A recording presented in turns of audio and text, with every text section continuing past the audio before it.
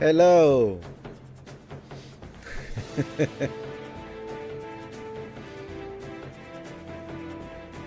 Welcome, welcome.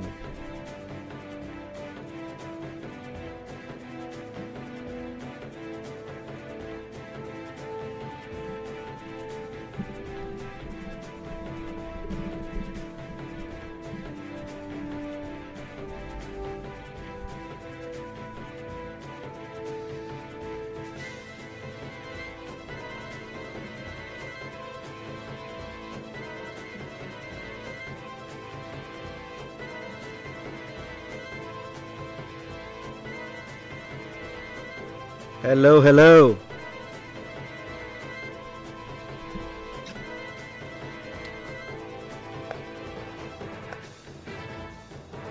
Yes, sir. The noble ones have arrived. At once, sir.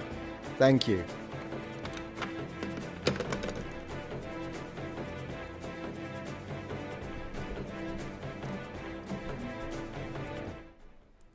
We are all Muppets.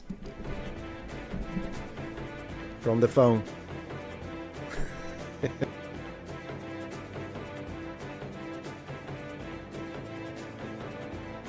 Lower the music. How you guys doing? How you guys doing? So good to have you here. We're gonna talk about a lot of things today. Hoo-hoo! It's gonna be a great time. It's gonna be a great time. Hello, hello, APOC. So good to see you. Hello there, alien. You alien. It. Alien, you mean. Hello, hello. Good evening, Baron. Good to have you here. Black Knight on Twitch. Fantastic to have you. So, guys, we've got a lot of things to talk about, and I hope to be able to cover all the things that I've prepared. I've got a lot of tabs open today, and thank you, everyone, for being here. I know that quite a few of you have been watching the video posted today. Really appreciate that. The video is doing great. And of course, the video today was my reaction to the second part. In fact, I'm going to show you, also because I got something to show. I got something to show you about today's video as well. Anyways, so as you know, I made part 2. I'm not going to play anything except for 3 seconds from this clip because I don't want this to be copy claimed. I believe that if I only show 3 seconds, but I got to show you 3 seconds. It happens on minute 17:06. Something happens, and it's the first thing that I will reveal today for the public to know. Today's going to be a revelation day. Today's going to be a revelation day. So we're not going to show this, but I want to thank you for watching part 2.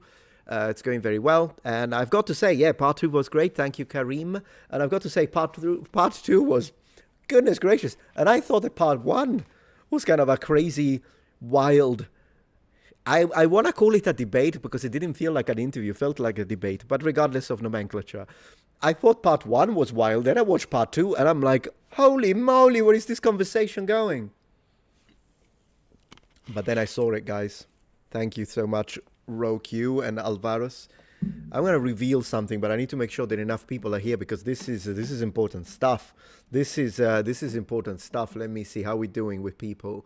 How we doing? We're going to wait a couple of minutes, guys. We're going to get we can't have people miss this. We can't have people miss this. So I'm going to tell you first, I'll give a little introduction of what we're going to do today. And then I'll give you the revelation. But first, so I found a video, and it's this video here on the channel Ancient Astronaut Archive. I don't know anything about the channel in question already. I mean, I don't want to try and guess the type of content. I don't know. But the reason why I'm mentioning them is because we're gonna watch a little bit of this. Which was a historic time, in fact, which was a confrontation, a debate between Graham Hancock and Dr. Zahi Hawass. So, credit where credit is due. I'm sort of going to provide commentary and react a little bit to this. So I wanted you to know where I got it from. Now, this is something that happened, to give you good context, this is something that happened a long time ago. So this video is from a year ago, but I believe that this initial confrontation happened a very long time ago. So, you might be asking, clearly, we've been speaking a lot about Dr. Zahi Hawass lately because of the fact that he went to Joe Rogan and he did the whole, right? So you might be, hey, but Metatron, why are you judging the man based on something he said possibly a decade ago, whenever the heck this happened? Usually I don't, but I'll tell you why I'm making an exception today. Now, here's the thing. Yeah, exactly, 2015, precisely what I thought. So here's the thing. Normally I wouldn't. Why? Because if you who's watching, let me see, Casey or let me see, Dixon Cider or Boetius, member. Thank you so much for being a member. Sir Koala. I'm not going to, it's not a door, he says. I'm not going to judge Sir Koala based on what he said, based on what you said, sir, 10 years ago. Why? Because you may have changed, right?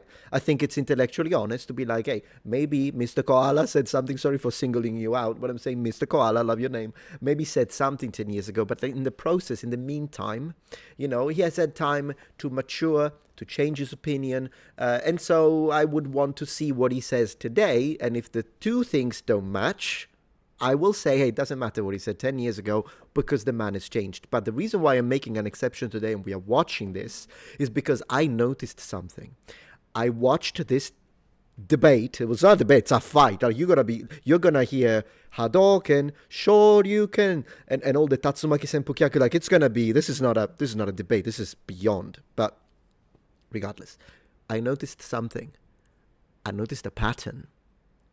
Meaning, we will watch it together, but you will see, and that's the point I'm drawing today, one of, that the same mental approach that Zahi Hawass has shown on the Joe Rogan interview, which happened 15 minutes ago, are the exact same mental pattern, exact same excuses, exact same language that he used 10 years ago when he had this massive clash with Mr. Hancock. So, at this point, I think considering how we thought is important for establishing a pattern. Mind you, this is not the only thing that we're going to discuss today. We will see quite a few things, and then I want to kind of open a debate, a discussion between you and me, and you tell me what you think about Dr. Hawass and what you think about Graham Hancock. Every super chat will be shown on screen, and yeah, so this way we can kind of see what you guys think, and then I'll tell you what I think about both. But we do want to establish character first. So I'm going to do that. Now, this is just the first thing that I'm going to discuss today. It's going to be a deep one. It's going to be a deep topic. Okay? Let me see what you say already. MB Gal, it's so funny seeing a whole new generation discover how full of it this guy is. Hey, we're gonna have a good time. Yeah. What did you notice? Oh, I'll tell you, Lotza. I'll tell you, I'm going to reveal all of it today. Just want to say hello to Super Chelsea TV, yo Metatron bro. Hello, good evening to Aris on Twitch. So good to have you here, guys. We're going to have a great stream. Bro, you go live. WTF, I didn't know that. Newly subbed here. Thank you, Marilyn. I'm live every day, Monday to Friday, 5 p.m. Central Daylight Time. And then on Twitch every single night. Sometimes I skipped, but every single night generally to play video games at 11:30 Central. So just so you know. And that's that. On Twitch I'm called Metatron Gemini or Gemini if you prefer. This is a lesson why not to meet your heroes. Yeah, because Baron said that he really liked Dr. Hawass, I think. And I mean, if some of you do, I noticed a couple of people in the comments telling me, oh no, Dr. Hawass is number one. How dare you? I mean, the how dare you part I don't appreciate, because I think we should be able to criticize every person on the planet, which is why I also have a few videos where I criticize the positions of the previous Pope, Francis. Yeah, he's not Jesus, so I can criticize him. And so that's why I say you can criticize anyone. Doesn't matter if they're doctors, if they're professors, if they're politicians. In fact, even more so due to the authority and responsibility that has been given to them, thanks to their study, whatever. I mean, I don't know if I can say thanks to their study when it comes to politicians, but when it comes to people in academia, sure. But precisely because they have authority, we should be able to speak our mind and criticize them. They're not above criticism, and that's an important aspect to discuss. Now, Benjamin West in chat says something very important. This is a very important aspect that I need to address. Benjamin says, Metatron, to reveal all on OnlyFans. My friend, due to the fact that my name is Metatron, I think rather than an OnlyFans, I should open a Holy Fans. How about that joke? I mean... It's not the only dad joke you're going to get today, by the way. I've got a few in mind. Splendid. All right, so Having said that, let me see if you got enough people for me to give you the first revelation. The first revelation. Yeah, okay, we doubled the number of concurrent viewers. That's lovely. That's lovely. I think we're getting there. We're getting there, okay? So we are 388. Let's hit like a 400, 450 people watching, and I'll show you the massive reveal that is going to lay the foundation of the discussion that we're going to have today, and it's going to be fantastic. Of course, if you're busy, and you're like, oh, Metatron, I can't watch the stream right now, then don't worry about it. It's in his book, okay? It's in his book, so just get the book. Just get the book. We are at 400. Are we? 380, 415, 415. Let's get to 430, and I'll show you. I'll reveal the final revelation, guys. The final. Love your show from the USA. Thank you, DN. I'm also in the USA because I am a legal alien. You heard it here first. I'm an alien, you muppet. And I'm not the only one making these statements today. Starting to give you a hint. Starting to give you a hint, guys.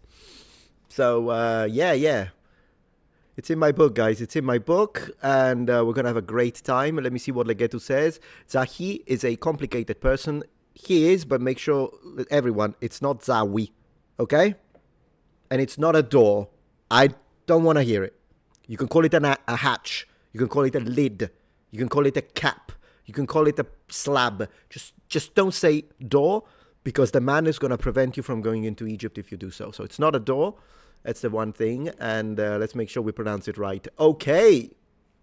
We start with the first super chat. Thank you so much, Duncan. Appreciate. Holy fans, brilliant. Yeah, exactly. If I open it, a special thing is gonna be Holy fans. But if I begin my own heavy metal band, then it's gonna be called the Metatron. Joke number 2, man. Today I'm on fire. Today I'm on fire, my friends. Woohoo! How we doing? How we doing with the number of people watching? Is it time for the revelation? I say it's time for the revelation, guys. Are you ready? Are you ready? Rossi Gamer, I'm almost at 1 million subs. You're absolutely right. Thanks to you, of course. I really appreciate the support, guys. June Wong says, thank you for the support. Are you going to reveal that the way he holds his cigar proves that he's a... Maybe remove the H and put an R. Then we're talking. He might be a grey, but my money's on reptilian. Real tech.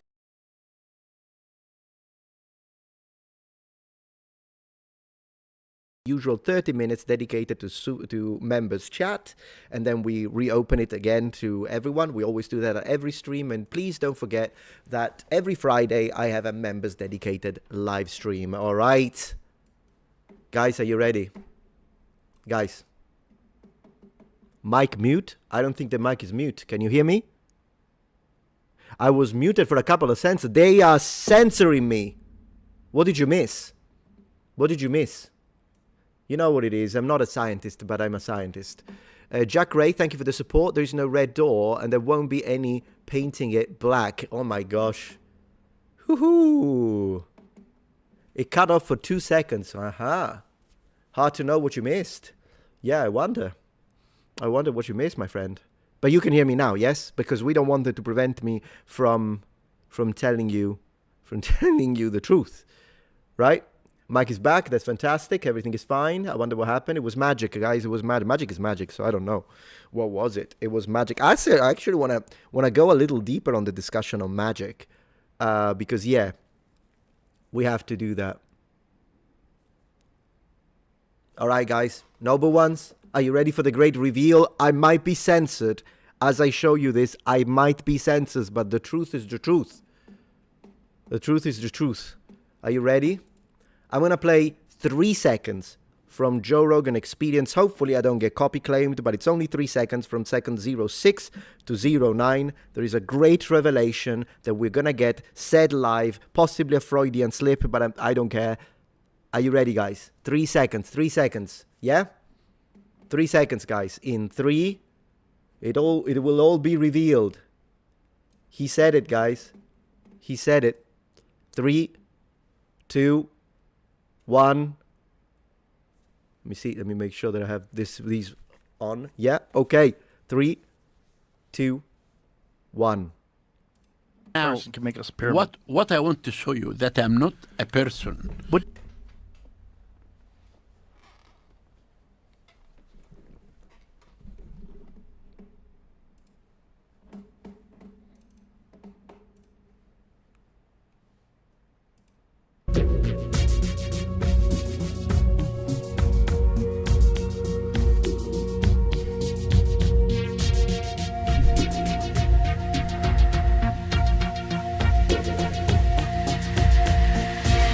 Dr. Hawass.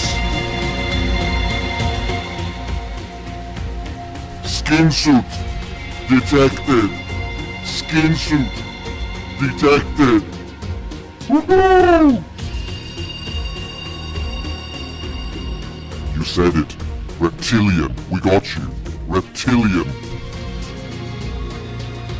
Lay down your arms. Right now, Doctor.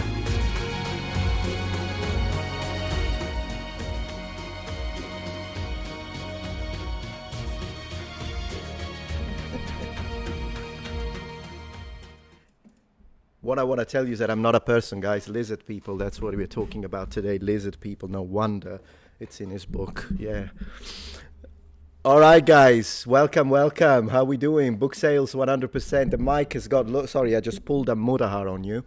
Who am I? Some ordinary gamers too? What the heck is going on here? Come on, give me the, let me know if I get, yeah. Ooh, that was good, guys. So that was the first one. Now let's talk about serious stuff. Here's what we're going to talk about. Boom. And of course, I'm not going to end with the jokes like that. Today's going to be great. All right, he's not a person. So now that he said that, how about we have a look at this? So I want to review the situation. I want to review the situation, guys. I want to review the situation. Imagine having a exoskeleton. So this is a confrontation that happened between Hancock and Hawass 10 years ago. Hopefully this doesn't get the stream blocked, but let's start having a look because I want you to focus. I want you to focus on a specific pattern, of mental pattern, in fact, a mental positioning. You watched the video, right? You watched the Joe Rogan Experience, you watched the interviews, you saw how he reacted to every time that Joe Rogan was presenting an idea, whether it be, are there aliens? And do keep in mind, Joe Rogan didn't say, he did at one point, but like they both agree that they don't think that it's the aliens that built the pyramids. But Joe Rogan then kind of moved it a step forward further, and he asked Mr. Hawass, do you believe that aliens could exist? Mathematically, and due to the expanse of the universe, kind of probably a connection to the Fermi paradox, and he said, absolutely not, you remember that? And then several times, whenever he brought in alternative ideas, including Göbekli Tepe in Turkey, he kept saying, it's not true, it never happened, I don't want to see it, I never saw it. Do you remember that? All right. Well, let's see. Let's have a look. Once again, on the channel Ancient Astronaut Live. Let's see if the man has changed from 10 years ago, shall we? Let's go. And I don't want to talk to him. And I don't want his name to be mentioned. He's not academic. He is nothing. So, okay, so here we have Graham Hancock to give you commentary, Graham Hancock, and then we've got Zahi Hawass. I believe Zahi Hawass is outside camera, but the first thing we see, they are having a heated argument. I'll tell you why, because I've already watched this, I dissected it before this, and yeah, so I wanted to show you, they had agreed to have a debate. He showed something on screen, I'll tell you what it is, because it's going to connect to what happened at Joe Rogan, and then we're going to have questions after I show you this. So, yeah. Oh, he was sitting down. Thank you for that. So now they're having a confrontation because Mr. Hancock has shown something on screen, right? And then... He's not academic. He is nothing, right? So this already is the first sort of fallacy. Whenever you agree to a debate, You always have to be careful when it comes to possible usage of logical fallacies, and this would be one. I'll tell you more about it. I've got some ads, some tabs over here. We'll get to it, but keep this one in mind. He's not academic. He's nothing. Okay? Do remember also that Mr. Hawass himself during the live stream couldn't decide whether he's a scientist or not during the discussion that he had with Joe Rogan. I do have a theory, though, because I do want to kind of play devil's advocate a little bit to why he said one thing and then the contrary. So I don't want to just take every word and twist it, if you know what I mean. He did say, I'm not a scientist, I'm not a scientist. And then later he says, I'm a scientist. I think I know where he was going with that. Okay, I have two options and I'll present it to you. So let's continue. It's a debate between Hancock and Hawass, and we are watching this. That happened 10 years ago, Overlord, because we're trying to see if we can establish a pattern of mental behavior and positioning when it comes to Zahi Hawass 10 years ago and Zahi Hawass with Joe Rogan. Let's go. In academic world, we do not do ad hominem arguments. All right, so Hancock says in the academic world, we do not do ad hominem arguments. So, and then what does Hawass respond to this? We do not debate the matter. Listen, we debate the matter. the matter is debated really and it's closed. It is debated closed. It's closed. And All right, so let me flesh out a little bit what the position is. And by the way, I would like to underline, when it comes to Graham Hancock, it's not like that I'm defending necessarily Graham Hancock here, because I personally don't believe. I'm very skeptical. I'm not going to say absolutely 100% you didn't have an Ice Age civilization. I can't make a statement like that, in the same way that I can't make a statement and say aliens never visited us in the past. I don't know. So I always kind of leave a small window of possibility. But of course, the size of my window of possibility when it comes to extraordinary claims is proportional to the amount of evidence that is presented to me. So at the moment, I don't really believe in what Graham Hancock presents. I leave a little window of opportunity. I would be happy to have Graham Hancock here on the show, and I have a little discussion. I do have a few questions to ask. So it's not that I'm necessarily defending him, but I do want to say Zahi Hawass in this position, he said he's not an academic, he is nothing, and Hancock says we do not do ad hominem attacks. So what is an ad hominem attack? Ad hominem, from Latin to the person, is a short form of argumentum ad hominem, refers to several types of arguments that are usually fallacious. Often currently, this term refers to a rhetorical strategy where the speaker attacks the character, motive, or some other attribute of the person making an argument rather than the substance of the argument itself. So up to this point, I have to say what we see checks. Also, this is a double scenario because he's speaking about he's not an academic, so he is wrong. I'm an academic, therefore, that's implied I am right. And that's often called appeal to authority fallacy. We're going to look at this definition in a second, but let's continue a little bit. Oh, I would love to have Biglino here, Hike. I would love to have Biglino as a guest as well. We'll see. Let's continue. This one, I don't need to have it open twice. So let's see how this continues. But up to this point, yes, we've got this. matter is debated really and it's closed. It is debated closed. It's closed in Chicago by all Australians, by everyone. Then you don't want to hear anything. Exactly. Then, okay, so Hancock says, then you don't want to hear anything I have to say. And Zahi Hawass says, exactly, I don't want to hear anything. And this is the first connection when it comes to, once again, the mental pattern that Zahi Hawass appears to have not changed from when he was doing this 10 years ago, or even whenever Joe Rogan was presenting anything to him, not just the fringe sort of alt history ideas, or aliens built the pyramids, or the Younger Dryas, or the Ice Age civilization, or the ancient Egyptians didn't build the pyramids, or the structures under the pyramids with the pillars to produce electricity as based on what Armando May said. No. Anything that Joe Rogan presented that isn't the exact systematically organized presentation or contents of the presentation that Zahi Hawass has in his notes it's a lie. It didn't happen. It has never happened. I don't want to hear it. And here I see the exact same thing. 100%. let's continue. And we won't get it. Shame on them. It's connected. No, please, don't say this. Because don't say this word to me. It's a shame on you, not on me. So the thing became really heated.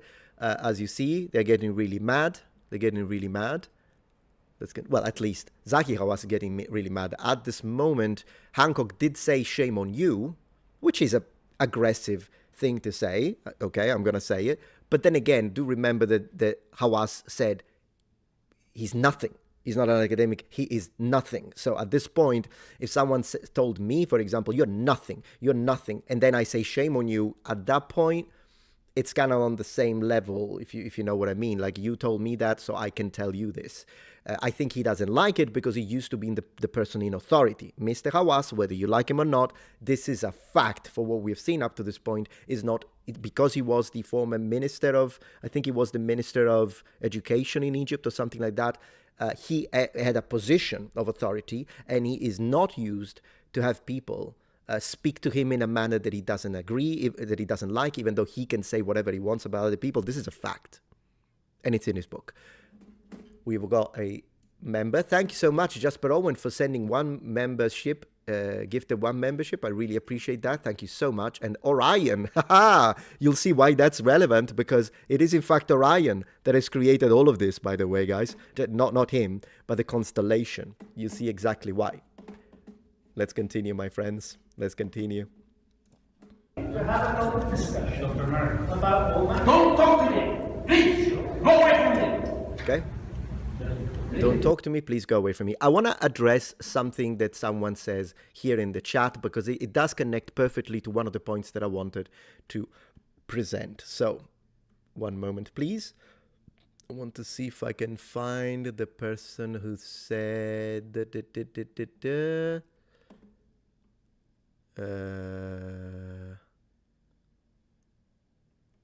me see if I can find it. One moment. Yeah, I think I found it. Yeah. I'm sorry, the chat moves fast, so I'm just going... He was Minister of Antiquity. Thank you very much, Kareem. And you say under a dictator? Well, I don't know. I'm not going to comment on that because I'm not aware very much of the... I don't know much of the political situation, neither 50 years ago nor now. When it comes to Egypt, I don't really know. But I do want to show you this. Let me see if I can... Where is it? He was Minister of Antiquity. Okay, Hawass. Okay, Hawass is an archaeologist. Hancock is not, says Savage Henry 777. Thank you for bringing that up, because I do want to speak about this very quickly. So if someone is an archaeologist and someone is not an archaeologist, this is a situation where, in theory, right, the person who is an archaeologist is going to know what they're talking about when discussing archaeology. Because do keep in mind that someone can be an incredible, extraordinary mathematician, but then if they speak about language learning, they're probably full of it. It could really happen, but this does happen. Like, it bleeds. The authoritative aura bleeds into different subjects. Now, some academic subjects do interlock, so some of your knowledge will transfer onto the other subject, but still you're not a specialist of that subject. But regardless, the archaeologist, in theory, knows archaeology very well, and the non-archaeology, in theory, doesn't know as much, or maybe is not even comparable. This is the position you're holding. That's fine. But that doesn't mean that no one should be able to speak back. Okay, let's keep that one in mind, and that is really the very basis of this platform, in fact. I've debunked plenty of big shot professors that literally pushed lies, either because they're corrupt, they're getting money, they have a conflict of interest, so they're not receiving money from necessarily a body, but they know that if they say whatever they say, there will be advantages to their career, funds, and all of that. Also, there is very much of a position of virtual signaling. That's another thing that professors do a lot. And so when they do that, if they lie, and the lie is blatant, their authority means nothing. At that point, it's forfeit, completely forfeit. And the public can see it, because you see, differently from 80 years ago, 100 years ago, in fact, even 50 years ago, where a person who was in authority could say something and then the general public was just accepting it because there wasn't an overall access to information as there is today. These days, whenever one of these big professors, big shot professors makes a statement online, differently from when they do it during a lecture in a university, now they have to deal with hundreds of thousands, potentially millions of people, and the knowledge of millions of people put together, as you've got someone who knows about the vases, someone who knows about this other thing, someone who knows about the history, someone who did research about this other situation. All of that together is actually very easy to debunk lies when they are blatant. Even though it wasn't up to not so long ago, it has become absolutely easier now because we can join forces between YouTube channels, between professionals. I'm not excluding professionals, but that is absolutely a thing. The other thing I wanted to say, though, let's say that you're right. Okay, let's say that I were to agree with you. Dr. Hawass is the archaeologist. Graham Hancock is not an archaeologist. So, Dr. Hawass, it should be a walk in the park for him to have the debate and demolish any position that the non-professional presents. Let's look at it from a different perspective, my field. Okay, so I am a history enthusiast, but in my degree, my main focus, history was the minor. My main focus was language learning. Okay, so I focused on English, I focused on Japanese, I focused on Mandarin Chinese. If you put me against someone who isn't a linguist, has no experience on the field, they've never been to China, they've never been to Japan, they've never been to England/America, Australia, New Zealand, what have you, and they say something about language, about Japanese, about kanji, about Hanzi, whatever you want, but they haven't got a clue, I'll destroy them. And that's not me being arrogant, by the way. It's just me stating a fact. If you don't, I speak English. My English is fluent. It's not perfect. I mess up, and you always, you Muppets, always tell me Metatron is not pronounced like that. But I do appreciate that because I grow and I improve my English or my Japanese, what have you. But what I do know is that if you put with me, that's why, like the guy, if you remember the guy who said Metatron doesn't speak Japanese, he doesn't speak Italian, he doesn't speak Sicilian, and I said, let's go live. You versus me, since you say you know more than me, then let's speak Japanese live. I can do it.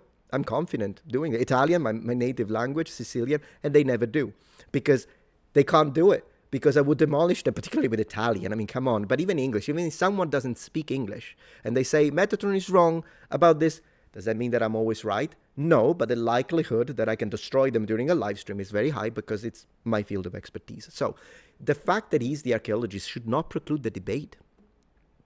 He shouldn't say, I'm the archaeologist, so you shut up. You're the archaeologist, you're in the right, prove it. Prove it to the public. So that was the point. Thank you very much. Having said that, let's continue because the situation is going to explode. And then I want to show you very soon why this happened. Because again, remember, it's Orion's fault. He just became a member of the channel and it's his fault. Let's go. For example, pasta. You think you know pasta? I'm the king of pasta in this house, guys. I mean, my wife is great at cooking anything else. But when it comes to pasta, this man makes a killer bolognese. Shame on you. Why do you say shame on me? Why? I don't know. Yeah, I agree with him in this point. He should be able to openly discuss. Exactly. This man did bad things. I don't want to hear his name. Whose name? So in this case, he's not speaking about Hancock, by the way. Who's this man? Let me see if he says the name. Check this out. This man did bad things. I don't want to hear his name. This man. And I'm going to call. I'm going to let this man know that this country. Boom.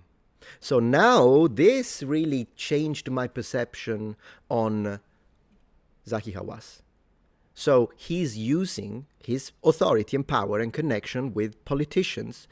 He doesn't like what this man that we still don't know, well, I know who he is, but we still don't know who it is. You'll see how it connects to Joe Rogan, but he's going to use his power, here he is, and his connection to make sure that the man he doesn't like is not going to be allowed to enter the country. This is a word of power. So if I already didn't like Mr. Hawass because of the Joe Rogan thing, now I don't like him even 10 times more.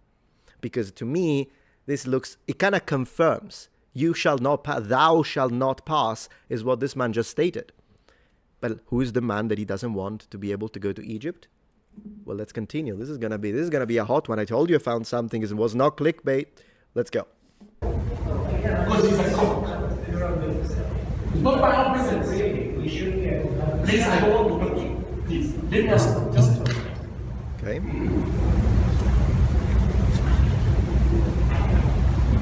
This is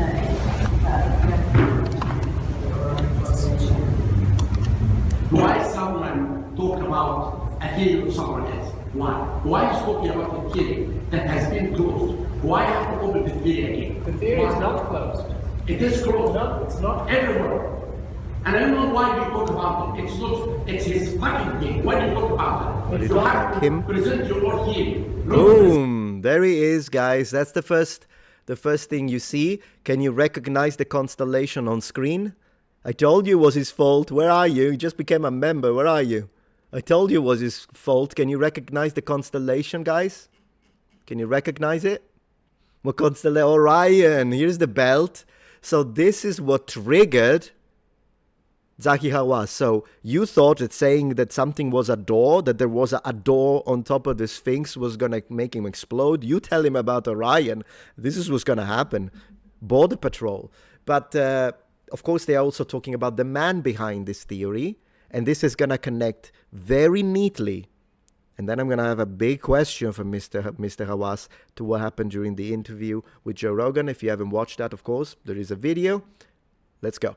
It is not closed, Zahi. Okay, I closed it. And I am all presenting- that you want to close it. I am presenting my own Okay, theory. I'm not going to attempt this. I have I'm not written giving books, my thought. Mr. I'm Butler. not going to attempt this. So I wonder why he even went at this point, but whatever. So he's leaving. Even before a word is exchanged, one image, and Mr. Hawass leaves the room. Smash the microphone. Shame. I do want to interview Hancock. Absolutely, I would interview anyone. I'm gonna start organizing these guys. I'm gonna watch this because I want the name to come up, and then we talk about some people that we could have as guests on this channel from all sides. By the way, it could be good. But let's continue.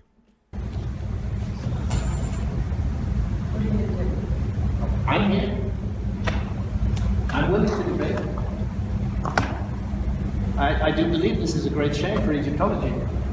This is also to come back to when I made my response video to Dr. what's his name, Professor Dave. You remember that? And then Professor Dave said that Graham Hancock doesn't have a leg to stand on and he's afraid of debating people. Once again, I do not believe what Graham Hancock pushes, but I will tell you when someone is saying a lie, one thing you cannot say is that Hancock is not ready to debate. You can say he's wrong. You can say it's nonsense. You can say he has conflict of interest because he's trying to sell his books. All of that, I think you can absolutely have as a position, but this guy is ready to debate. So that was one of the things that I really didn't appreciate by Professor Dave, that he was making a statement that was not a fact. It was not a fact. Hancock is available for debates. We could say that. There's nothing wrong. You can still hate the guy, but at least tell it how it is. Am I right? Boom! The name. Do you guys know who Bovol, aka Robert Bovol, is? Because we're gonna open a whole can of worms, and you're here for it. Let's go. You 100% agree? Agreed. Yeah, thank you. Dave versus Hancock. I know Hancock would accept that, by the way. I mean, I don't know if he just debates any YouTuber, whatever, but in general, yeah. And the section about Professor, then now we're going to go into Robert Bovol, but I want to tell you, before we open Pandora's box, because then we can't put the lid on, the door on, but I do want to tell you, one thing that Professor Dave said was that Graham Hancock didn't want to debate Flint Dibble. So do remember, for context, that Graham Hancock is the one that said, nobody debates me in archaeology, mainstream archaeology, and then Flint Dibble accepted the debate. He said, no, I'll do it, which I'll give him that. Okay, I'll give that to the guy as well. He did accept to do it, which is something that I think we should be appreciative of when it comes. But whether you dislike, I know some of you absolutely hate Flint Dibble. I still don't know, but I might do some reaction to his content so I can have my own opinion. But at least I'll give him that. He was the only one who stood up, went in front of the microphone, and engaged with Hancock to have a debate. What I want to say though is that, as you know, for a year, Flint Dibble had to postpone the debate because he had cancer. cancer that then he, I think, managed to surgically address, and now he's fine, I believe. But what Professor Dave said is that they had an interaction online. A lot of people said that Flint Dibble was making up the cancer and accused him of doing that, which I think is dishonest. I don't think anyone should do that unless you've got proof, like in the case with, what's his freaking name, Boogie. He made it up, but I'm saying unless you've got the data to prove that, it should be just a matter of decency. If someone says they have cancer, I'll believe it, okay, and I will say something if I've got proof, like in the case of Boogie, which he actually made it up, and at that point I'll confront them. But if someone says he has cancer, yeah, I don't have access to the medical record, I'll kind of believe it, and at face value, just as a matter of decency. But even though many people accused him of saying, no, he made it up, the cancer is not real, he's just being a little weasel, he's afraid. Mr. Hancock did tell him, he was very decent, and he did say, I wish you a speedy recovery. And you know what Professor Dave said? Professor Dave said, no, he only said that because he was afraid to debate him. Disgusting, Professor Dave. If you're watching this, disgusting statement. What you should have said, if you wanted me to consider you decent, I don't. He should have said, he should have given him credit where credit is due, which is what I'm doing now. Okay? I told you I don't like his it's not that I don't like his work, but like I don't believe in it. Regardless, I'm going to give credit where credit is due. Right? The guy was decent. He said, I wish you a speedy recovery. That's something that we can say, I'll commend that. No, he had to twist it. Professor Dave twisted it and said, now the reality was afraid to debate. No, he wasn't afraid to debate. The guy's here. Okay? The guy's here. You don't know who Professor Dave is? You're not missing anything. Let's talk about Robert Bovell, because that was the reason why this exploded. So we're going to open a Wikipedia page. I've already vetted the Wikipedia page because, as you know, Robert Bovell, sometimes Wikipedia shares nonsense, but in this case I read it and it appeared to be reasonable. So I think it's good for an overall idea, but do find external sources if you want to go into a deeper situation. So this is the guy, Robert Bovell, born in 1948, an Egyptian writer and lecturer. So he is from Egypt. Imagine that. You're like, I will prevent you from going back to your own country. That's what Zahi Hawass said he was going to do. Perhaps best known for the fringe Orion correlation theory regarding the Giza pyramid complex, which clearly upsets, if there is anything apart from a door on the Sphinx that is going to upset Mr. Zahi Hawass, is this theory. So you may be familiar with it. The Orion correlation theory is a fringe theory in Egyptology attempting to explain the arrangement of the Giza pyramid complex. So, of course, there are loads of pyramids in Egypt, but the ones that everyone focuses on are the ones that are present in the Giza Plateau. So the complex, right? It's a complex, not just the pyramids. You've got the Osiris shaft. I mean, everyone knows now, I think, because you've been following the situation. You've got the Temple of the Valley Temple. There is a lot that can be discovered. There is the Sphinx. But the three pyramids, if you look at them, sort of from a satellite, you'll notice that indeed they do appear to kind of represent the constellation of Orion with a reasonable level of precision. And now this has been addressed. Some people disagree with it, also because I think if you go in very small numbers, then it's less impressive when you look at the mathematics of it. But regardless, this is the theory. Okay? So it points that there is a correlation between the location of the three largest pyramids of the Giza Pyramid Complex and Orion's belt of the constellation of Orion, and that this correlation was intended as such by the original builders of the Giza Pyramid Complex. I think, personally, because we do know that the ancient Egyptians were very advanced when it comes to mathematics, when it comes to astronomy. There are, in fact, quite a few techniques. I don't know if you're aware of this, but the ancient Greeks, including Archimedes, but the father of history, Herodotus, they learned some techniques from the Egyptians. Specifically, there is a technique that I always like to bring up, which is called the Egyptian screw, and it's part of a mechanism. It's a machine that the Romans could build. When I say machine, I'm talking about the Iron Age period, so do take that word with a grain of salt. But I'm saying it's a mechanism that the Romans could build because they learned it from the Greeks, because the Greeks learned it from the Egyptians. So the Egyptians were quite advanced. What was this machine used for? The Egyptian screw I believe it was a bronze screw, and it was used in order to create a machine that could pump water out of underground river flows and bring the water into the surface. And this was used during deep shaft mining, given Iron Age and then classical antiquity and even Bronze Age deep mining. It's not like modern deep mining that would go kilometers under the earth. They couldn't do that. But they could go down up to even 100 or 200 meters. That's mentioned in the sources. Pliny the Elder is one of the people that mentions this, for instance. And so the other thing is, and of course, this could be a problem. If you run into a water table, if you run into an underground river, the Romans were aware of this, so were the ancient Greeks. This could be a problem because it could flood your entire shaft, and then it could mean that you would stop your endeavor, the entire enterprise. And do keep in mind that when the Romans go horizontal, they do it for all sorts of materials. But if they go vertical down in the shafts, they do it only for silver and gold because it's expensive and they need to deal with a lot of problems such as darkness, temperature, air quality, and the water. These 4 problems. And one of these problems was solved with a technology that was taken from the Greeks and they took it from the Egyptians. So the Egyptians were quite advanced. But the problem, I think, here is that in order for this to work, you need to redate the entirety of the pyramid complex. And I think this is why Dr. Hawass hates this fringe theory.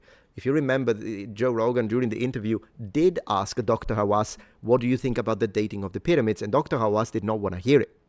He said, it never happened. It's not true. I don't want to hear it. I never heard of it. Which is kind of weird. How can you state that something is false if you don't even want to hear it? Hear it first and then call it false. If you tell me, I hear it, and I think it's nonsense because of this evidence or counter evidence, that I can hear you. But if you hear the name or just a basic idea, you say, I don't want to hear it because it's false, that's propaganda.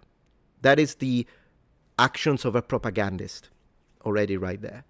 But the reason is that when it comes to this theory to work, then the pyramids, which are currently dated to the 4th dynasty, if I'm correct, so we're talking 4,500 years ago, they would have to be redated because of the position of these stars from the perspective of the ancients in order to map. They would have to be dated to 10,000 BC. So 6,000 years 10,000 BC, so we are already kind of an extra 5,000, which is a lot of years, and of course he hates it. Now you know.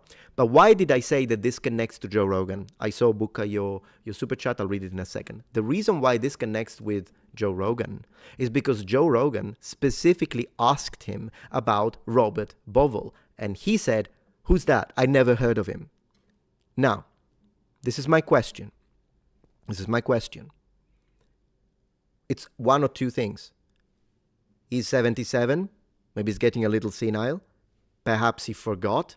Although then again, how do you forget something that made you explode like this and then you pretend you had never heard the name? Again, maybe he genuinely forgot. I'm happy to present it as a possibility. Or he's lying, right? Because he doesn't want to talk about it. So Joe Rogan tells me the name Robert Bauval. We just heard it, all the things he had to say. He's a crook. He will never be allowed here. I don't want to talk about him. He knew exactly. They said the name. But now he says he doesn't know. Selective memory. So the other possibility that we have to consider, I'm not calling him a liar. This is all alleged in case there is a lawyer. But I'm just saying, if he is lying, so he knows exactly who Robert Bauval is, and he pretends not to know because he doesn't want to talk about that man in such a massive environment, then what else is he lying about?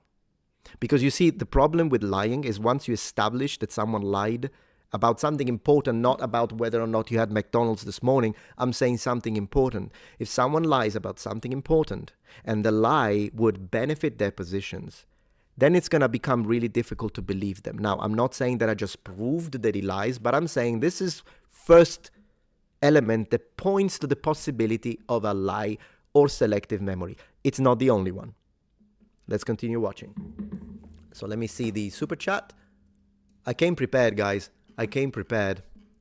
We're going to have a good time. Thank you, Buka, for the support. New member here. So good to have you.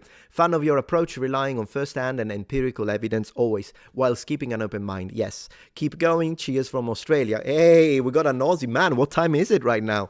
How are you even awake? But thank you so much. I appreciate your support. I just want to double check that there aren't any other super chat that I forgot. Let's see. Yeah, we got a few, so let's check them.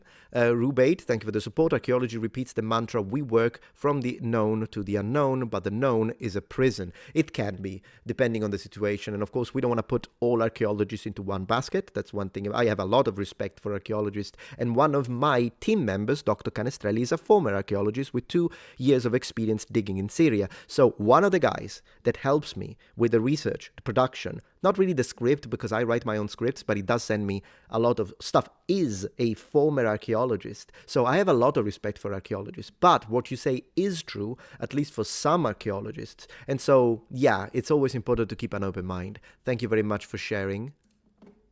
Let me show you how deep the rabbit hole goes, guys. Let me show you. Let's continue. Let me close this so I don't play it by mistake and then this gets claimed. So, Bovol. First problem. Oh, I'm not hearing anything. 1 second. 1 moment, please. Sorry. In the meantime, I'm reading Tohoku Gaijin, Konnichiwa, Metatron. Konnichiwa to you. All right.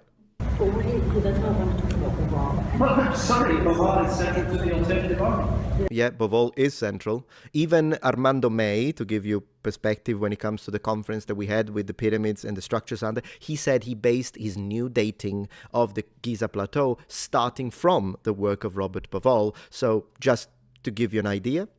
And it's just that Bovol dates it 10,000 BC, while Armando May dates it 36,400 BC. So I guess the next person will date it 50,000 BC and so on. Yeah. We cannot have a discussion without Bovol. Right. Fair. Okay. This was the image. Everyone has this hat. Is this the hat that, like, when you become an archaeologist, I guess even alternative archaeologists at this point, do you get the hat? Can I have the hat? Thank you for your presentation. As one of the world's leading experts on Egypt, do you have a position, or are you going to present a position on what impact, if any, the excavations of Göbekli Tepe has had on your understanding? By the way, is anyone from Turkey here? How do you pronounce it? Göbekli Tepe or Göbekli Tepe? My guess would be Göbekli Tepe, but I hear everyone saying Göbekli Tepe. Let us know. Göbekli Tepe, what impact those excavations have on your understanding of Egypt's history? Who did the excavation again? Here, check this out. Göbekli Tepe. Yes, the Something was happening in Turkey.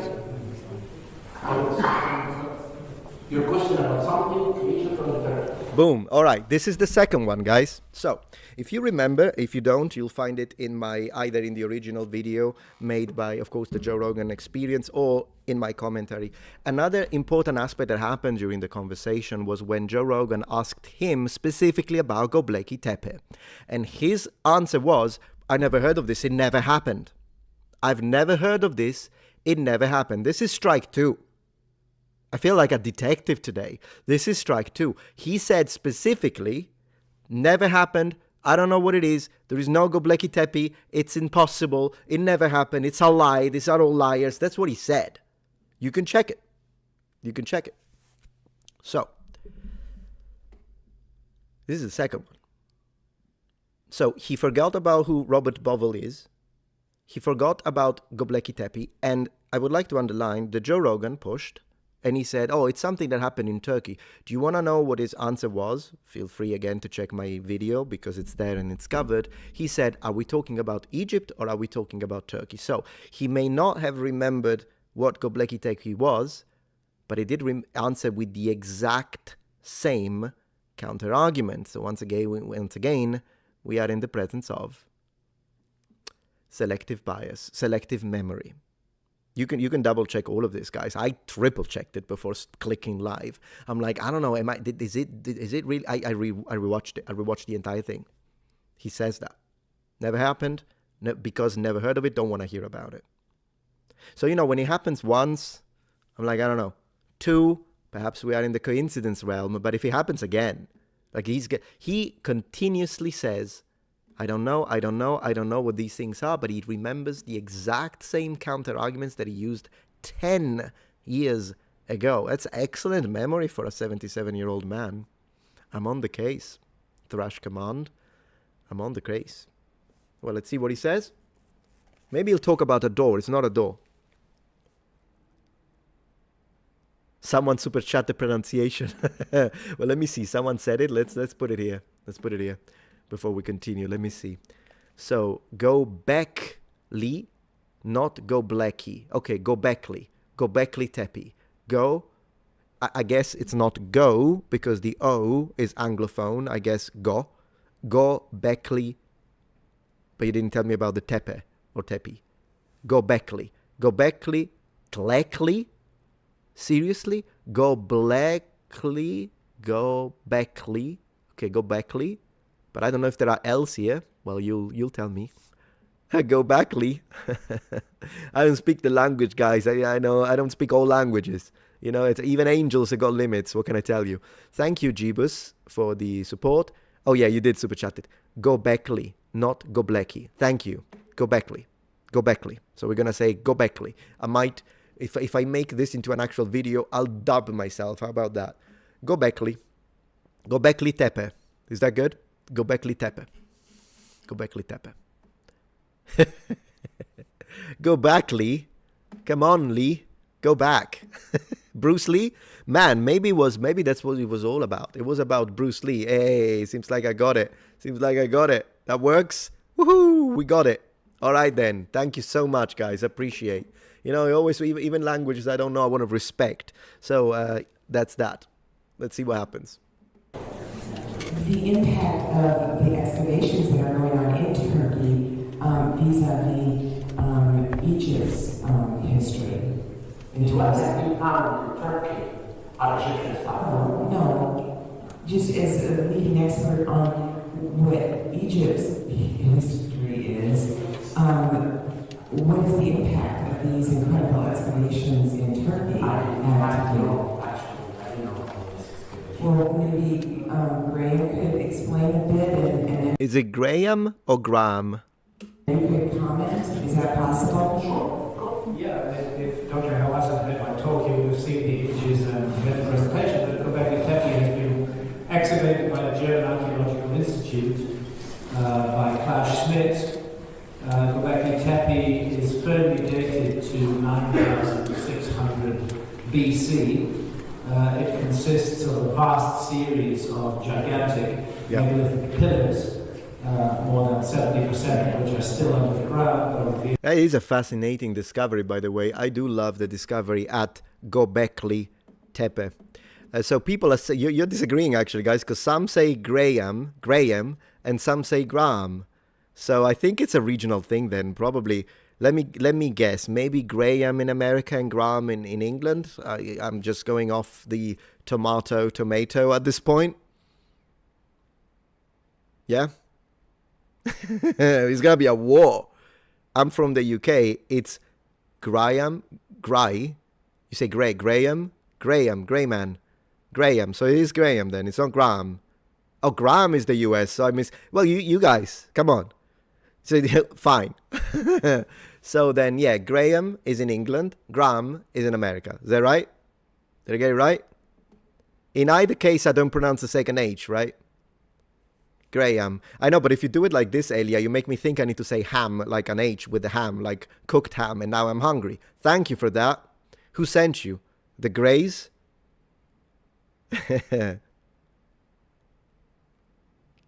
Grey ham in the UK. I don't think you pronounce the H. Do you pronounce the H? I don't think you pronounce the H. Yes, in the UK, where Graham is from, it's pronounced Graham. There we go. So the H is not there, though. Graham. All right, Graham, then.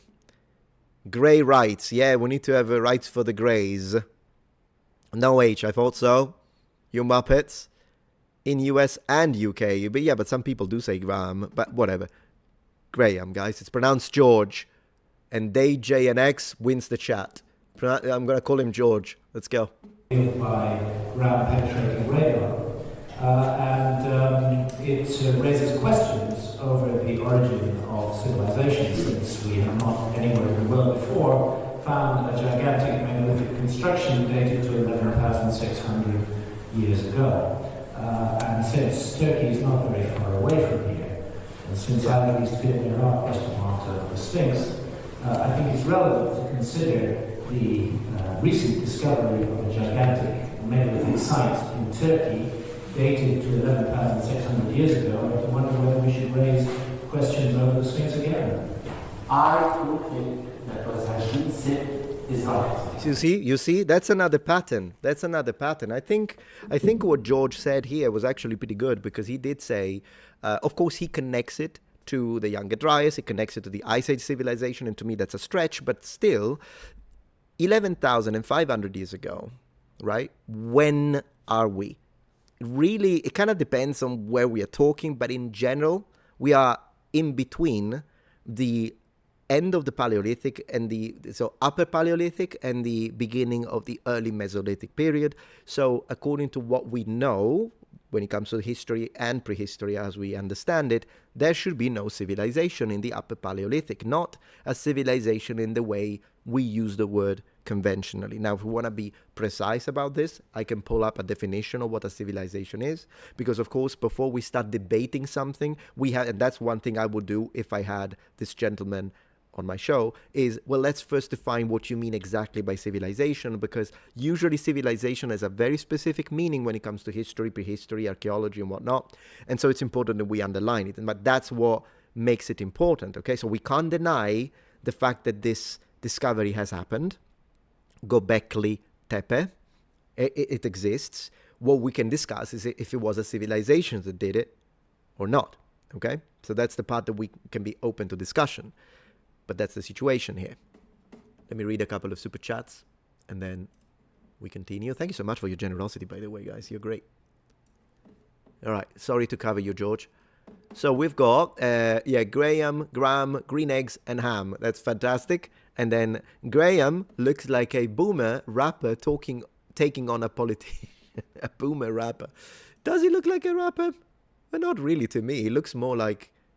What would he look like? Someone, he kind of still has the look of someone from the 60s a little bit to me, which is something we do. Probably we will have our looks in the 2040s when people will dress completely different to how we dress now. We probably will still be wearing this kind of stuff. And, well, at least my hair hasn't changed that much in the last hundreds of years. So there is that. Back to full live chat. Let's go. All right, so... But I wanted you to notice this. So he said at this point, 10 years ago, we know he doesn't know what this is. He hasn't got a clue, because when they mention Göbekli Tepe, he says, what is that? What is this? I don't know what it is, unless he's making it up again. But then again, let's believe him this time. Okay, I'm just really being as charitable as I can be. You steel man your opponent's argument, right? So he doesn't remember now because he had a lapse of memory. He didn't know back then, 10 years ago. But what is his reaction? I never heard of this Göbekli Tepe, the place. He never heard of it. He doesn't know what it is. It's in Turkey. He didn't even know that it happened in Turkey. And yet he says, I don't think that what has been said is right. How do you know?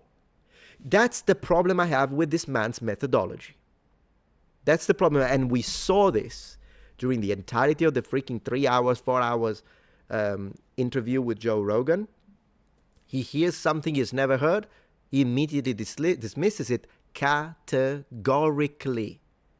If someone were to present to me, and I'm not the former Ministry of Antiquities, if someone presented to me an idea and tells me, look, there is a discovery in Mesoamerica, and we found that there is a temple, but these temples predate any other temple that we have of hundreds of years, do you think I would say, no, that never happened? It's a lie. That's the way he approaches any new information that is presented to him. That is not how an academic operates. It's not how an academic operates. And that's an important thing to say. An academic, I understand it depends who says it, but if a statement like this has been made, at least have the decency to say, well, I don't know anything about this guy, so I can't really comment on it. That's what you should say. Or you take the time to say, okay, stop. You have a look at it, you review it, and then afterwards you can consult if it's a little bit outside your area of expertise, and then you can tell me it was all nonsense. Here is the counter evidence. This is the reality. Or maybe if you're such a professional, you probably don't even need to go and have a look at the sources, because you're so confident in what you know that you can immediately tell me, I don't think this is possible because this, and that. But do remember that he doesn't believe in carbon dating. He says carbon dating has never worked. He says this during the Joe Rogan experience, which is objectively false. Sometimes carbon dating is not perfect, okay? So sometimes carbon dating is wrong. It's not an infallible method of dating, but to state that it has never worked is, I couldn't believe he said that. But that happened. So here we are, guys. Let's go. I think it's beyond Dunning-Kruger, to be honest. I mean, I'm someone who tries to smudge Inca. You say Dunning-Kruger indeed. Yes, but I think this is beyond. This is information control. A Dunning-Kruger effect occurs when someone doesn't know. It's not intentional. This to me looks intentional and in fact rehearsed. That's why I'm saying I'm starting to see a propagandist here. Because Dunning-Kruger effect is when you do not have, you overestimate usually your own ability because you don't have the skill level necessary to properly assess your level. This happens in the language field all the time. People that say, hey, I'm pronouncing it perfectly, why don't they understand me? And the reality is, for instance, in Mandarin, that you didn't even have the level necessary to recognize the fluctuations in the tones, for instance. So you think you're repeating it the same. You're not. You're not doing the third tone right. This is one of the main tones that people get wrong all the time if they don't have training. You don't understand the pitch. You don't understand what to even repeat. So Dunning-Kruger effect usually happens without you knowing it. But this to me looks intentional. I'm just going to say what I think. This looks intentional to me. It has nothing to do with anything. In my opinion, we know the history. What has been found in Turkey, I don't think, and I don't know if this is true or not. Finally. Now, this is good, but I wish he had ditched the it's not true. And by the way, with Joe Rogan, he didn't even do this. He didn't even do this. He just said, it's false. It never happened. It's a lie. That's what he said. I have, did you ever hear about this? Make a comment. The Turkey, Eastern Turkey, actually. If you look at the traditional mosaics of ancient Egypt and compare it to Göbekli Tepe, which dates actually from the late 11th million BC through the 10th million BC. These are Appreciate the BC.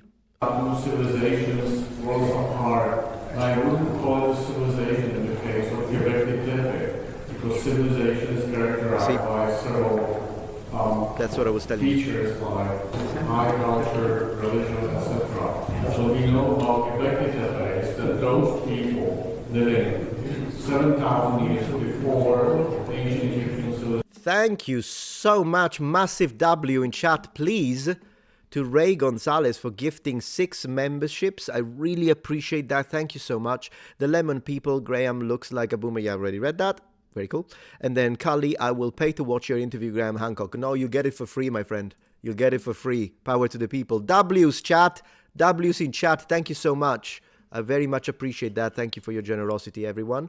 Very much appreciated. Thank you so much. Civilizations being created these circular, say, temples or sacred places. The monoliths are 3 to 4 meters high. So No matter, the radar showed anything, because I don't believe in radar. I have been What? He doesn't believe in radar? Ooh, that's a new one, guys. We're gathering some interesting information. Write it down. Write it down. Write it down, guys. He doesn't believe in radar. Ooh, I want to see what you guys think about this. Boom. I want to put both Twitch and YouTube. Power to the people. He doesn't believe. Do you guys believe in radar? And thank you so much, Eskil, member for 7 months. Man, that's such a long time. How would George sound like with an Italian twist? Yes, he would speak like this about the younger Dreyer. That's what he would sound like. radar, guys. No carbon dating, no radar. That's where we are at right now with Mr. Zahi Hawass. And then people tell me that this is the professional. I'm confused. Like, I'm confused. I really want to hear how people can... Radar doesn't exist. Radar doesn't exist. So this guy doesn't know anything about submarines, sonar. I guess he doesn't believe in sonar either. Radar in war? I don't get it. It's not a door. Yeah, exactly. Without a radar, how could you... Plus, now he wouldn't shut up about this radar team of scientists. And yet, 10 years ago, he doesn't believe in radar. Well, that happened. Thank you so much, Jebus. You've been very generous today. Egyptians believe the soul went through the Milky Way, stopping at different constellations for various reasons. I actually love that aspect of Egyptian creed. I think it's fascinating. They mocked this in a funeral rite, taking the dead pharaoh up the Nile, their soul final rest on Osiris Orion. Thanks so much for sharing that. It is fascinating. I actually have a video. It's just that it's in Italian. It's one of the few videos that I made in Italian, by the way, from a while ago. So, guys, no radar. No radar, guys. No problem, boss. Yeah, the VOD will be up soon. Will remain live up. I'm not going to unlist it or anything, so you can watch it later. Thank you, Southeastern, for supporting. Don't believe in radar. Radar believes in you. Hey, you know what they say in Soma? I gotta pull this one up. One moment, chat. I gotta pull this one up. One moment, chat. I need to do it.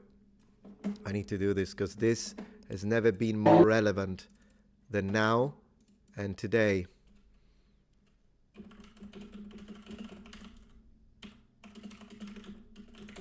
I gotta do it. Let's see if I can find it.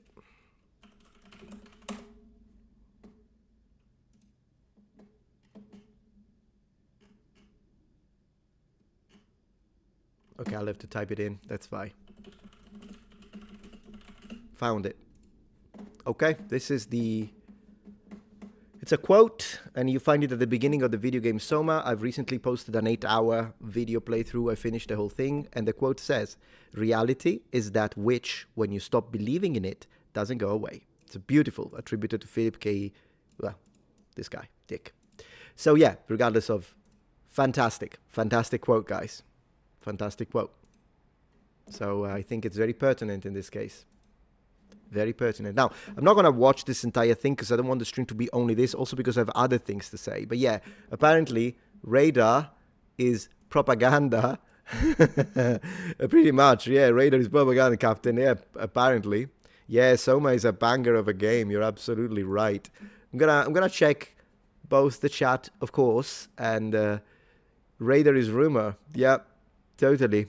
We'll focus on chat in a little bit. And also, after this... And after the second thing that I want to talk about, I might play a little bit tonight. I might do a little Heroes of Might and Magic. We'll see. All the world, it never made any discovery.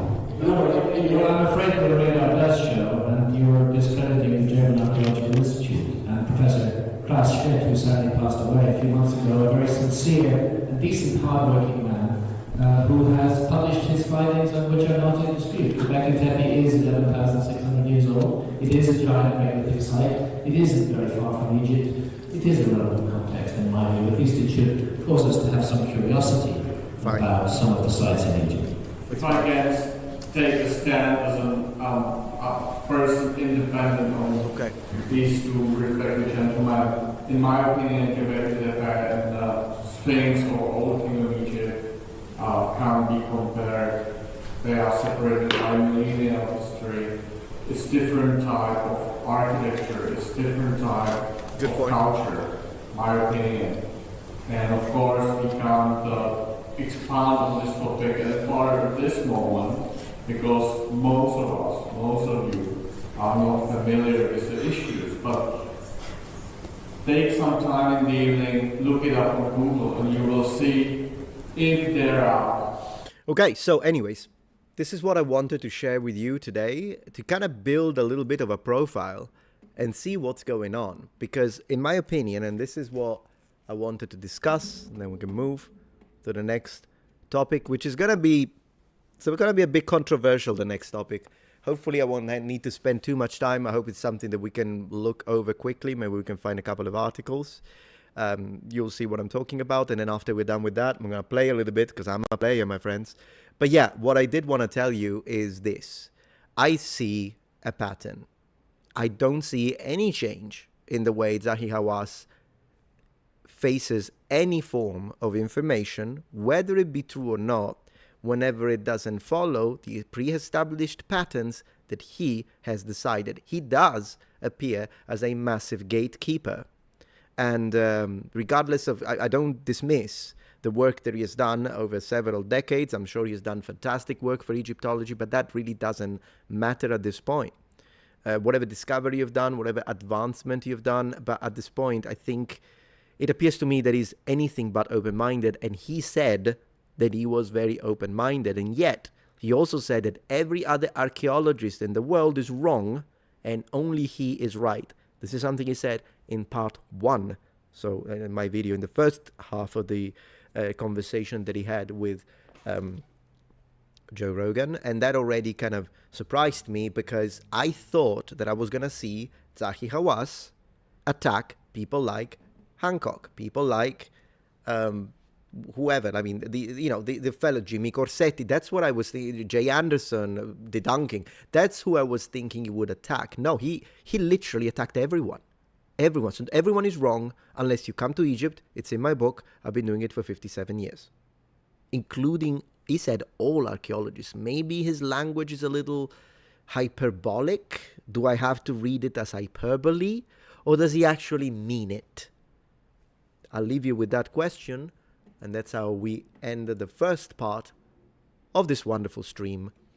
1,400 people watching. This might be a record for me. Everyone, welcome. I want to give a second to the chat, but I do want to tell you, and of course, super chats. I'm gonna show all super chats on screen as I see people on Twitch. How many people on Twitch tonight? 47. That's pretty good, pretty decent on Twitch for a random afternoon. So there is that. As I say, don't worry about it. Raul Risto, if you missed it, then do keep in mind that this VOD is gonna stay public and online, so you can rewatch it, revisit it, reverse it, check it out. Not a problem. This was the first section. I want to see what you guys have to say. Once again, anyone, thank you so much for the super chats. Thank you so much for becoming a member. Very soon, we will sort of activate the section where members have 30 minutes and the chat will be theirs. We'll do it. I do want to initiate the second section of this live stream to show you what the next item of discussion is. And then, no, it's not going to be Noah's Ark because I've already reviewed that and I have a video dedicated. So it's not going to be Noah's Ark. It's going to be something new that I have just heard. I'll tell you what it is in a second. And then as we are in the middle of debating that part, before we jump into the actual gaming section of the stream, I will have the 30 minutes dedicated to members. So thank you so much. All right. Adi asks, is it aliens? No. So there has been some statements that I wanted to review. And it's the idea that... Let me see if I can find an article.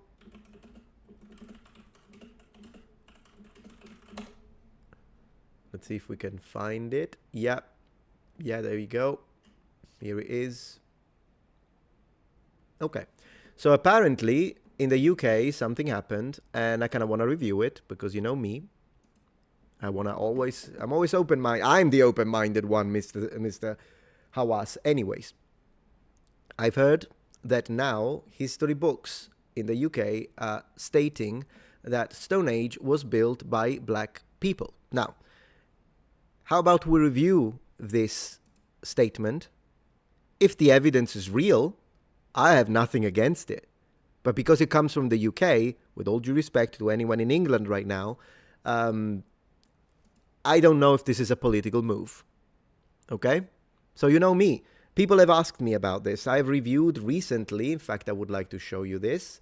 I have recently reviewed Carthaginians Black Metatron. I recently made a answer video, this one here, where, and as you see, it's not my first rodeo when it comes to these things, which is why sometimes people tell me, oh, Metatron, you're fixated with race. And the reality is, no, I'm not the one fixated with race.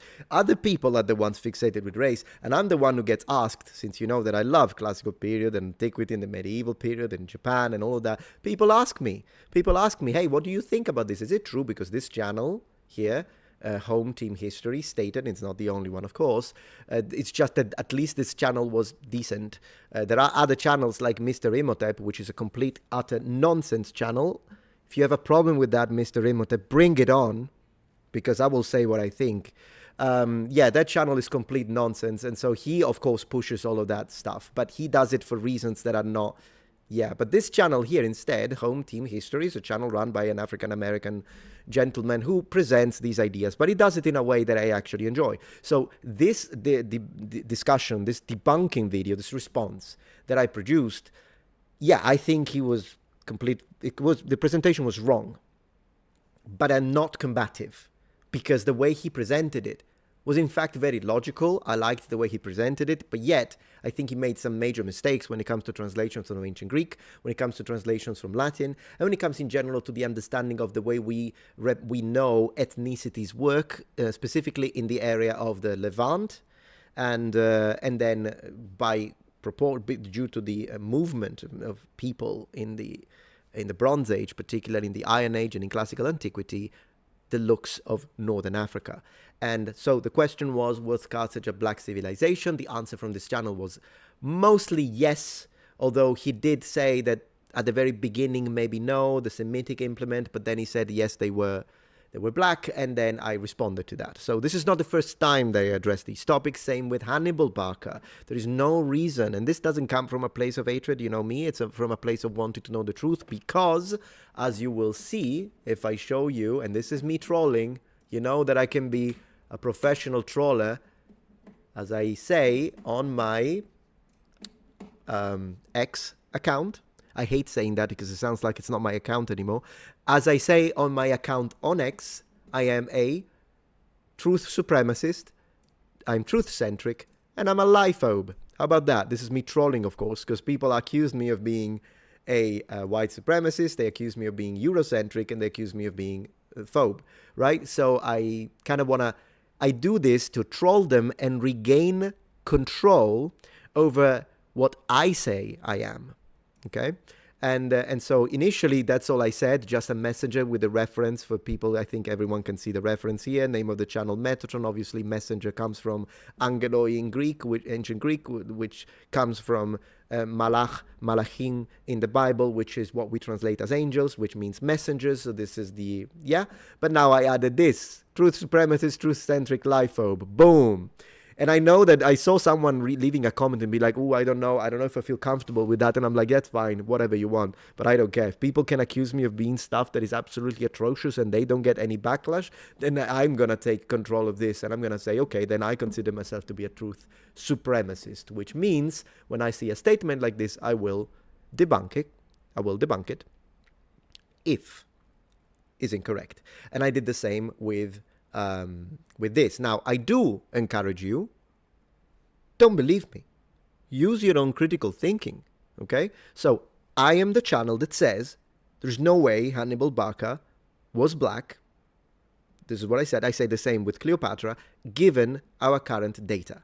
If you present new evidence, I might change my mind. I'll be the first one to make a video and say, guys, we were all wrong. Cleopatra was black and this guy, Hannibal Barca, was black. But at the moment, I've looked into this very deeply with my full team before I made this video, and it's nonsense. It is absolute nonsense. Hannibal was not black. Now, given some people will tell me, why do you care? Why does it matter? But you are the one who's making the statement. I'm responding. I'm the one responding. So you cannot use the argument, it's a logical fallacy, to make a categorical statement, Hannibal Barca was black, and then someone responds and says, look, I looked into this. There are coins. We know where they were coming from. We know his heritage. So I'm just telling you, you made the statement. You made it a point of I don't think it matters personally that much. There are many other things. I'm interested in the weapons you use, in the armor, in the battle tactics. It's there, But I don't think it's the first thing I would say about Hannibal Barca, because you make it a situation of, oh, he was black, then I'm going to respond because people are going to ask. And when I respond, you cannot say, why does it matter? Why do you care? Sorry, you lost that privilege in the very moment that you presented this as a major item of discussion. Now, I want to ask you for a specific challenge right now before we jump into addressing the situation that we just said with the Stone Age. Here's what I'm telling you to do. In your own time, check out my video. Netflix did it again, was Hannibal Barca black? It's a 23 minutes and 39 seconds presentation.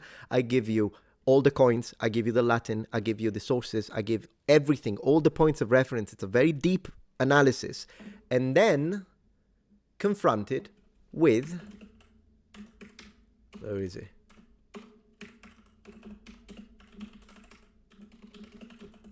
With this. You go watch this video, The Maid Who Made Rome Tremble, 5 minutes and 57 of, you don't have to believe me, but if you don't want to watch it, I'll tell you, big music, this nonsensical coin that makes it doesn't have anything to do with Hannibal Barca. So big music, I will reveal now that white supremacy blocked this, but here is what it would have looked like. 3D picture, Hannibal Barca is black, you gotta believe it. If you don't like it, you're Eurocentric, end of the story. This is his quality of presentation. Some of the things I stated are implied, but others are clear as day.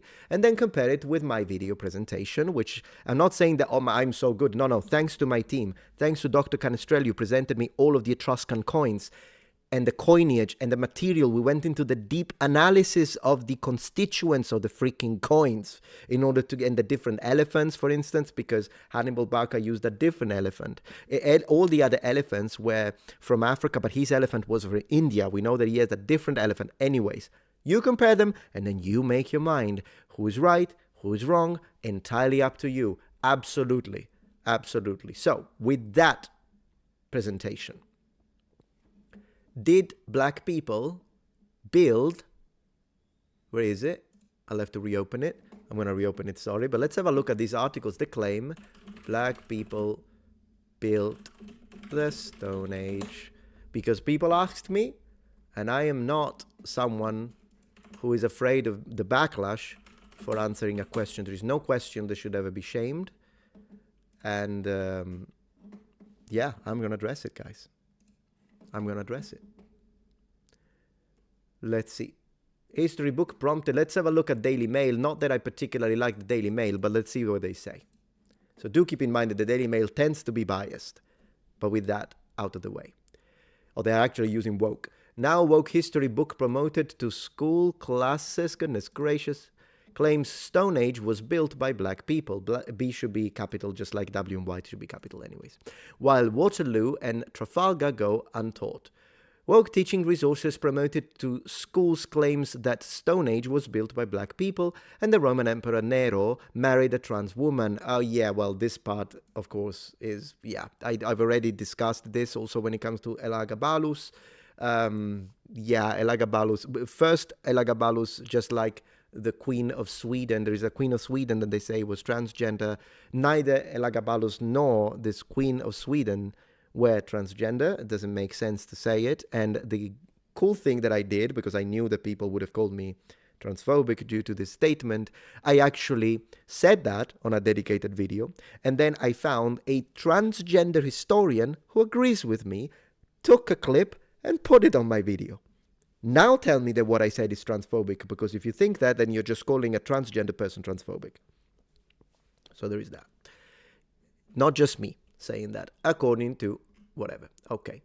Pro-transgender teaching materials. Well, I don't care about the transgender part. I care about the black, like this doesn't have, yeah, unfortunately this looks like very political though, and I didn't, I'm already seeing like woke this, woke that, and Black Lives Matter, George Floyd. This has nothing to do. I just wanted to know the Stone Age right.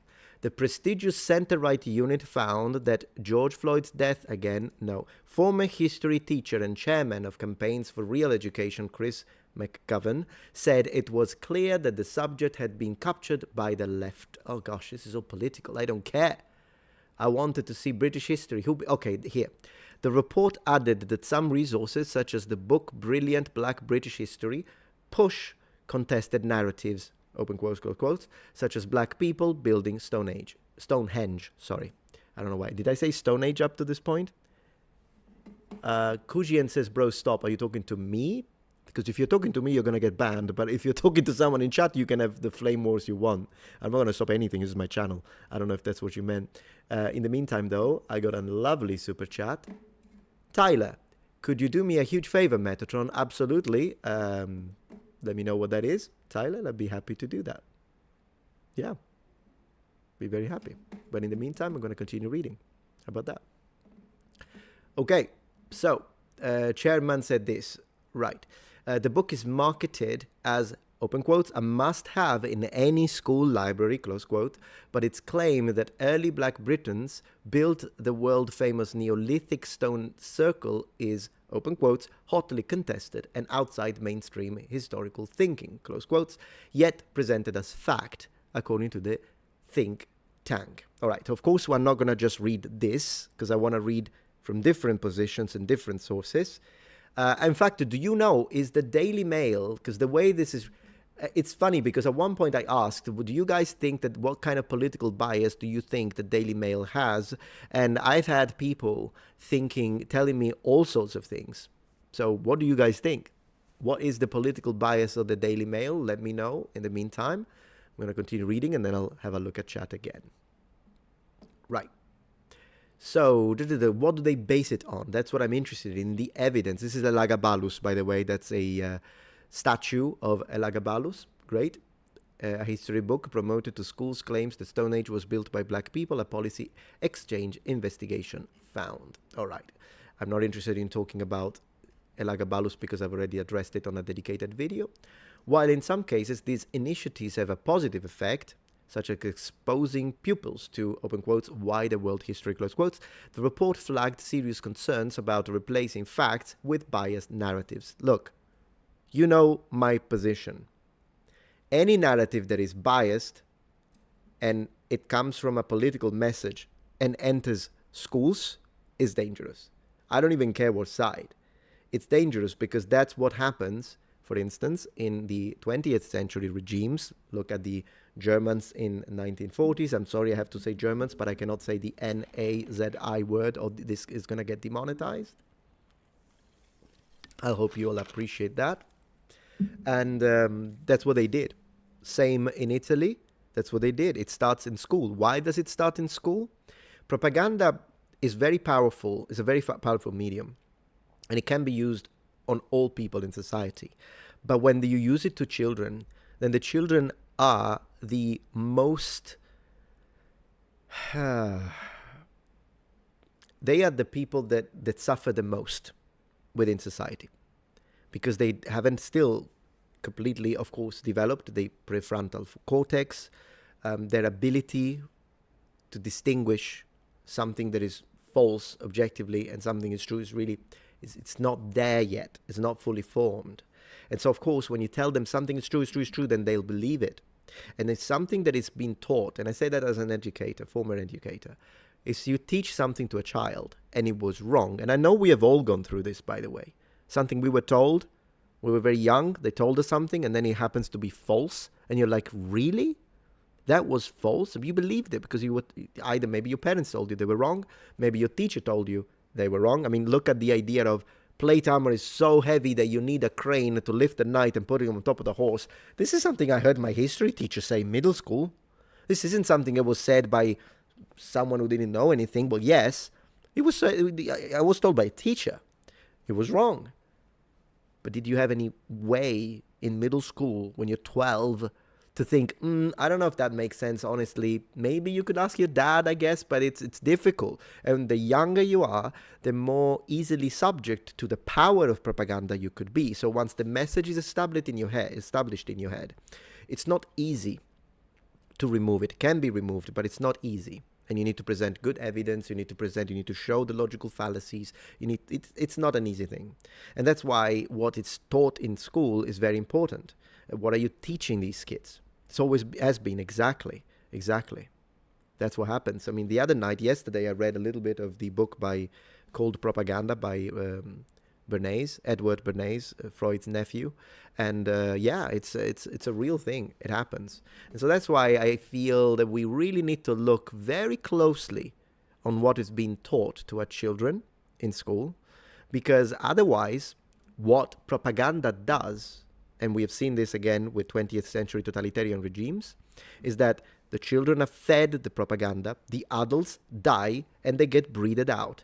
Now, in the previous nucleus, you had adults that agreed with your political ideas and adults that disagreed with your political ideas. Once these die out and the children have been indoctrinated, now you have a new pool, and this pool agrees with you. It's as simple as that. That's how it works.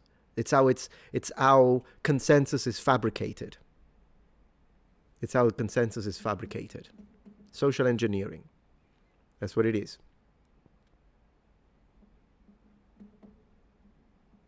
All right, so let's see what you guys think, because there are some good ideas. Of course, at the moment, I don't know if this is true, that they're using this in school or not.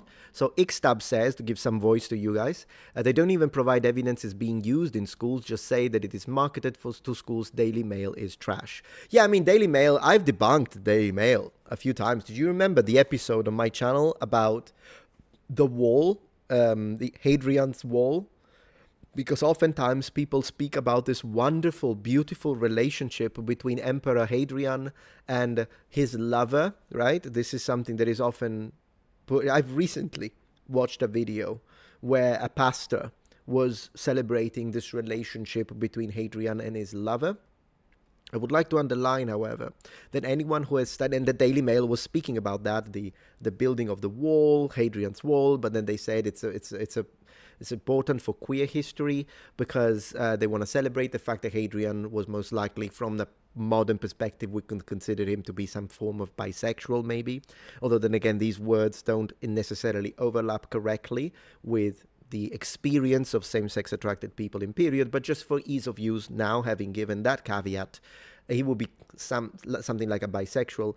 But I would like to underline, I don't think that Hadrian's Wall should be used as a representation for queer history. You shouldn't claim that. You know why? Because if you really look into it, and I've read a few articles, they never mention it, so I'm telling you because I'm here to tell it how it is. So if you are someone watching, I know that there are subscribers that are not straight, so I want you to listen to this one very carefully for your own sake.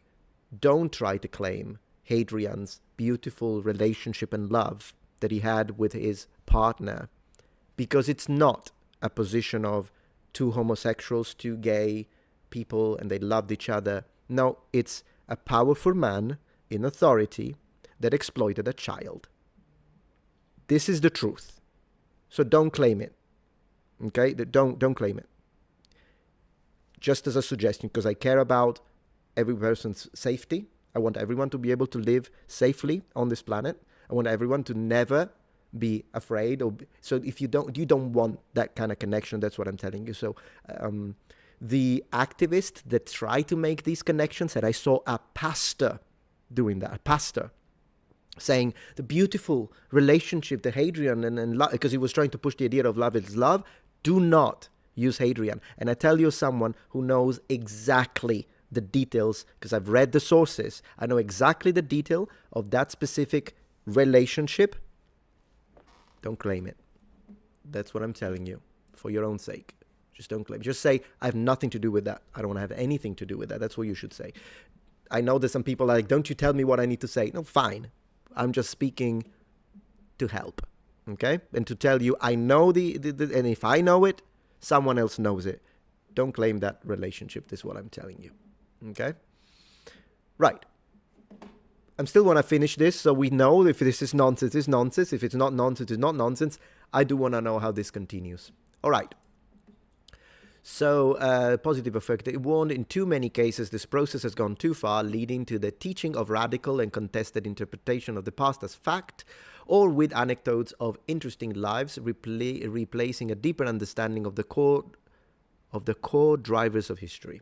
Right. One resource from the Classical Association's Queering of the Past. I'm not here to discuss this right now. I don't want to talk about gender in classical antiquity. To be honest, I've already spoken about this. I want to know about the stone Henge. Because seriously, man, that's the title of the... Okay, let me see. Beep, beep, beep. Just looking to see. Goodness gracious, they're not mentioning it. Data also shows 83% said they had either decolonized or diversified the history teaching. Okay, and that's it. Okay, horrible article then. They didn't say anything. Is it done, really? Yeah, because all the rest is, goodness gracious, this is all publicity? Holy moly, how do you even call this an article? We gotta look for another one, guys. We gotta look for another one. Pasta, not pasta. Yeah, no, I have nothing against pasta, guys. Yeah, baited. I got absolutely baited at that point. School children. All right, let's see the Telegraph. How's the Telegraph, guys, when it comes to bias? Before we dive into reading, because this one has numbers. So this seems to be better. Oh, gosh, come on. Seriously? I can't read it? I can't read it, guys. No, behind a paywall. Limited time offer, 1 year for $29. Nope. Are you serious? Yeah, sorry guys, we can't read the Telegraph. Well, I'm going to read this. School children taught black people built Stone Age, drive to decolonize history curriculums, whatever this means, by the way. What does it mean to decolonize your history curriculum? I'm a little, like, you need to remove the voice of the colonizers? Is that the idea? I'm honestly asking. It's not a tricky question. I'm just trying to understand what they're trying to do. Curriculums has gone too far, warns report. School children are being taught that black people built a Stonehenge as part of the decolonized history curriculum, a report has found. So the idea is, tell me if I'm misunderstanding this. Tell me if I'm misunderstanding this. But by the looks of this, the idea is white people are colonizers. So in order to decolonize the curriculum, we need to remove the white people that are usually connected to the picture and replace them with any POC that isn't white adjacent. Did I read this correctly? Now, given if it's true, I wouldn't have a problem with that. If it's true that it wasn't white people, then bring the evidence, cool. But if you're doing it because you have a kind of a preconceived idea, and this can happen on all sides of the political spectrum. In this case, we're looking at this. If this is the idea, and then you need to retroactively remove it based on the fact that you need to remove people regardless because of the colonizing, then I have a problem with it. It's as simple as that. It's as simple as that. How do we help? Yeah, I need to be helped a little bit. And it's a shame because, yes, you say yes. All right, so it seems like I got it right.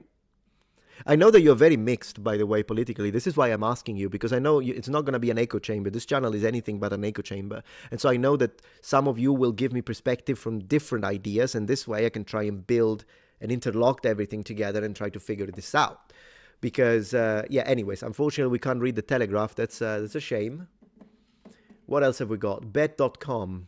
What the heck is Bet? GB News. Ancient Britons who built Stone Age had dark brown too. All right. So it does seem like that at least it's true that this is, that whoever it is, if you're right, X tab, you're saying it's, maybe it's the Daily Mail pushing nonsense. Maybe you're right when it comes to the idea of whether or not this goes into the schools. I don't know. We still have to see. But it is a fact that this has been pushed. Because there are plenty of articles that are saying this, ooh, we're going to read the BBC. Because usually the BBC pushes this kind of ideas. So we're going to read that. One thing that we cannot dismiss, otherwise we're going to enter into gaslighting, and I do not appreciate gaslighters.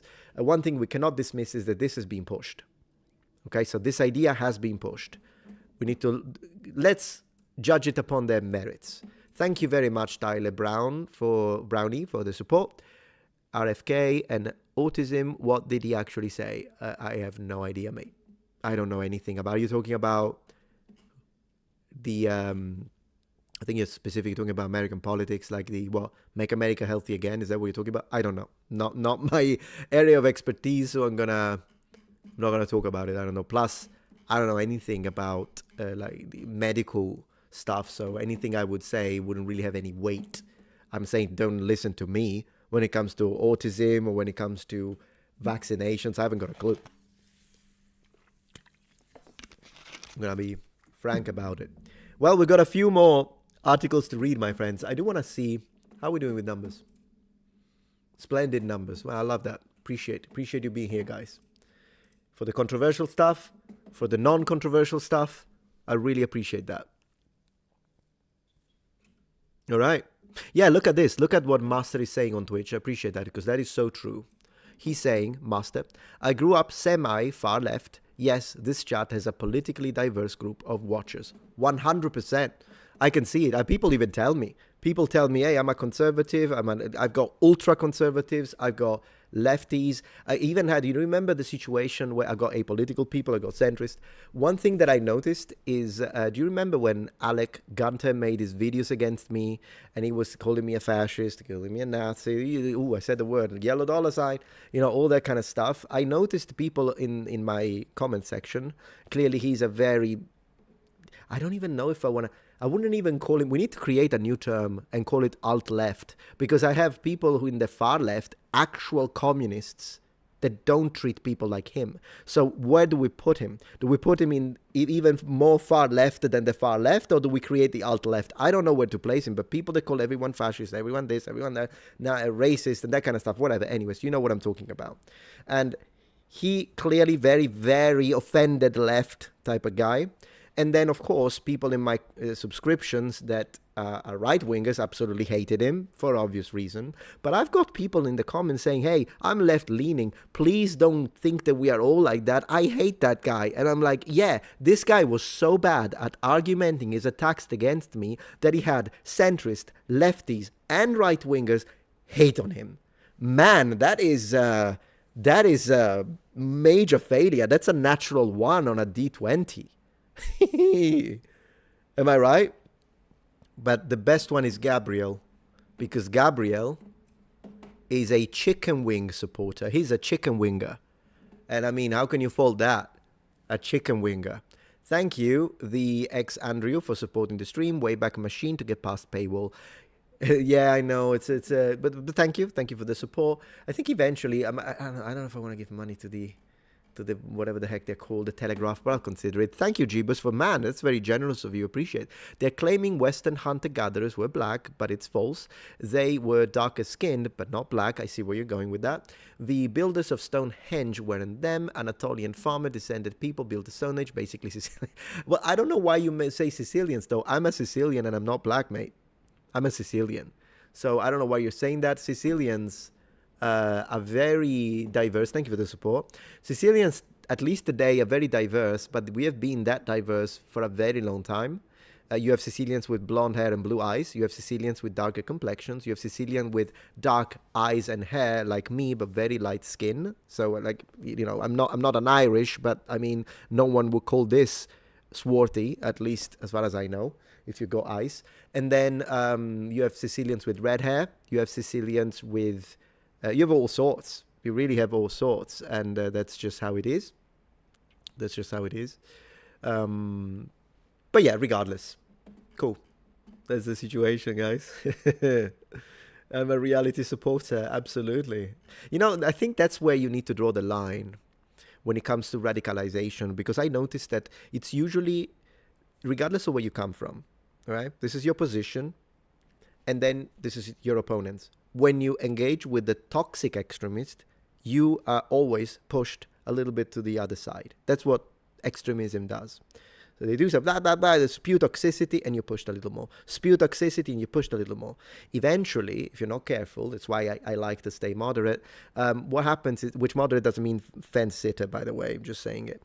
What happens is that the horrible nature of the toxic people on the opposite side of you, regardless of where you're coming from, will push you to the extreme. And once you cross a certain line, you may get into a position where now you're not able, tribalism ignites, and you're not able to recognize when your own side is pushing nonsense. And when that happens, then it's really a risky position, because then it's really, in general, I would say the people vote with their emotions, because how many of you have, some of you will, but how many of you, and please answer honestly, vote due to your feelings or due to your emotions and due to who you like the most? And how many of you sit down and review every single policy presented by both political parties in America, you guys have only got two.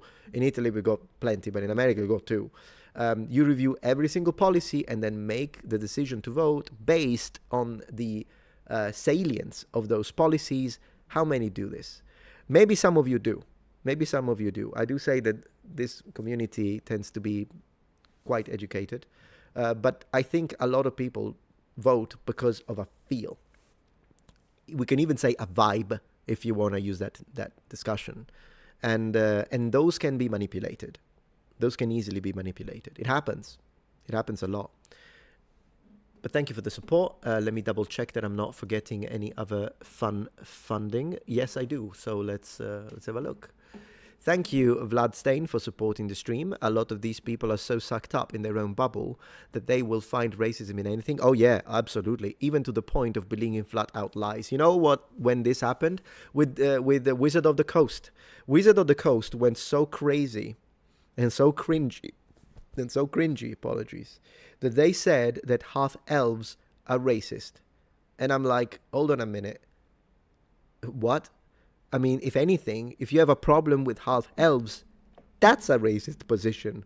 If you think that just because they're half and then some inherent traits are dictated by the half, if you think that that's racist, I think, mate, you have lost the plot. You've gone all the way around. You know, Gandhi, when in Civilization, he goes all the way around and then he becomes insane, like from super peaceful, and then he pushed, and then there is a mistake and he goes to 100 aggressiveness, and then he starts nuking everyone. I think that's what happens in that situation. All right, so did I forget anything? Just double checking. I call it the school teacher fallacy. Thank you, June, and sorry if it took me a little while. The systematic teacher just pass on information without checking authenticity due to trust in sources. Yes, this happens a lot. That's why looking at the sources, primary sources, are very important. If you just repeat what other people repeat just because they said it, yeah, it's a telephone game at that point. I don't know what the favor was, Tyler, so I'll see if I can find your chat at one point, but right now I don't know what it was. Yeah. Elves mean nothing, says the Andrew. I'm also an elf supremacist, just so you know. So yeah, Oscar 420 is also another elf supremacist, so that's nice.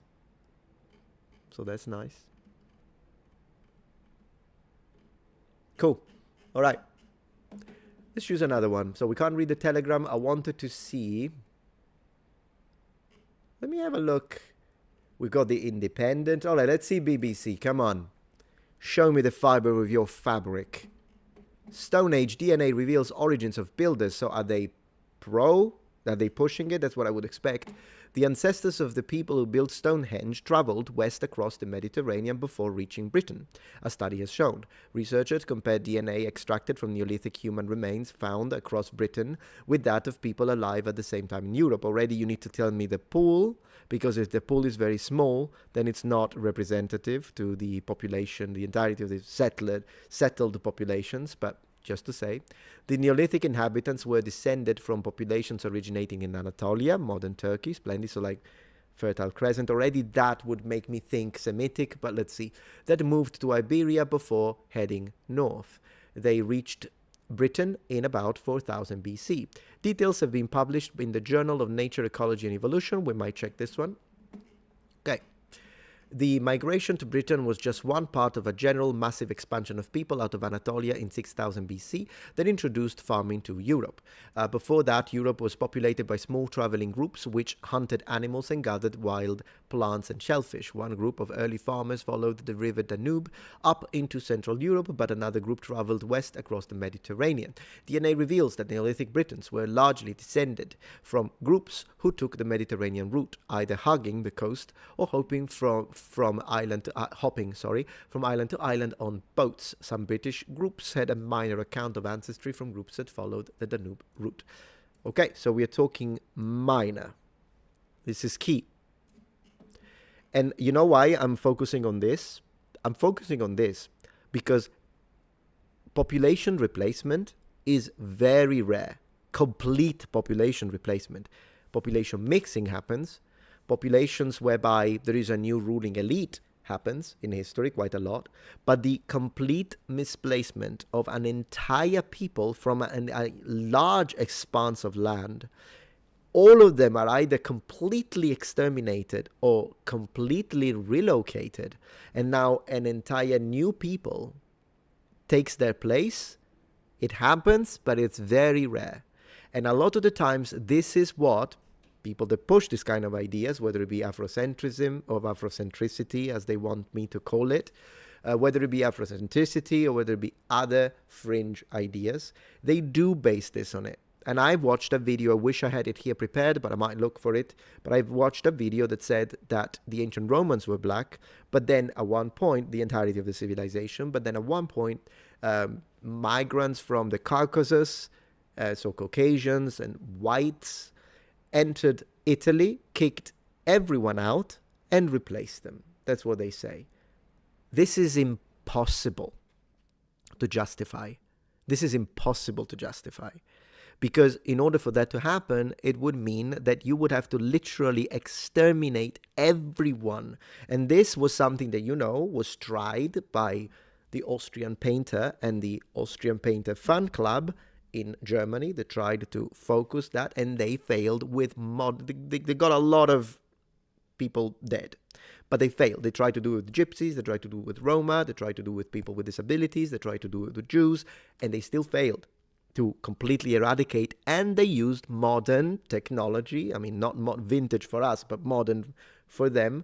So imagine doing that in the classical period or in the Bronze Age. Now, the reality is that whenever there is a moving of people, like for instance, when the Anglo-Saxons, the Angles and the Saxons reach Britain, it's not that they completely annihilate all of the Brittonic that were living there, a Celtic population, by the way. They intermingled, they mixed, there was some connection and some interlocking in the social fabric. So yes, ruling elite, some tribes, some villages would have been predominantly Anglo-Saxons, other areas would have been with a ruling elite that belongs to a population, to a people, and then the ruled belonged to another people. This happened, for example, with the Normans and the Anglo-Saxons after 1066. It's not like the Normans arrived with the Dutch in Normandy and now all of the Anglo-Saxons are annihilated. No. If you're a modern English person, it is very likely that you have a strong connection to the Anglo-Saxons because they weren't completely annihilated. Likewise, when the migration happened, then the Anglo-Saxons, warriors and tribal tribes reach Britain. They didn't completely annihilate the Brittonic element. There was an intermingling in the fabric. So even if this minor amount of ancestry that is coming through the Danube reached Britain, they didn't replace the original inhabitants there. Most likely, they either lived in separate communalities and separate settlements, or maybe there was intermingling, or maybe there was stratification and within the social strata. And I'm not making this up. This is what happens when you see the relocation patterns and how population and settlements, particularly in this period, occurred. And this is an important element to consider before we see what they are trying to push. We'll continue reading, but first, I want to acknowledge and say thank you to Vlad Stein. Thank you for the support. I wanted your opinion about Athenian democracy. Is democracy really about freedom? And if so, why did they unalive Socrates? And is the US constitutional republic based on Plato's republic? I love this question, so I do want to answer, and then we get back to the stream. So, to be honest, what is Athenian democracy? Athenian democracy is a form of pure democracy, and it's different already with any form of modern democracy, because generally speaking, modern democracy is representative democracy. So we choose, the people vote and elect their representatives, but then it's the representatives that pass policies and laws. In Athens, it's not like everyone had power to pass laws, but the body in question was very large.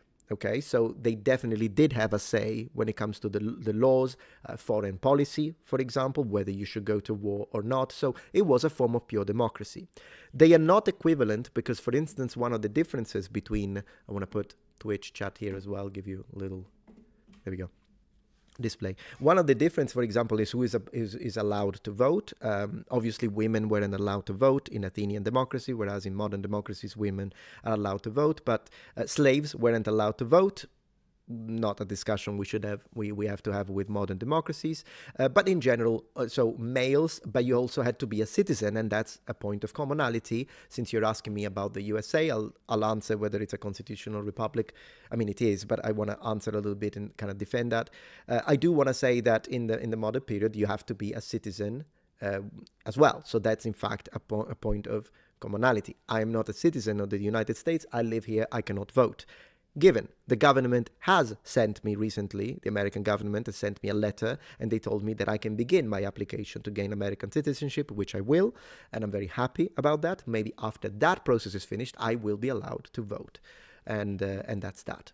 Now, one of the things that I want to say is that modern day America, to me, having an understanding of both ancient Greece and ancient Rome, looks more similar to Rome, specifically Republican Rome, than it does to Athenian democracy. Because you see, Republican Rome was instead a form of representative democracy. And I know that you might have a problem with the word democracy, but it depends if we use it as an umbrella term or if we use it. I'm not using it in the modern American sense when you've got a Democrat is from the left and a Republican is from the right. I'm not using that nomenclature right now. I'm just discussing, generally speaking, a republic is also a form of democracy. The two terms can be used, but they differ.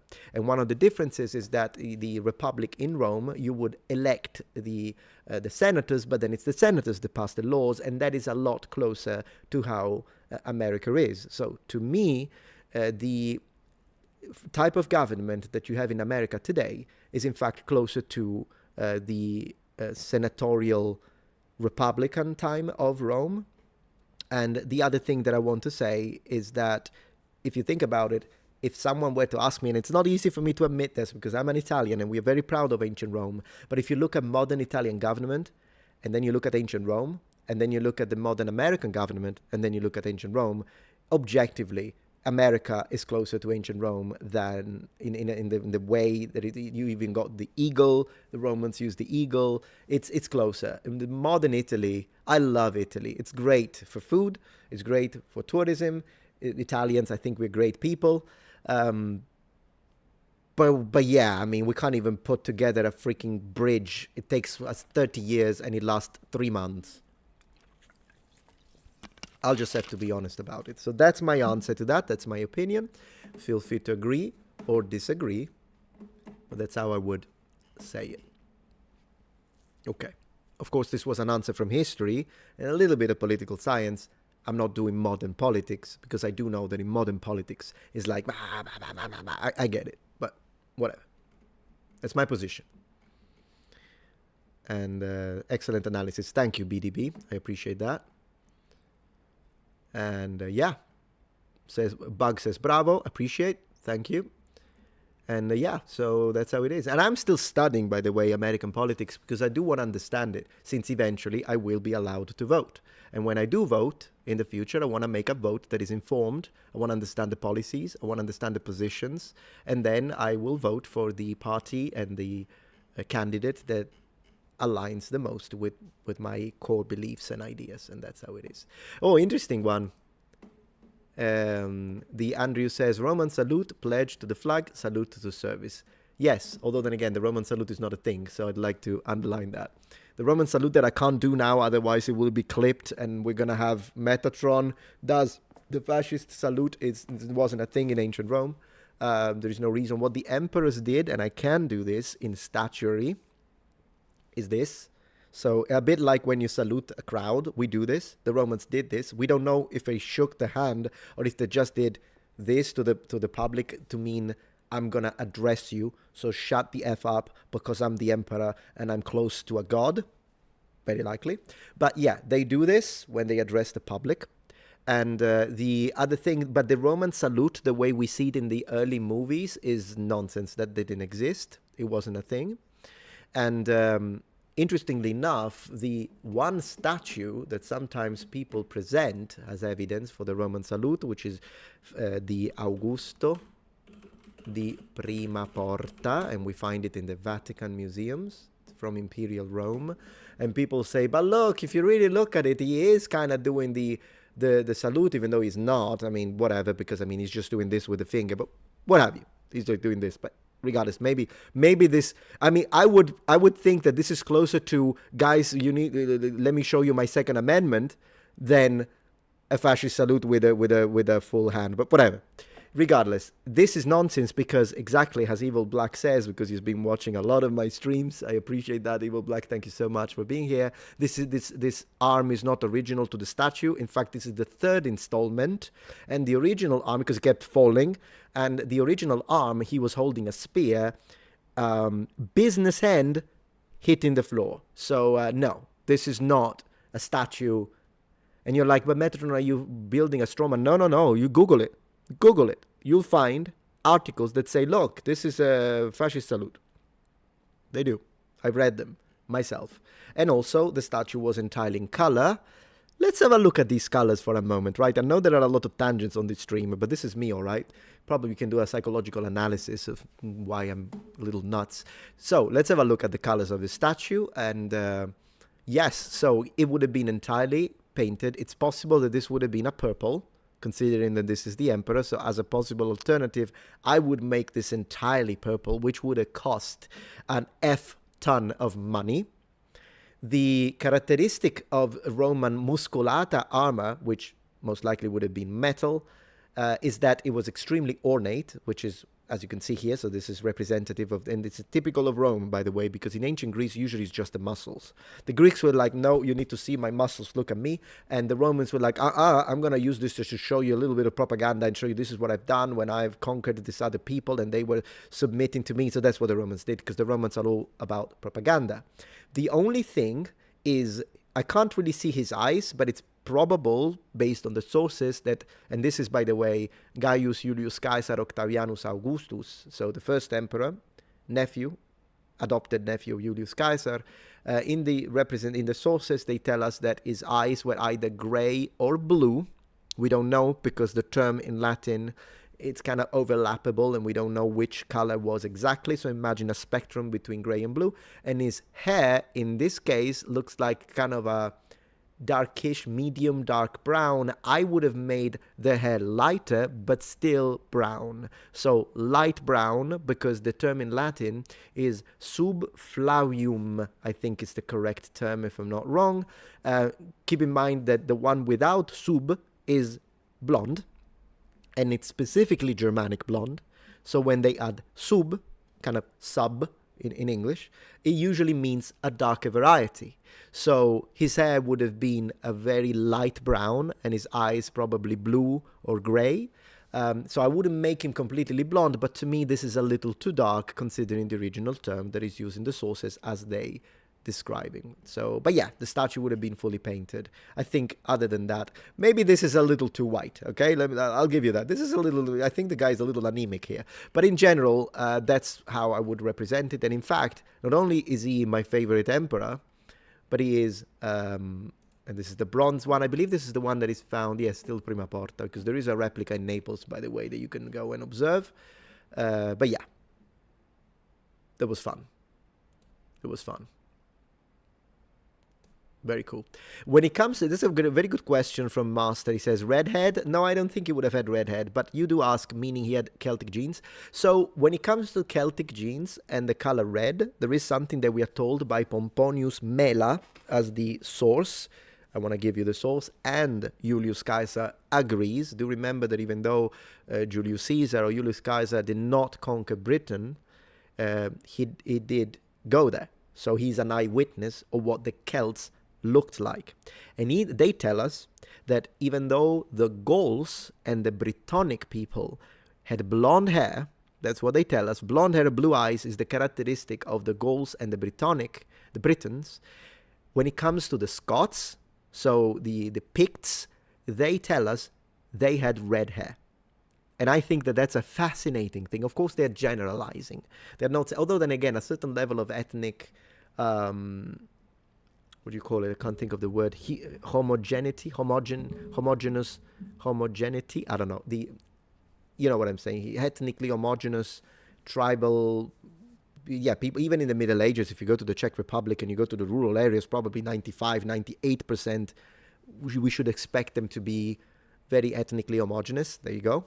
The only change, the only exception that I would say when it comes to actual diversity would be found a little bit, not excessive, but a little bit would be historically correct in port cities, both in the Middle Ages and in classical antiquity. But when you go to the inland, it's, yeah, homogeneity. Thank you very much. But I think it's fascinating that they tell us that the Picts, the Scots, are redhead, and the other Britons and Gauls are blondes. I like that. I don't know. I like these descriptions because they feel vivid and they help me when I'm told by an eyewitness that speaks through time. Then I find it fascinating, because if they said it, it most likely means that even though maybe it wasn't everyone, that was the main characteristic. It would be like me today telling you Swedish people, or they're blonde. Now, given you can have a Swedish person that has got black hair, you can have a Swedish person that's got brown hair, but in general, you know, when you compare it to us, like Italians, I would say that my black hair is the most common in Italy, even though you've got Italians with blonde hair, you've got Italians with brown hair, you've got Italians with red hair, ginger hair, particularly in Sicily and Campanias, where you have a lot of red hair, ginger hair people, but still there are percentages, right? And I would imagine that if I speak about Scandinavian people, yeah, usually Nordics tend to have blonde hair and blue eyes, still considering the exceptions. And I think in classical antiquity there would be even less mixing, because people, particularly again in rural areas, in the inner lands, inside the forests with the settlements, yeah, I mean, these settlements are smaller in number, so of course there would be a higher percentage of homogenation. Thank you for the suggestion of the word. But yeah, why are you so obsessed with ethnicity? I'm not, Amumin, but I think you are. If you ask the question, I think you are one of those that needs to try and create the little character assassination attempt, which is a logical fallacy, my friend. So there is that. I spot you a mile away, guys. Unless I'm misreading it and maybe you were genuinely questioning. So if it's a genuine question, you're not trying to be passive-aggressive, then I apologize and I will answer by saying I'm not. But if you're going to push it, then you are one of those. I know exactly what you're doing at that point. So yeah, very cool.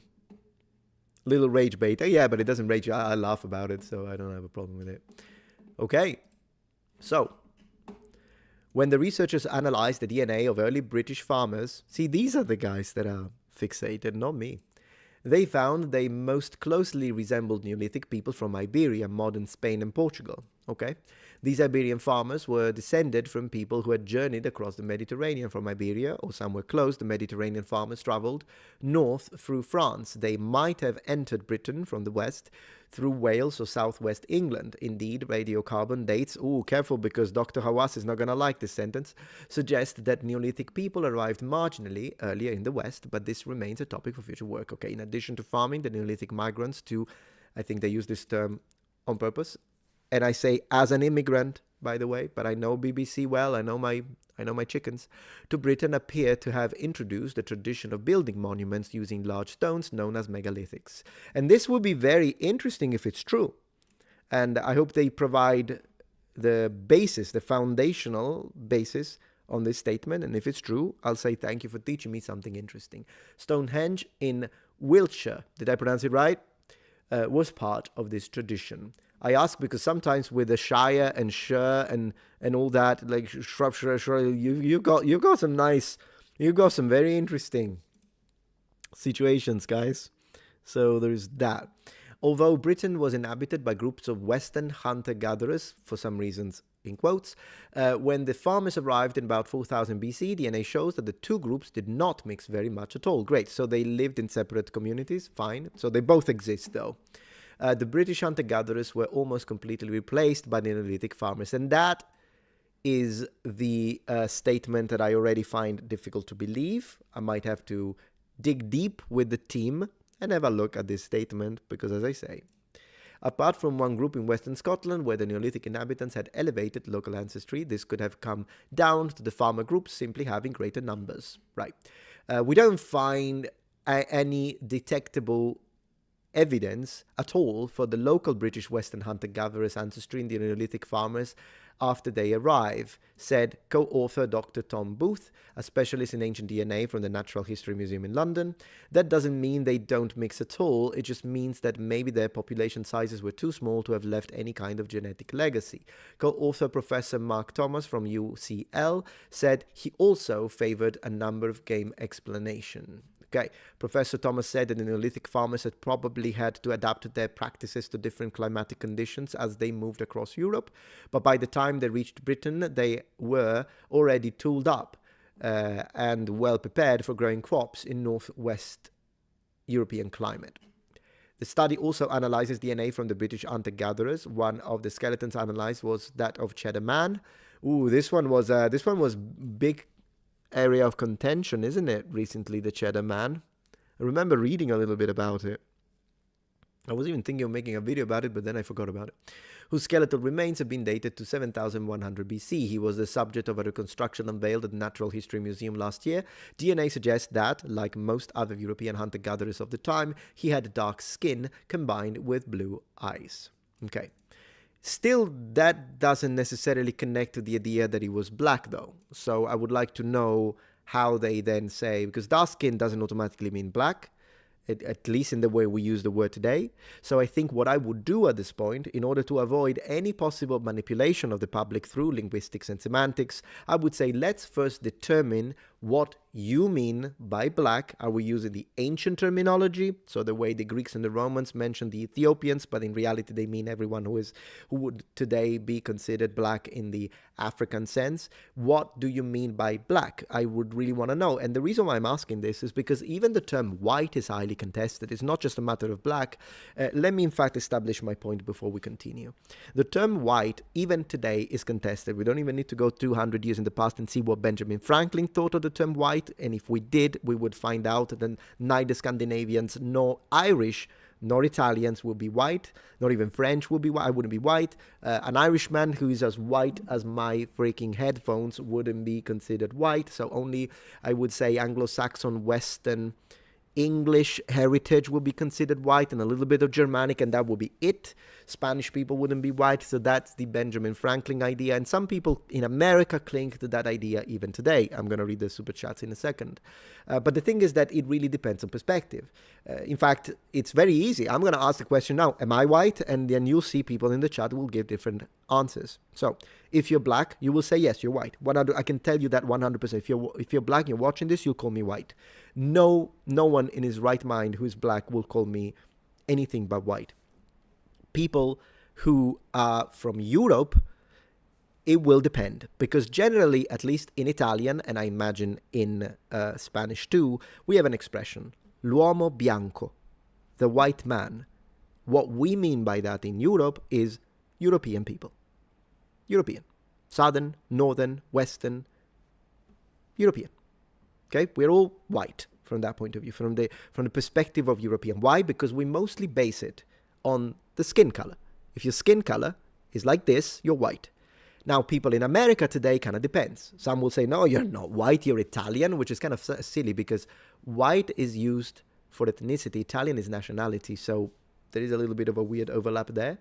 But yeah, some people will say you're not white, some people will say you're white, and so the point I'm trying to draw is not who's got the right terminology here on who's white and who's not. At the end of the day, you choose to use that nomenclature wherever you want. I'm saying it's debatable. Now, if white is debatable, even more so black will be debatable. Why? Because Africa has a higher percentage of phenotypic variance within phenotypic traits in their population clusters. In other words, yes, in Europe, maybe a bit more evident. Some people have red hair, some people blue eyes, green eyes, black hair, black eyes. Great. In Africa, there is more phenotypic variance. So if you want to use the term, if you don't want to use the term white because you think there is too much difference, then you should stop using the term black right now. From a scientific sense, from a linguistic sense, and from a phenotypic, so biological sense. And that's how it is. So if we don't establish first what do we mean by black, we cannot have a discussion on whether or not these early people, these early populations were black or not. And I hope that you know that I'm trying to establish this clearly, and I don't think they're doing this. And this is very typical. It's a manipulative attempt to use a word before you define its meaning so you can twist it. Exactly, Luis Romero. Italian is a nationality, not an ethnicity. That's how it is. Okay. He was the subject of a reconstruction unveiled at the Natural History Museum last year. DNA suggests that, like most other European hunter-gatherers of the time, yeah, we read this. All right, let me read a little bit of Super Chat now. Again, I don't want to be disrespectful to people who are being very generous. And again, thank you so much also people on Twitch. I see we've got some new people. I'm going to read some of the comments there as well. All right. So thank you, Vlad Stein, for becoming a member. We will, at around 8 p.m. Central, I'm going to switch to the members-only chat for 30 minutes so we can have a little bit of one-to-one. So anyone who's become a member or has received a gifted membership, soon we will begin a whole session. And I do want to, we might be playing some Heroes of Might and Magic in the meantime when we discuss. And also do keep in mind that even if you're not a member, you can still participate in the sense that you can watch. And because people usually tend to gift memberships, and these memberships are gifted through randomly among the people watching, you might become a member today. It could happen. Vladstein, it's cool how regions around the world have different gene markers that can set a group of people apart from others, but can also blend so seamlessly. You're absolutely right. And Jibus, thank you for the support. Southern Italians and Southern Europeans in general are mostly descended from Middle Eastern people. This is incorrect. Anatolian farmers and Iranian farmers were two biggest contributors to Greek and Italian DNA. Once again, I disagree, but I appreciate your voice, of course. I know exactly where that one comes from.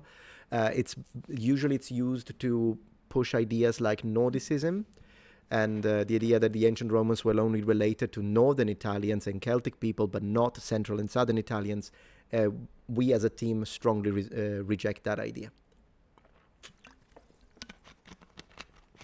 I might make another video about it. I do have a video on Nordicism.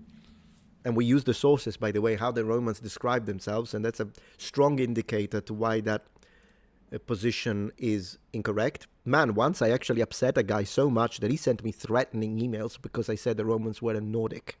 And I didn't respond, because when people do that, I completely stop responding. But yeah, that tells you the type of people that usually, not you. I know it's not you, and I appreciate your super chat. I always invite people to disagree, as long as you're polite, not a problem. But some people are very strongly, they have to say that Central and Southern Italians are not connected to the ancients when it comes to Mediterranean people such as the Romans and the Greeks. It's false. All right. So did I read everything? Yes, I think I did. Yeah. So yeah, we're reading the comments. Good stuff. All right, let me finish this. Are albinos white, says Hyperspace. I think it depends, because I know that some black people can be albino, but they are still black. So I would say it depends. If a white person is albino, they're even whiter than, yeah, they get very white at that point. But some black people can be albino. So at that point, I think they would still be considered black. It's a good question. In fact, I want to see if you guys think that. And remember, it's in my book. Genetic analysis shows that the Neolithic farmers, by contrast, were paler skinned with brown eyes and black or dark brown hair. Okay? Great. So doesn't this already kind of debunk their own position?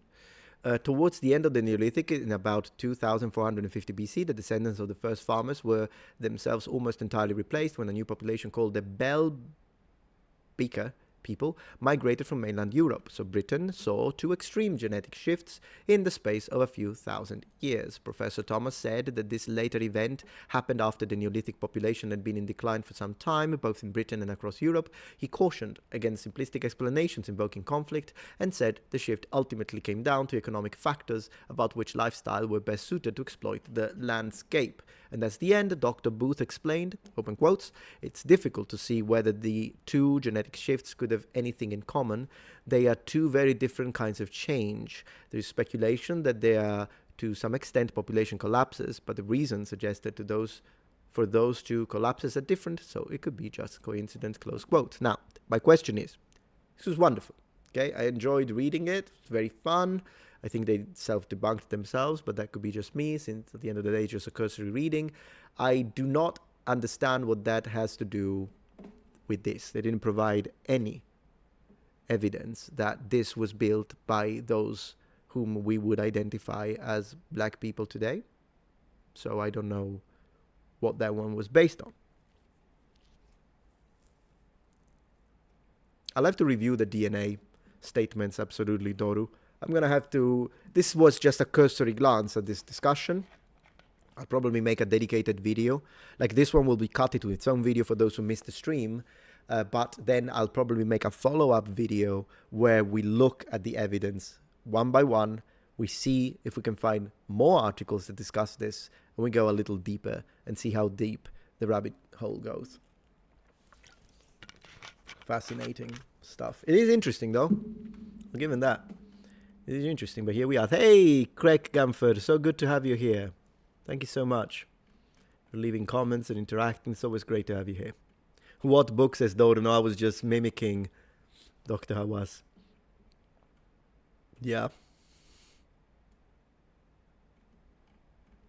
Okay. Let me see. Vladislav asks, given the subject you discuss, have you ever made a video centered around the relationship between Pope Pius XII and the Austrian painter? No, but that could be interesting.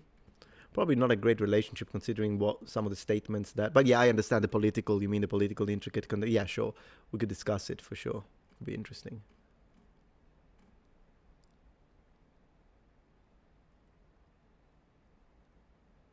I'm sorry, what? Doru says, my issue with Metatron in general, he's too trusty to these mainstream sources like all the article from BBC. What are you talking about? I always debunk them. What? The amount of lies in the article is outstanding. How am I trusting? I'm not trusting. I'm not trusting on any of anything. I'm probably hated by these article writers. They can't stand me. But yeah, hey, that's me. Metatron Craig Comfort collab when? Anytime, Space Monkey. That's a good idea if he's up for it. Be more than happy to do it. We've got a super chat. Thank you very much. Bug versus windshield. I'd love a video on the Picts and Basque people. Very mysterious. Yeah, well, I'll discuss it as a possibility with Dr. Canestrelli, because usually he's really good at reviewing that data. And then we'll see. Yeah.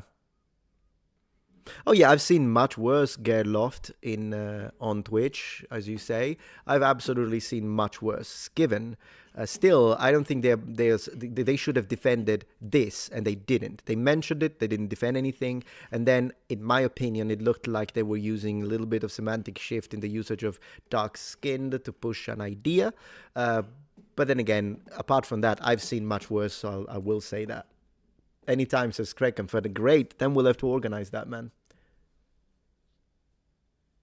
You don't debunk fast enough, man. I've been, yeah, well, you know what, 30 videos a month I think I'm doing.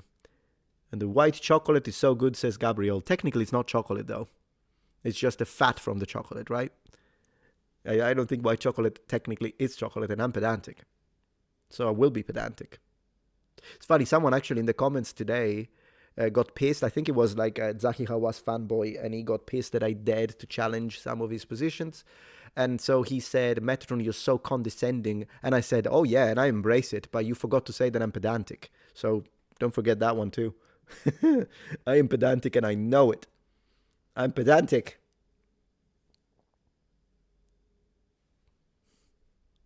We're having a little debate on whether white chocolate is chocolate or not. I stand that it's not.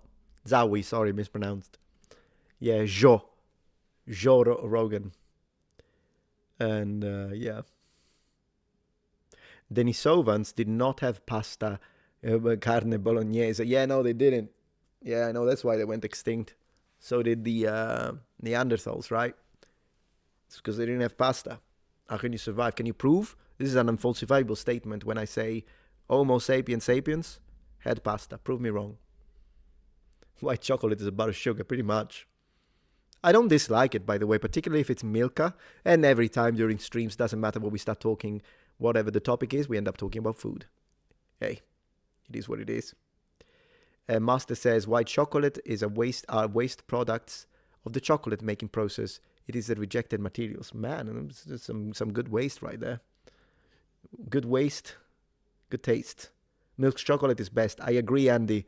Milk chocolate number one. You know what we've been doing lately on Twitch? And if you don't follow me on Twitch, you totally should, because we play a lot of games at night and we have these really kind of streams that are fun.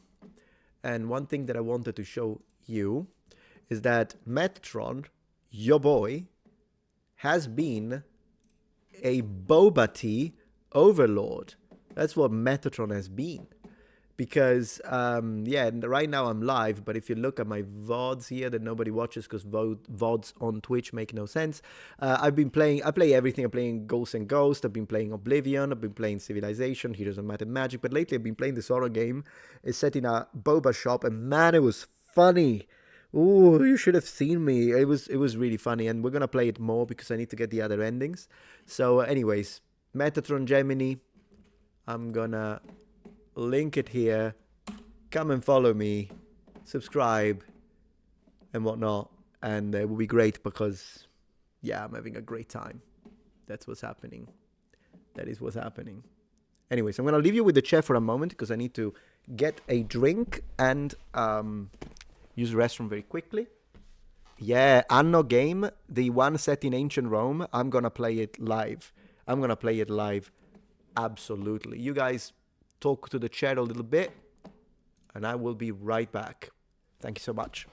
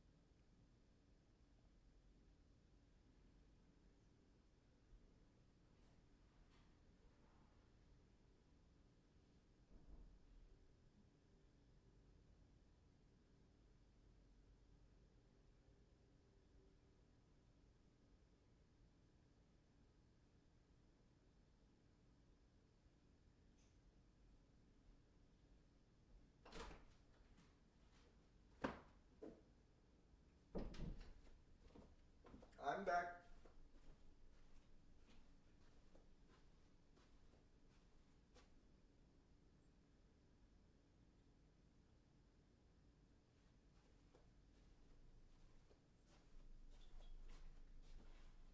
Let me see where I put it, you Muppets. Here it is. Just to show you I'm serious tonight. I'm not messing around, guys. Okay, so I need to give you some numbers. The chair is based. Well, that's good to know that the chair is based. So, guys, I just need to give you some numbers, and I might actually be able to show you exactly what I'm talking about, but check this out.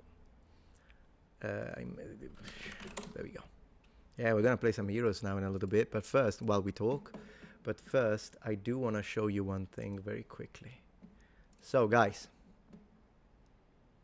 we have got let me see if I can show it. Okay, this is the number that I wanted to show. One moment. There we go. I'm gonna make it very big because there is some data that maybe kind of want to keep private. But look at this number, guys. Look at this number. All right. This is the number of current memberships, 386. I'm going to switch to the members only section of the chat. And then once we are done with the 30 minutes, I'll reopen chat to everyone. Can we get to 400, guys? It would be phenomenal. What we would need is 14 people to become members of the channel today. And we're going to hit 400. 400, guys. That would be incredible. We gained 218 people in the last 30 days. Everyone is joining. We're having a great time. And I really think it's because of the live streams. It's because of the extra content. It's because of these moments where everyone can, you know, we can kind of have a one-to-one with you, members, supporting the streams and everything. So it would be fantastic, guys, if we can do that. 14 people. How do you join? I actually kind of want to show you how that works very quickly. So I'll join my channel. I'm joking. But one thing I do want to show. So this is my channel with me being a Muppet. Oh, by the way, you know, yesterday we did a little Muppet fund with Super Chats and I ordered it. We did it and I ordered Kermit. So I have a Kermit hand Muppet. And he's coming, and you know I'm going to use it to make those skits to ask people to subscribe. You know it's happening. It will arrive in the next few days. It's your fault. I said, guys, I don't know, there's this Kermit, and then you guys funded it. It's your fault. So now I'm never going to shut up, and I'm going to have Kermit here. Thank you, Evil Black, for supporting the stream. And there we go. I think it's going to happen, guys. Evil Black, great supporter of the channel. Thank you for gifting 5 memberships, as I say. This happens. And if you stay here, guys, even if you're not members, you might get a free membership. And then you get access to all of these things that we do here. So I have to say, thank you very much. You're great. And these lovely people have just received gifted memberships. Yeah, your name is in green now. Very nice. Thank you so much. So this is how you do it. You go to any of my videos, whatever, like this one here with him screaming. You go to any of my videos, and then right of my name there is the term, the button join. You click join, and that's how you can become a member.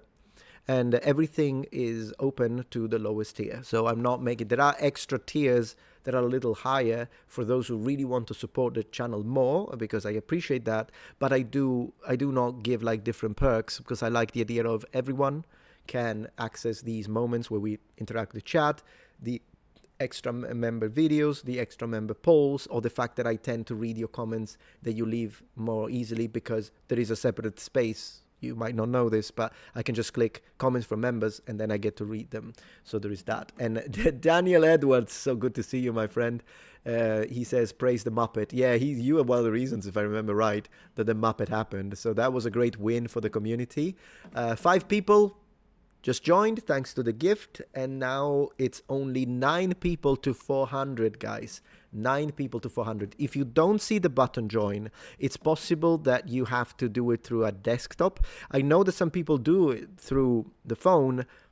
I don't know at that point if it has to do with updates and whatnot. I don't know. At that point, I have no idea. Maybe people in chat can help you if you're having trouble finding the join button if you don't see it. But here we are. All right. Join exists on mobile. Yeah, there we go. So it's possible that it's something that you need to maybe add a payment method for your credit card. Maybe that's why. I honestly don't know. Boom! Daniel Edwards. 5 membership gifted. Thank you so much, my friend. By the way, you look awesome. You look like a Viking. Thank you so much, guys. More people joining. And that's already 10 people becoming members. And yeah, that means 9 minus 5, 4 to go. 4 to go. We hit the 400. Man, if this continues, we're going to hit more than that. Thank you very much. So what I'm going to do now is that we're going to give time to the members for the next 30 minutes to have a lovely conversation. But do stay, because as you see, you might become a member tonight. And you didn't even know. You weren't even planning to. And that could happen. Now, we always do a little game. And the game is, who's going to put us... Oh, I saw that. I'll be right there. Who's going to manage to... Oh my gosh, guys. All right, this needs to be... I need to acknowledge this very quickly. You guys are awesome. You already did it. We've got... So, Vladstein, Thank you so much, man. You've already done super chats and whatnot, and now you also give 5 gift memberships. Thank you so much. And Ray Gonzalez, man, 20 gifted membership. We are already beyond 400. I'm going to see the numbers if it updated already. Also, the Andrew XO has become a member. Thank you very much. Ray Gonzalez, you're great. Thank you for the super chat. You guys are awesome. So many new members. I have to say my usual wording that I say whenever we switch. So we're going to switch in a moment. I still haven't updated it. But it's so good, guys. Thank you so much for the support. I really appreciate it. So now with 20, we hit 400. We are at 420. And if this continue, we might hit 500. 80 to 500, guys. We might hit 500. The noble 500. And you know what's funny is that I started calling you noble ones when I hit 500 subscribers. This could be a historic day.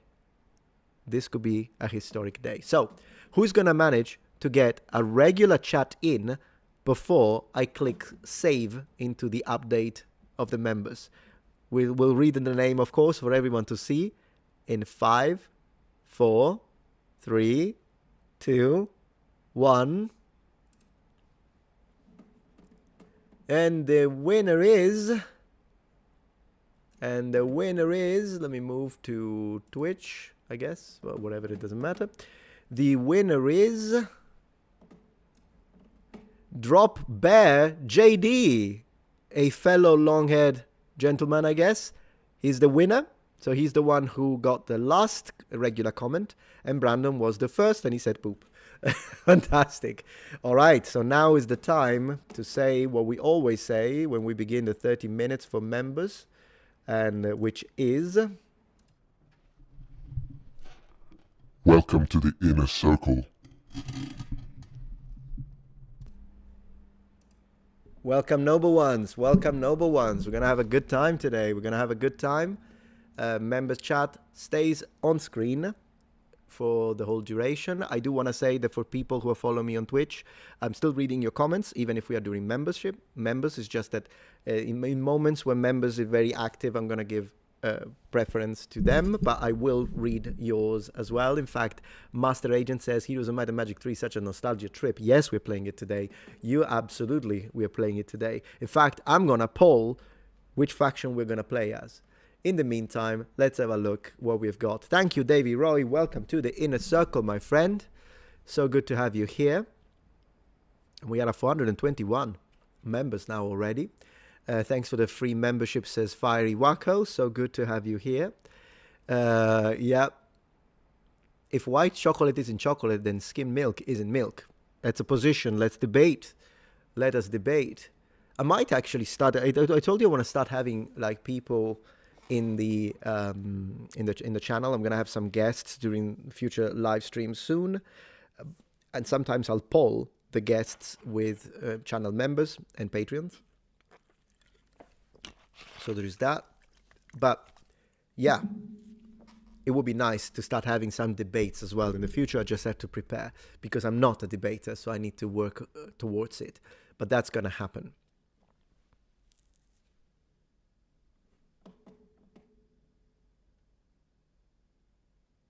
So there is that. GG Drop Bear says Legato on Twitch. Thank you very much.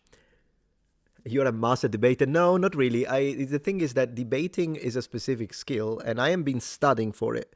You need to recognize the fallacies. You need to be quick, which can be actually to the detriment, by the way, of establishing the truth sometimes, because just because someone wins a debate, it just means that they were the most skilled debater. Sometimes this correlates to the fact that they may also have the truth, but other times, unfortunately, what that means is simply that they were just the most skilled debater.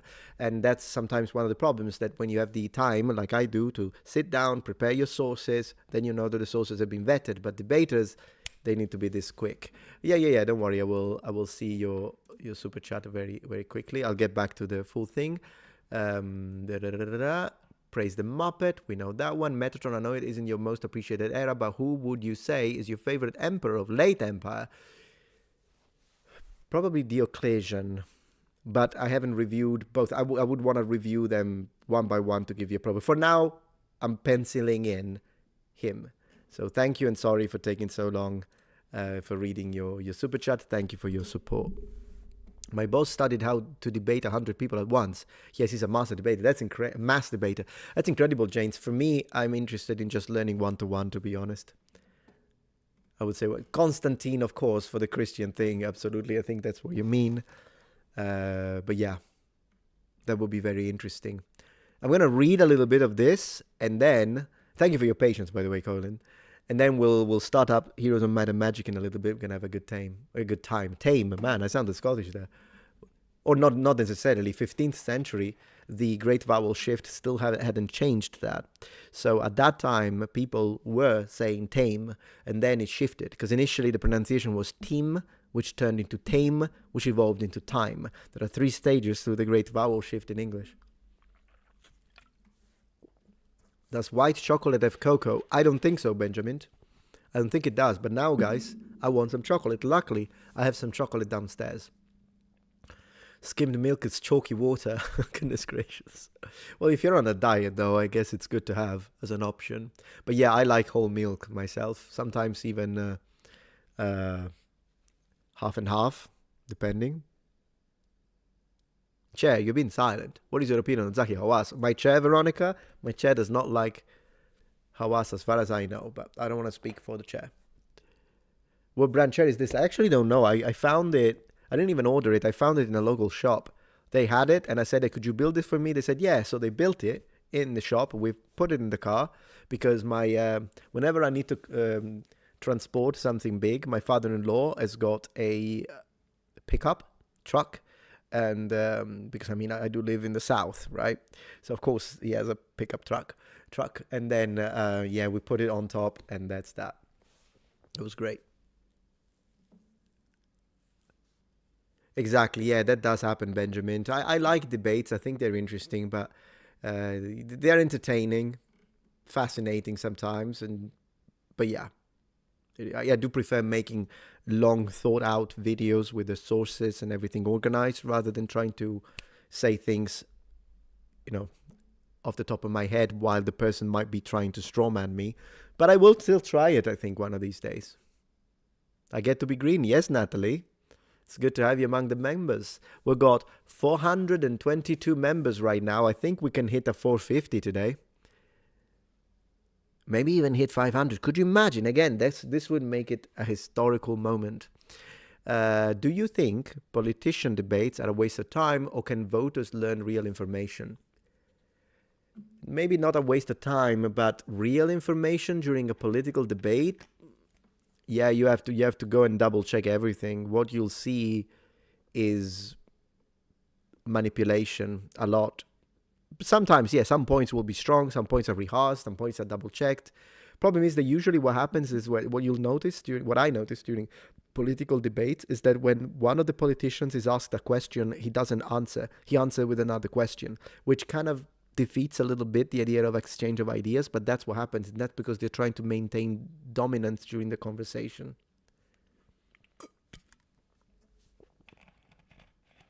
Yeah, you don't have to... Yeah, you're absolutely right. Aloha. Boy, aloha.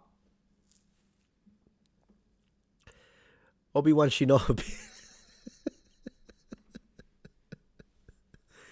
Oh, Obi-Wan Shinobi. Not a Jedi Knight, a Jedi Shinobi, a Jedi Ninja. Obi-Wan Shinobi says, I'm glad and grateful I could catch you live. I just got out of work and just happy to see this live and relax. Fantastic. Hope you're in good health. I am, and in good spirits, 100%. May God bless your endeavors. Thank you very much. Very appreciate that, Obi-Wan Shinobi. Incidentally, my wife and I have been watching Star Wars lately. That's what she wants to watch. What are your thoughts on Minute Man? So Milo Rossi has been very nice to me. He has mentioned my channel very positively. And so, yeah, I like my Minute Man up to now. And I know some of you like him, some of you don't. That's fine. But with my own personal experience, I don't agree with everything he says and his positions. But up to this point, with me, he's been very graceful. So I usually reciprocate. Considering to what I'm used to, you'll have to imagine that when I see that, I'm like, oh yeah, that's a nice change. That's a nice change. To see someone who doesn't call me a fascist, it's a nice change. Or someone doesn't call me with the Wokatron, because I do get, depends on the video. Man, the Wokatron was that the Metatron was good, but Wokatron has a ring to it. What can I say? Clone Wars is the best Star Wars series. We started from the very first one. We're having a good time, man. Han Solo in the canteen, I loved it. I do think that rewatching the old school, particularly the scene in the canteen with Han Solo and the two droids need to stay outside, and then Luke Skywalker gets ambushed by the alien, that the whole situation, man, it really is reminiscent to Mass Effect, which means that Mass Effect must have got a lot of inspiration from the original Star Wars in the way they organize the races and the interactions between the alien species. I love Mass Effect, the 1 and 2. 3 was... No, 3 was good, but 1 and 2 are my favorite, and Andromeda was a mess. Debating can be like playing chess with a pigeon. Yeah, I know exactly where you're going with that.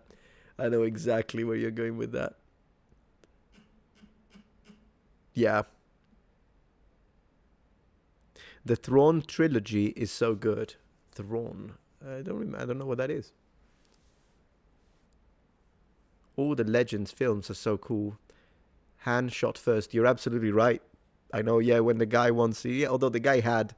The alien bounty hunter had said that he wanted to off him. So I guess at that point it would still be self-defense, in my opinion. He did shoot first, that's true. But the guy did say that he wanted to off him. And had held him at GUN point. So there is that. Self-defense Han Solo. Yeah. Thrawn's trilogy is a set of extended universe Star Wars books classics. Oh, very cool.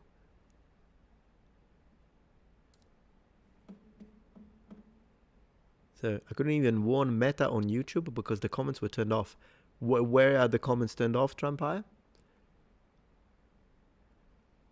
Han was a ruthless scoundrel, but also a likable sort otherwise. Yeah, also because the mannerism is so vintage for us now, because when were they shot? Early 80s, late 70s? Probably early 80s? I don't actually know, but it's you can see that the way they speak, you will not speak like this to me. Like the way they speak is so vintage. And at the same time, though, it's supposed to be futuristic. So it's an interesting discrepancy that I still find endearing. Early 70s, man, it's even older than I thought. So 1977, second Death Star was destroyed. Okay, cool.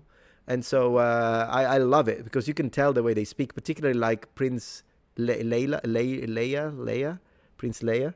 She speaks like a woman in the 50s almost. She probably sounded vintage to them. And I will speak with you no more. And I'm not interested in what you have to say to me, Father. She speaks like that. Princess, yeah. Didn't I say princess? Did I say prince? No, I meant princess. Princess Layla. Yeah, maybe I didn't pronounce it right. I know that it's princess. I know that. Well, I'll rewatch it and maybe you're right. Maybe it's a little bit of I mispronounced it. So, yeah. Yeah, early 70s says Jarlax, exactly. On YouTube, you have subs only. Yeah. And someone sent a chat message regarding... Oh, did they? I didn't see that. I mean, super chats can still go through even if there is members only. Super chats are still allowed in the system. It's just how it works. Yeah, I know, Metachad. I know, it's funny. What can I tell you? It's late. Yeah, give it to Disney. They'll do it. Are you in the Jar Jar Sith Lord thought camp? I don't know what that is, so no, I have no idea. 30 years earlier, Darth Vader would have been tying Layla to a train track. Tying? Oh, yeah. I see what you're saying. Yeah. Is Jar Jar a Sith Lord? Yeah, I don't know what that is. Formal debate, they poll the audience, right? You're right, yeah. Nerd card revoked. Sorry, man. I am a nerd, but I'm a nerd with a little bit of other things usually. Star Wars, though. You know what I love about Star Wars? Knights of the Old Republic. That's what I like. Knights of the Old Republic. So there's that. Thank you, Vlad Stein, for supporting the stream. Do you think Romans were planning for the future to survive by creating the Roman Catholic Church? State becomes religion that can exist within other borders and survive time itself. I don't think it was planned, but there are some strong connections between the Catholic Church and the ancient Romans. In fact, some of the practices of the Catholic Church are pagan in nature. Even the whole incense thing, or the fact that they were purple. A lot of the stuff is clearly coming from an ancient Roman perspective. I mean, the Curia, where they all meet in the center of the Catholic Church, that's a Roman establishment, and it's secular in nature.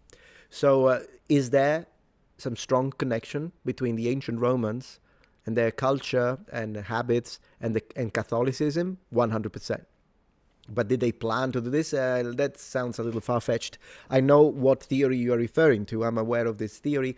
Some people do say the ancient Roman Empire never fell. They just became the Catholic Church. I see where they're going with that. I'm not sure if I subscribe to that, but it is an intriguing thought. It is an intriguing thought. We could explore it on a video if you think it's interesting. In fact, let me know in chat. If I see enough people that think this is interesting, I might consider it.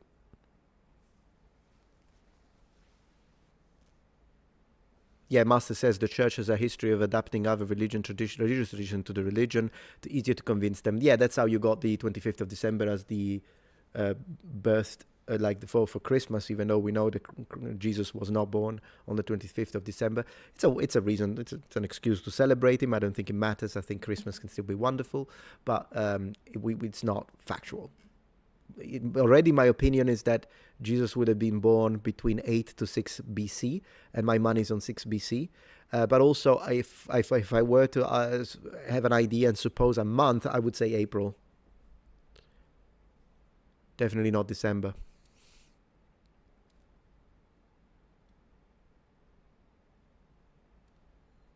Greetings, David Lopez. It's good to see you here.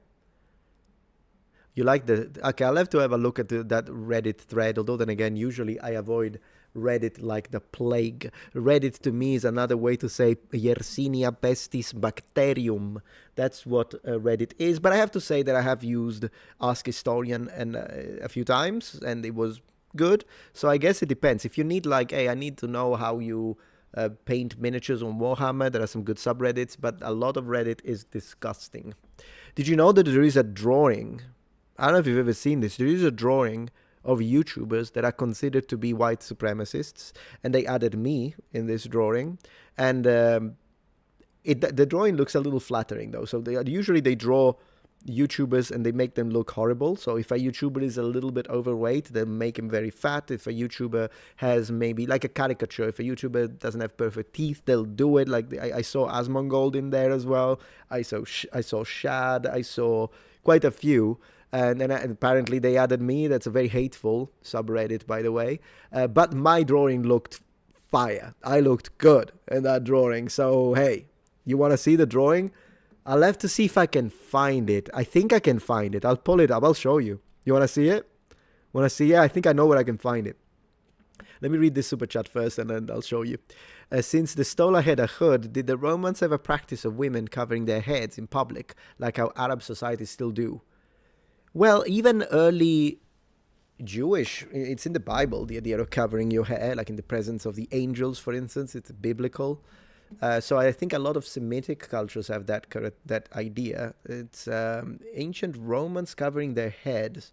We do see it sometimes, but I don't think it would be on the same level. But I'll ask my leader researcher, because he's really good with details like this. So definitely we're gonna see it. All right, you wanna see it? I'll show you. Let's step for a moment into that horrible. Then I'll put it back on screen. But I gotta show you what we are talking about. You want to see the drawing? I'll show you the drawing. The fact that they put me in that drawing, I don't particularly care. You know why I don't care? Because I have my connections. I have my ways to do research. And yeah, I found it already. But with that being said, this is the drawing that we're talking about. And as you can see, we've got because Asmongold, top right, I gotta say it's quite accurate. Let me see. We've got Nerdrotic. We've got Shadiversity. For me, they gave me the horrible symbol of this swastika, which I don't appreciate. But apart from that, they got their hair right. So, yeah, I'll take the drawing. I think the drawing looks pretty cool. We've got Critical Drinker here. Who else have we got? Endymion. By the way, I've spoken with Endymion. We had a disagreement on on something. I don't even remember what it was. He was very respectful. He even said, yes, you're right, and I'm wrong. He accepted my correction. And since then, he's been very nice to me. So I don't agree with a few things that he says, but I have to say that he's behaved very well. So I have no problems with Endymion at this point. We've got the Quartering. Who else have we got? They got the chair right. We got the chair right. Who else have we got? Vara Dark. They did not give her justice. This does not look like Vara Dark at all. Do you guys know who Vara Dark is? I understand that some of you, because of your personal politics, you will not like the creators here, and that's fine. But this is too much, isn't it? These symbols are a bit too much. Hello. Your Grumps? Oh no, not at all. Not at all. Hi everybody. Hello. So let me switch to full camera so we can say hi to the wife. What's this? It's basically like a subreddit that's saying that all of these are white supremacists and NA's AI. They put me as well, Shad, a few other creators, but here we are. Yeah, it's nothing. It's stupid. Goodness. It's stupid, but I do look good. I'll give him that. Apart from the symbol that I hate, but I do look good. They got the hair right. This is Asmongold, of course, he's here. I don't even know what to say. Like, I have things I want to say, but I don't know if I'm allowed. Maybe we are live, so maybe we're gonna be careful what we say. But here we are. Okay. Why is there a cat? Where is the cat? Alatori. Oh, I have no idea. It's probably creators that I don't know. This one. Yeah, I don't know. I don't know. You don't know who that is. I don't know who that is. I don't know. I know a few of these creators, but I don't know all of them because I don't watch. I do watch Vera Dark. I don't watch Endymion, but I've spoken to him, and I was saying he's very like anti-woke. Oh yeah. He's that type of creator. Gotcha. But with me, he's always been very nice. So I have zero problems with Endymion. Look at Shad is here. The Asmongold looks exactly like him. It looks just like him. He looks just like him. It's What's insane. his real name? Does anybody know? Hi, Chad. Yeah. Everybody. Gosh, what's his Howdy. name? Howdy, darling. Oh, thank you, bud. Hello. I come with this, Oh, hey guys, I got some cheese. but only if you Thank you. need it. And yeah, I'll have some cheese. Absolutely. Hi, everybody. How are you doing? Oh my gosh, you got 20. Is that 20? I know we got a lot. We already are at like 422 members. Gosh, you guys. And yeah, freaking people have been incredible. Baby Bell, to everyone who's become a member and to anyone who's gifted membership, guys, you rock. Thank you so much. Hi, Twitch. Meta Wife, yes. Dreamer Heart Cat, Legetu, hello. Man, Legetu never misses a stream. Is I insane. know. I see their username all the time. Trampire, that's a cool name. Love those. I knew too. I love the Baby Bells. The cheese makers. Yeah, Yes. Evil Black has been very generous. Thank you, Evil Black. Thank you so much for all of your support, just everybody and the support. It's just amazing. I'm so grateful. We're so grateful. You don't eat the wax? No, you're not supposed to. Are you? I don't think you can eat it. I mean, you can in the sense that you are able to. Yeah, but I don't think you can. Enjoy this French delicacy, yeah.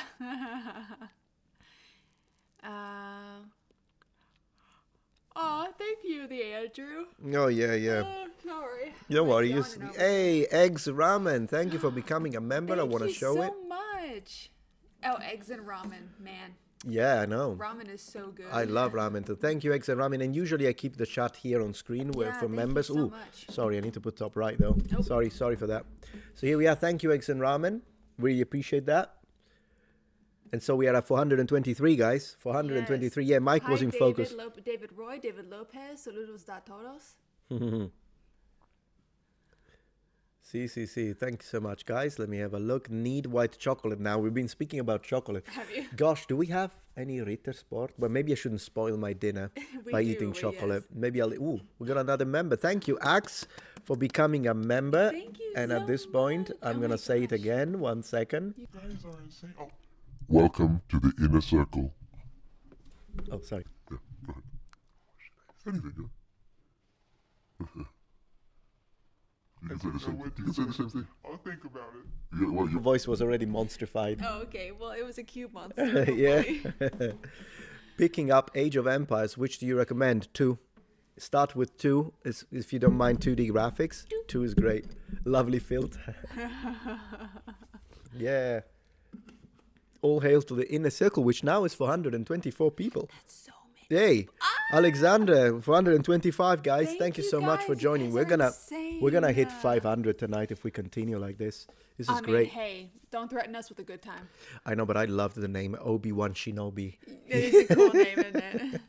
That is a really cool name. Could you imagine hitting 500 tonight? That would be insane. That would be it was historic. Literally. That would be historic. But anyway, I'm already very grateful for everything Oh we my have gosh, achieved, for guys. sure, absolutely.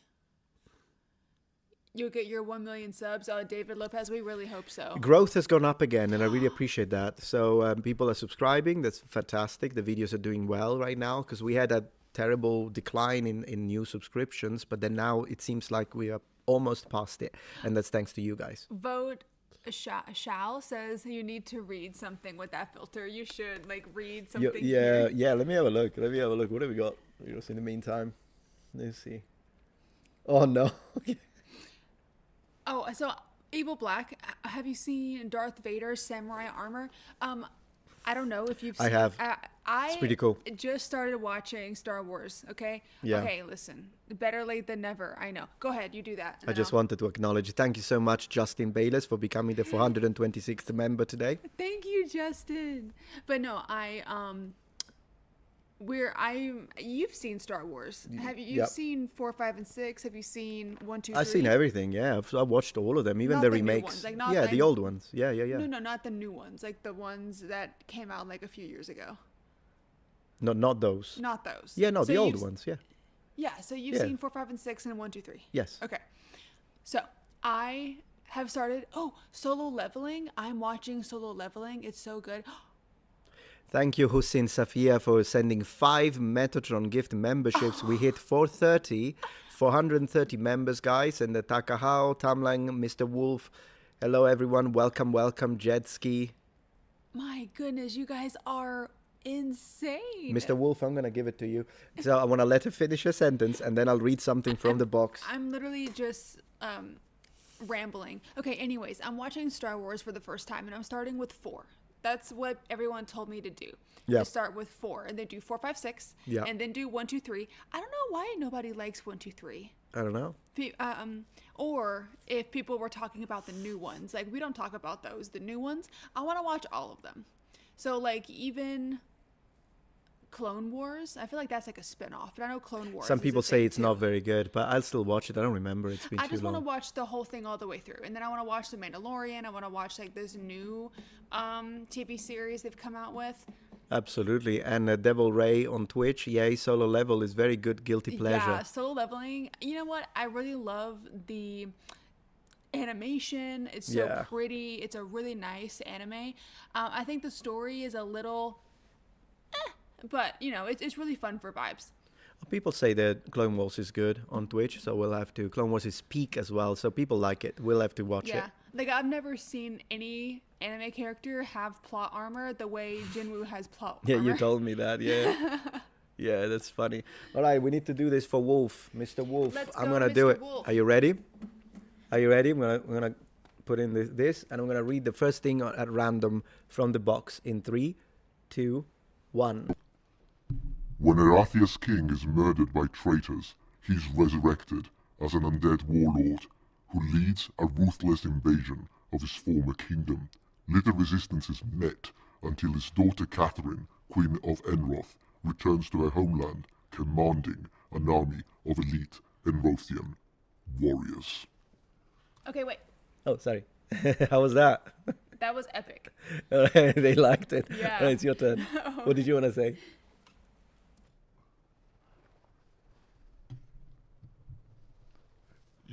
I don't want to get too close. You guys are the best. Oh, I need to try to I'm laugh. so cringy. Oh, let me try to laugh. I'm gonna try to laugh, guys. Yeah, I need to do that. So I'm just gonna read this very quickly, a little bit, and I'll say, murder. treachery, resurrection, savage battles, and ultimate freedom. Oh my god, that was really good. That was good. I don't know what it sounds like, but that was a good laugh. Thank you. So I practiced it. Your best cringe. Yeah, cringe. Yeah, of course it's cringe. That's yeah, not we are. me. Oh no, you're not cringy. But cringe is good. So Cringe is metal. so metal. Yeah, let's go. Oh my Man, God, Heroes that's of Might and Magic with the distorted voices, I think is perfect.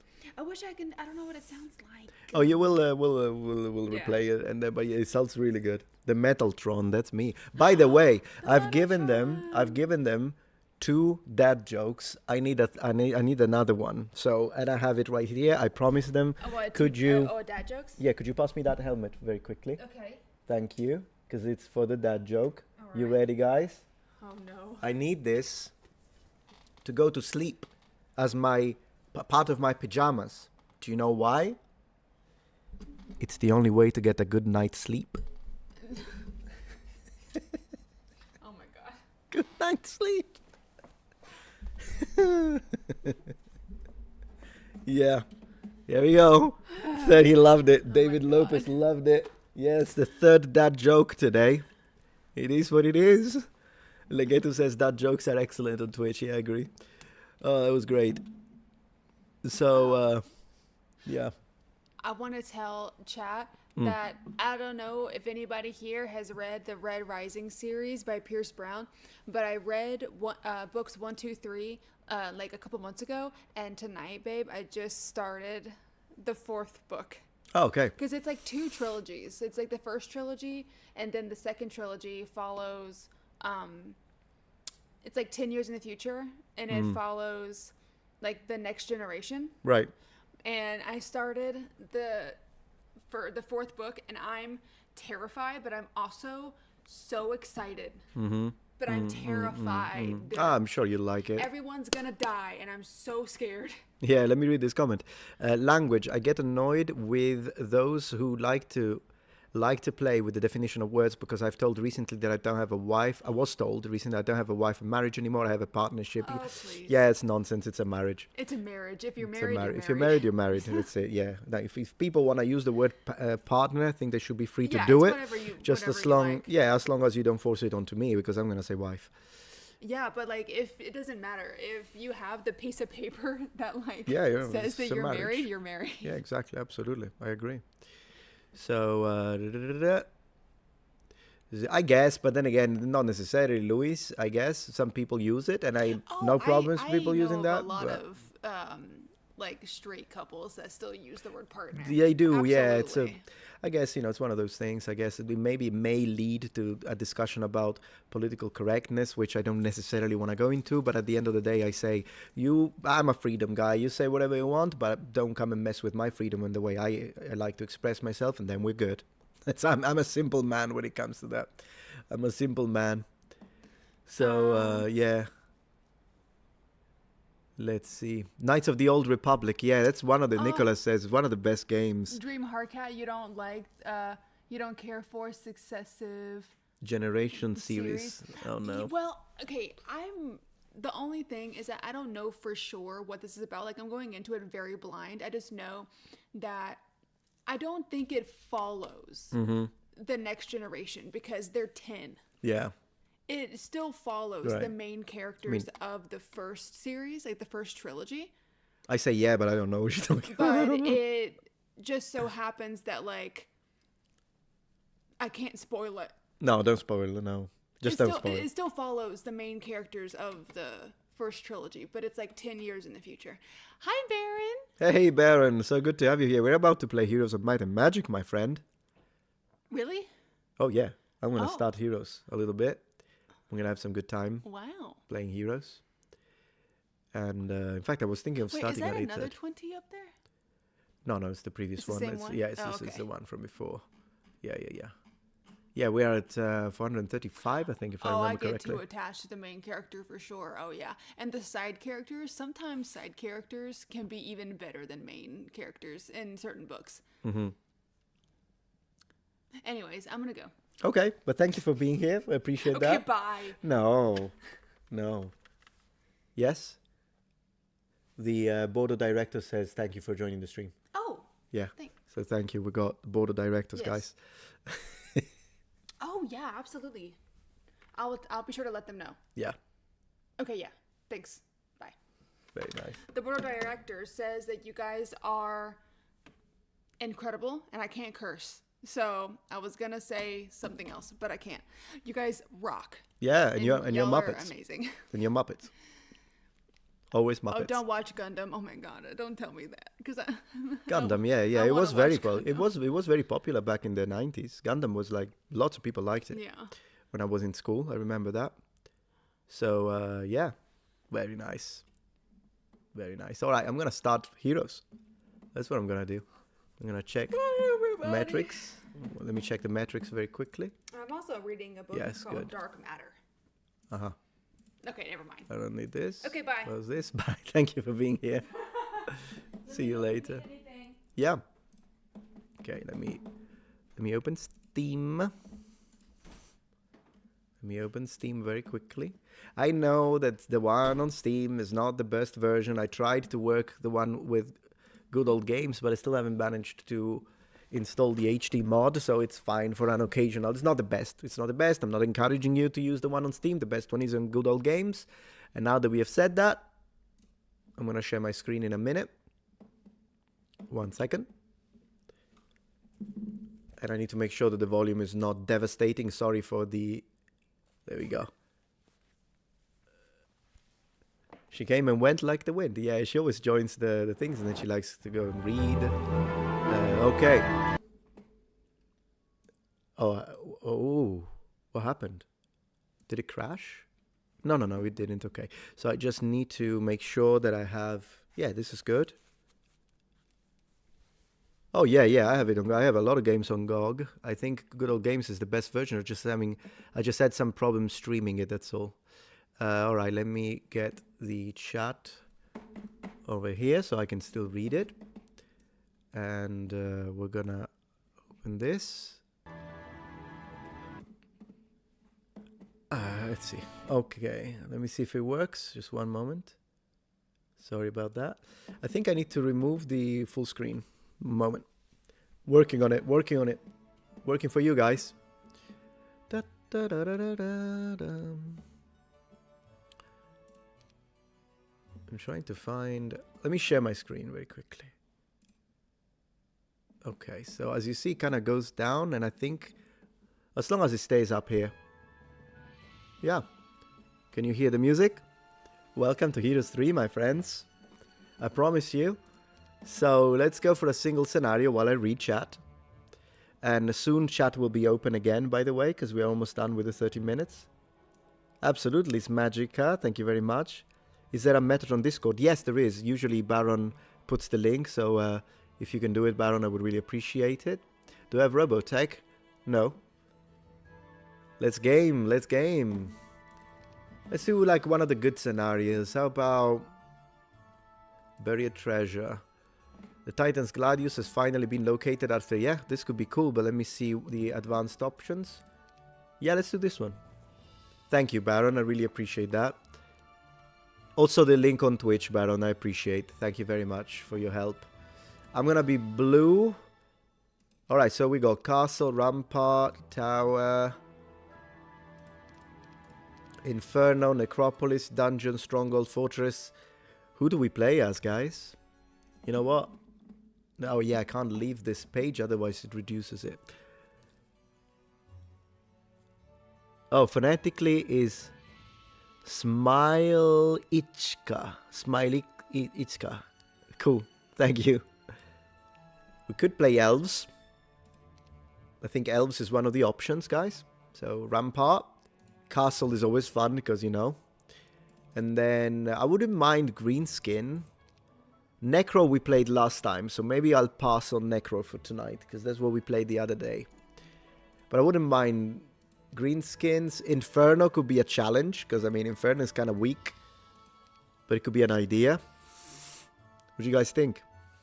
I'm going to poll it. So this is what I'm going to do. I'm going to do a poll. So the image will be, unfortunately, removed for a second. Apologies for that.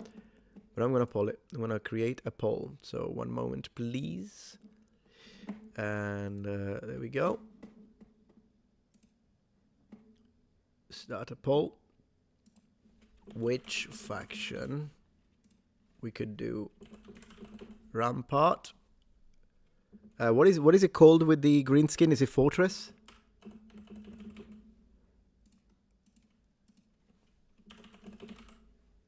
Inferno, or I guess Dungeon. I'd say one of, or Castle. We always have to. Oh, I can't. It can only be 4. Well, let's put Castle instead of Dungeon then. Polling it. One thing that I would like to do, I don't know why, but on Twitch, polls don't seem to work, but I'll try to see if it works tonight. I'm trying to see if it works, guys. Let me see.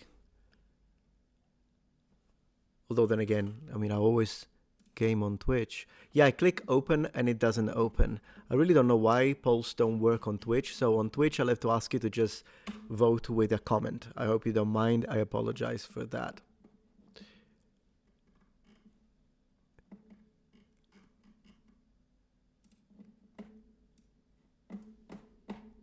What have we got? What have we got, guys?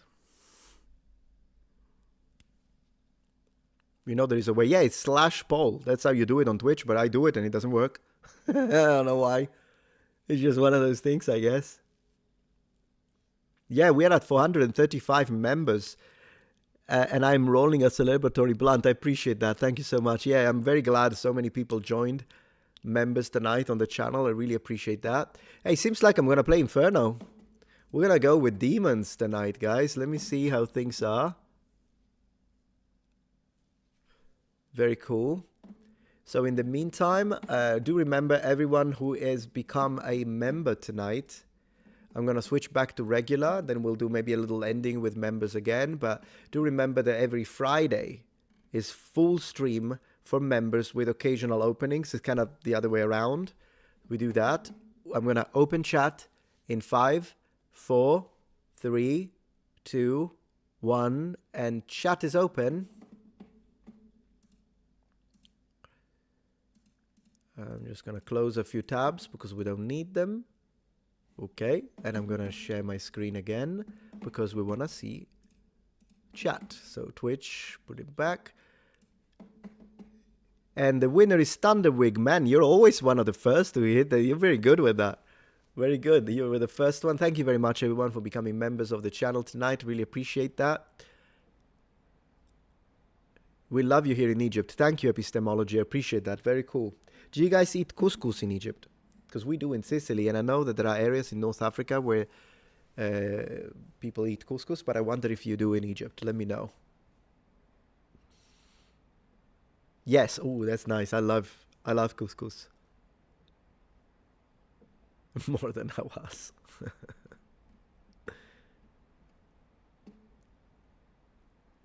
Yeah, of course. People who are already members have their own channel on my Discord. If you're a patron or a member, there is a bot that checks, and then you can enter as long as you are connected. As long as your Discord is connected to your YouTube channel, which is very easy to do. There are plenty of videos that teach you how to do it, but it's very simple. Then there is a bot that checks, and then you can enter your own section if you want. You have your own channel for members. So a lot of people became members. That's another one of the perks of memberships to the channel. I'm gonna have to make a video just to let people know. Okay, we're playing Inferno, guys. I'm ending the poll. We're playing Inferno. Thank you very much. Very much appreciated. Hey, I haven't played Inferno in a while. This is going to be fun. This is going to be really fun. Do you think that there is angels imprisoned under Rome? No. No, I don't. We need to play a red then. That's a cool thought. Is the music too loud? Heretic. Sorcery. I kind of like this guy. Sulfur. Ooh, +1 sulfur is good. I'm getting him. And then we start with resource. The rest we do random, so we don't know what we're going to fight. I'm going to play normal because I'm not that good of a player, but I do enjoy it. And I'd say, let's begin. According to the many scrolls and texts your sages have studied, the greatest clue surprisingly came from a children's story, Tim and the Terrible Titan. In this story, blah blah blah, we know there is something we need to find. The Gladius, guys! Gladius! Alright, so welcome, guys. Welcome. Gonna have a good time tonight. Okay, what have we got? I don't need all of this light.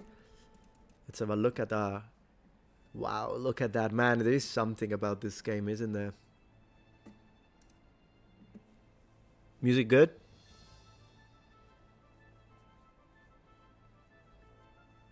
The Twitch category. Ooh, I need to change the Twitch category. Thank you very much. You're gonna lose screen for a second, but I do need to change it on Twitch. I appreciate it. Thank you very much. Heroes of Might and Magic 3. And then let's play Heroes. Okay, it's updated on Twitch. Thank you, Talos the King. Good evening, gang. Metatron, did you hear that no tax on tips policy includes super chats and Twitch donations? Thoughts? Really? Well, if that's true, then fantastic.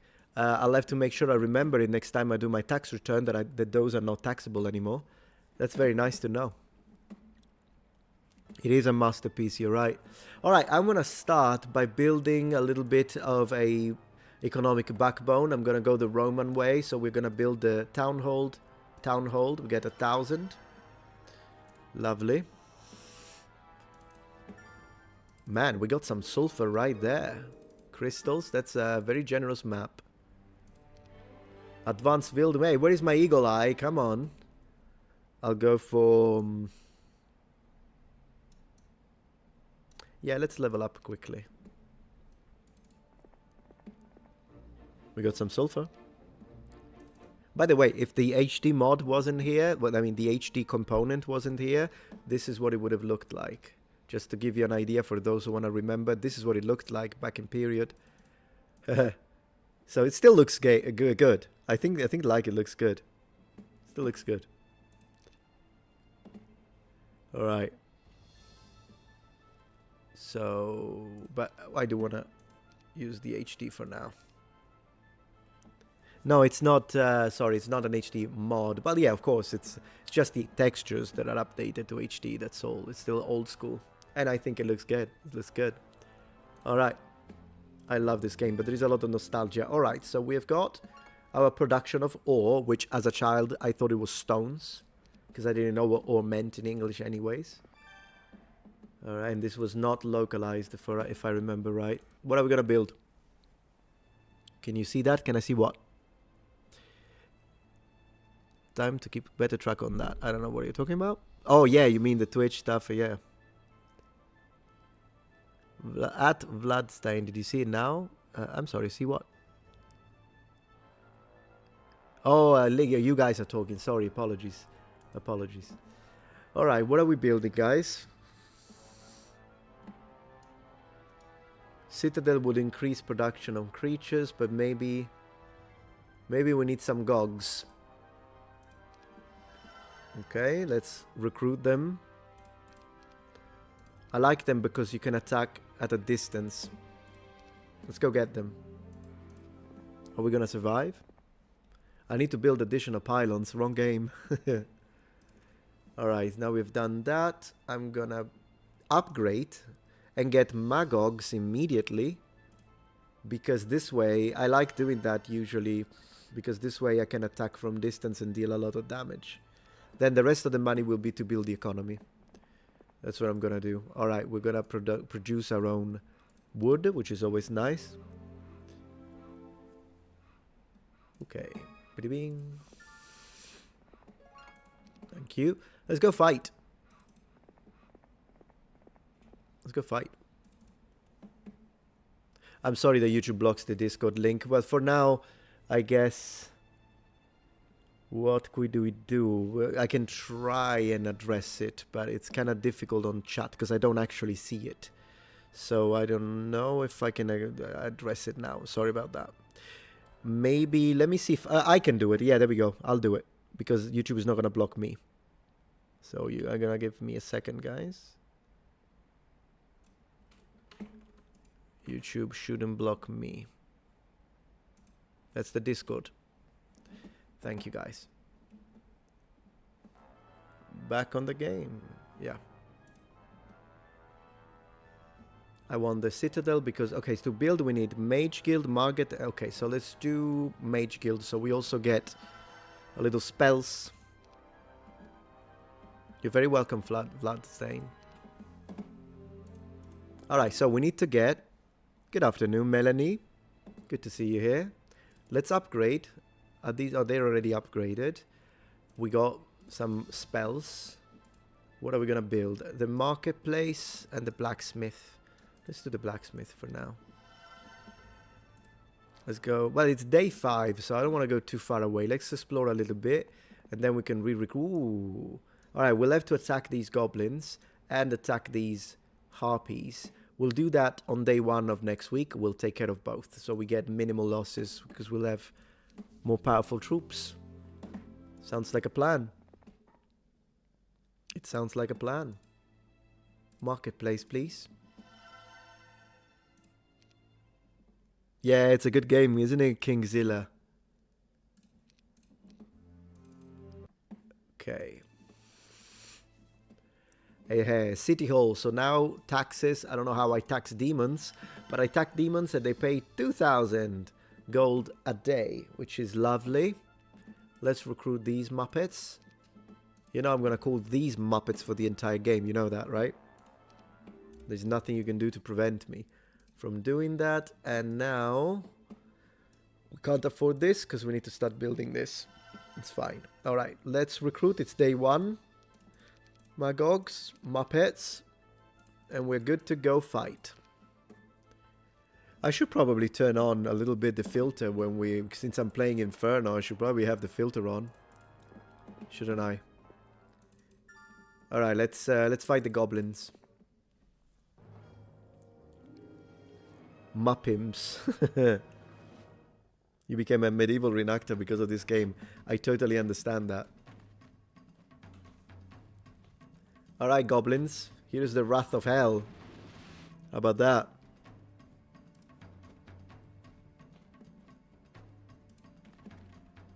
Fire.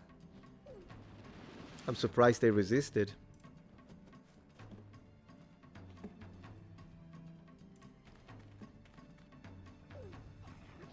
Eat them up, eat them up, up.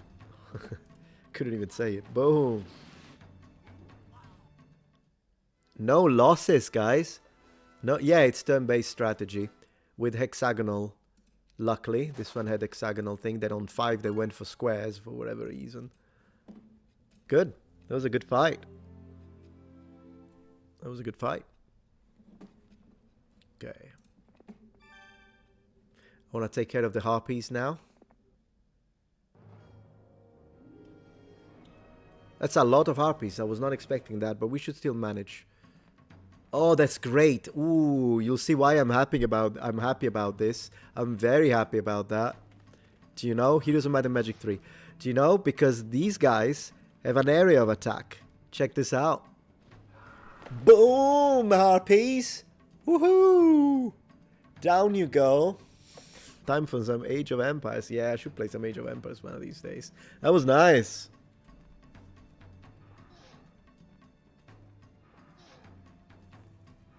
They are cannon fodder, so I don't particularly care. Magic-wise, maybe let's use this. Let's take care of these. So now I can shoot, because otherwise they would have prevented me from shooting. I need to be careful, because do we have friendly fire with these? Maybe. That's fine. The Muppets attack, and I think that's the end. GG. Nice.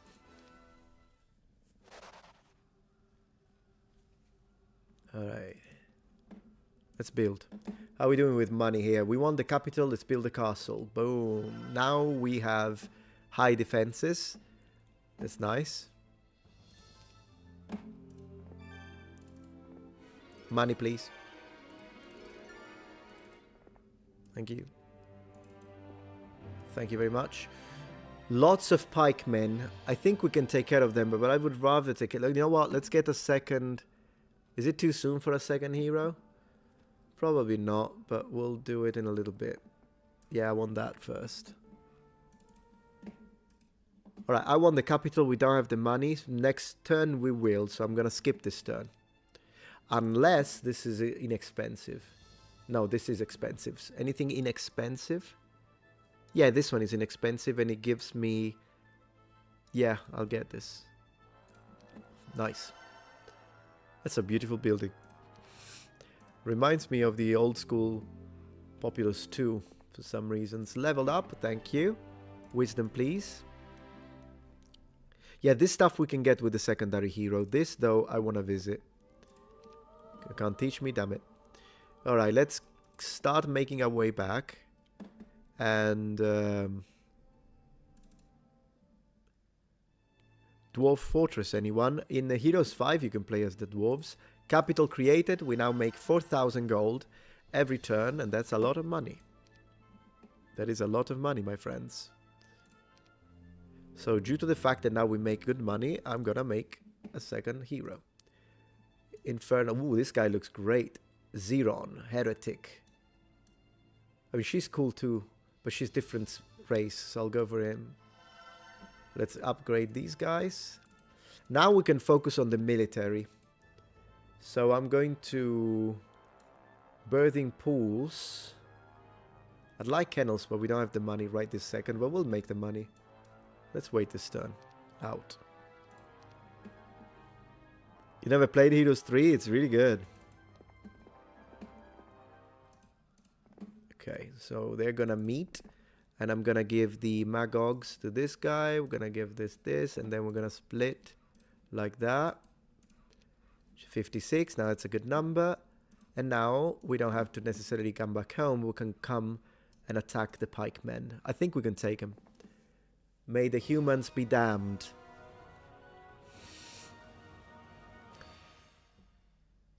I need more custom emotes. I'll work on them, Devil Ray. Absolutely. Alright, let's wait on them. Fire! Not as much damage as I would have wanted, so we might need a little bit. Let's cast a slow. Alright. Great. Fire. Fire, literally. I'm not a huge fan of tower, to be honest. Rampart is my favorite. Castle would be second. Oh, I can't. Can I do this? No? Oh, it's fine. Alright. Yeah, now they are not a problem anymore. I think this went very well.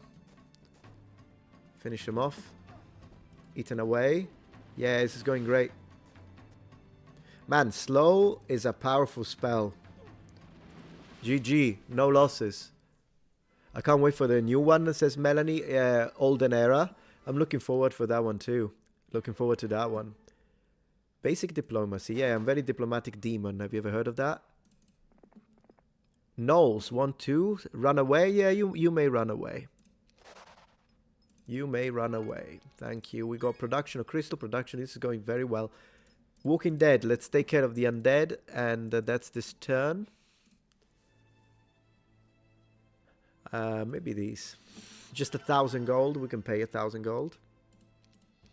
You see how quickly money goes? That's why I've been focusing on building the economy. Because otherwise, you know... Ooh, zombie want to... Yeah, zombie can come in. Not a problem. We like zombies. We don't discriminate. We don't discriminate. Okay, this stuff I'll have the second hero. Pick it up. I think we can explore the east now. Second hero. Let's pick everything up. Let's get the money.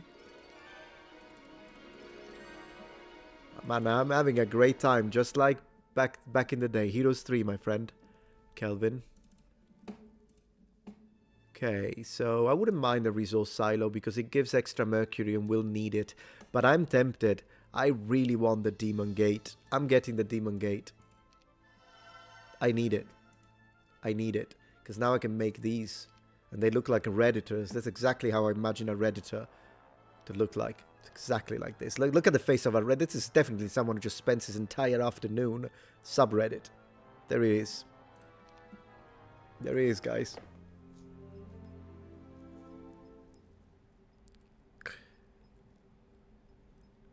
Yeah. Okay, so let's go home with the main. Pick up new army. And then we go invade the east, because I think this way we can start figuring out who our enemies are, because we still don't know. Metatron, do you plan to respond to the new video from Duke It Out? I'll have to watch it. We'll see, Carlo. I'll watch it and we'll see what he said. But usually he has made some good points, but other points he made were, in my opinion, complete nonsense. So it's kind of a mix thing. But yeah, I'll check it out. What else does he say? That I'm a white supremacist, right-wing grifter, isn't it? Well, I don't want to say it because maybe not. Maybe this time it will surprise me. And I'll be like, you know what? He changed and now he's looking at things in a unbiased way, and maybe I'll praise him. I'll do it. I'll praise him if he changed the methodology. If he's back to Metatron is a right-wing grifter, then sorry, but yeah. It is what it is, guys. Fire Lake, or this would make Fiends. But Fiends are nice, but Fire Lake. I'll make this one. I'll make this one. Man, we're gonna have a good army. Let's see.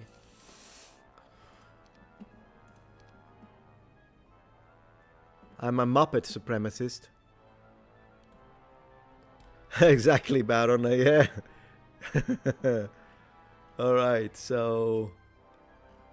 Yeah, honestly, Baron, if half of what Duke accuses me of was true, you wouldn't be a subscriber of the channel. I can tell you that much. But regardless, again, I don't want to strawman the guy. Maybe he made good points.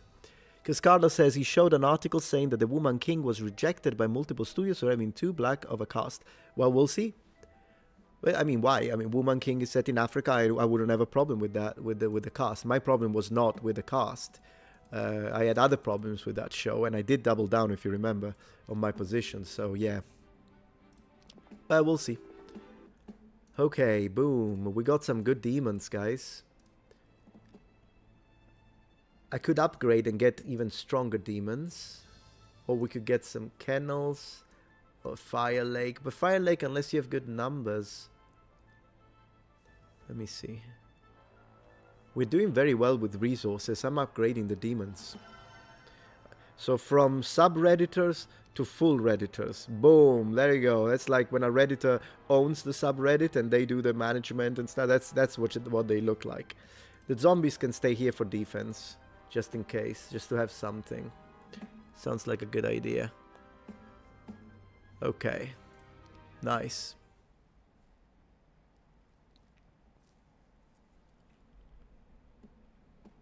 All right, so keep getting stuff. Thank you. And I think we're doing well. And day one, I need to recruit. Let's recruit. That's a good army already right there. Okay, lovely. And I can't do anything. All right, let's go. Let's go for some conquest. Because this is nice. Let's go for some conquest. As I was saying, when I go to the east. And that's it. Yes, I did order Kermit Thunderwing. I did. Yeah, I'm a man of my word. It's on its way to be delivered. It's already been shipped. We got a Kermit on its way, guys.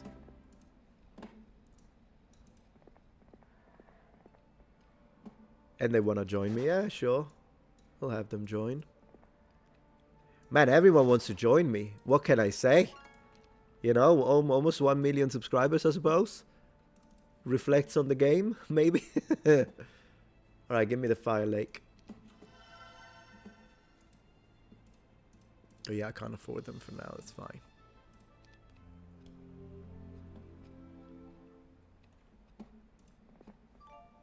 What did Kenzie think about what?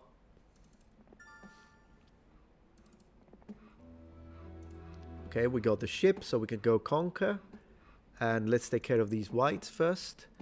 And there we go. Oh, Kermit. Oh, she's looking. She laughed her head off when she saw that I ordered Kermit. She did laugh her head off. It was great. It was an epic thing. It was an epic achievement, a historical achievement if I've ever seen one. Very, very epic.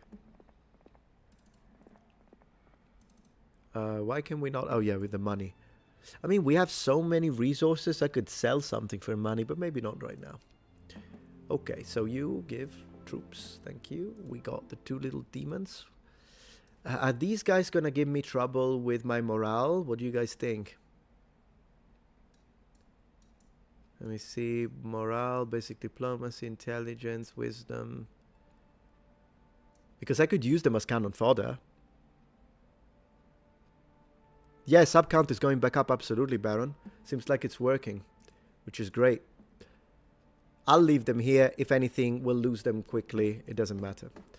Okay. So let's go into the boat and let's explore.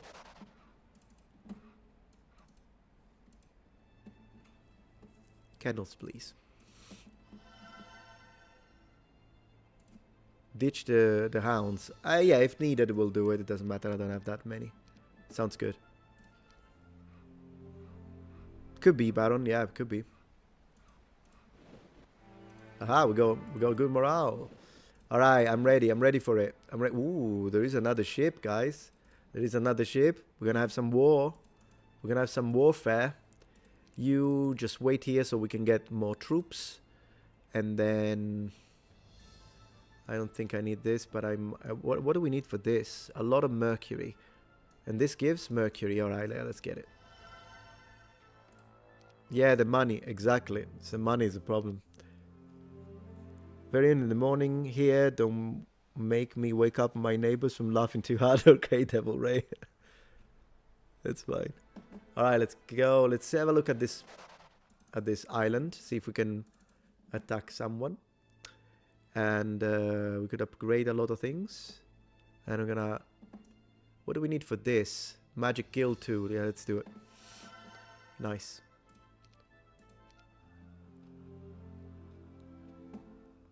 Yeah, I do want to try Funcom's new Doom thing. It sounds interesting. Ooh, Orc Tower. I don't really want to recruit Orcs, no, but I'll conquer them because I can take them from green player. Okay, I wonder if the green player is here. Okay, boom. These are troops from the pit, are troops that I really like. The pit lords, right? I think. That's what I thought they were, but whatever. Yeah. Okay. Nice. I have Xbox Game Pass. I'll have to download it, make some space. I don't care. Boom. Okay, what is this? Trading post. Ooh, this could be good for making money. This could be good for making money. 20 mercury and we have 15. I'll wait a little bit. What do you want for this? Just 1,000? We can do this. Yeah, sure. Thank you, Baron. Alright. Let's sell. I want mercury. I give you... maybe these? 1 to 3 is pretty good. Yeah, I'll give you 9. In fact, I produced them, so I can give you a little more. Already have enough mercury here. We can sell some sulfur for money. Sell some crystals. And I don't know why I don't have that many wood and stone, but I guess we can sell a little bit. Alright. They all run away. Okay. I think we're doing very well when it comes to the money. Yeah, I know we need... Yeah, oh yeah, you're right. We need a mercury to even recruit the devils. Here they are. Boom, we got our first devil, ladies and gentlemen. The devil. Okay, cool.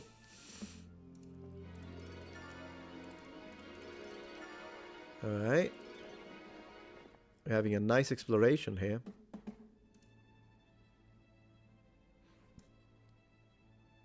This is for defense. Yeah, let's do it. Yeah, look at that cloud of smoke.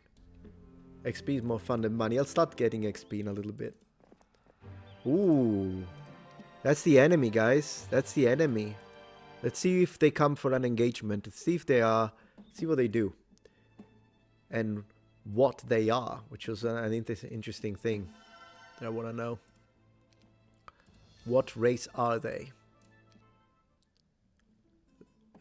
Okay. There are 2 ships. They are... Dungeon creatures. Okay. How... Not that many here, so I shouldn't be too worried. I'm gonna get into this ship and see if they come for an engagement. It's dungeon. In the meantime, back home, what does the castle gate do? Allows travel between inferno towns. Nice, okay, yeah, maybe later. I would like to upgrade the devils into archdevils. We're gonna need some time, so we'll wait. Oh, they're coming to my kingdom. We'll have to be careful. In the meantime, let's see if we can go fight them. Alright. Back home, how much defense do we have? Not a lot, but I think... Yeah, we don't have a lot, but if we buy another one of these, we can add those troops. I'm gonna do that. And I'm gonna mix these and put them here and then make them second tier. Yep. And this will go here. Here we go. And now this one is just an explorer. And I will send the explorer somewhere like here as a diversion. They will attack it. I don't particularly care.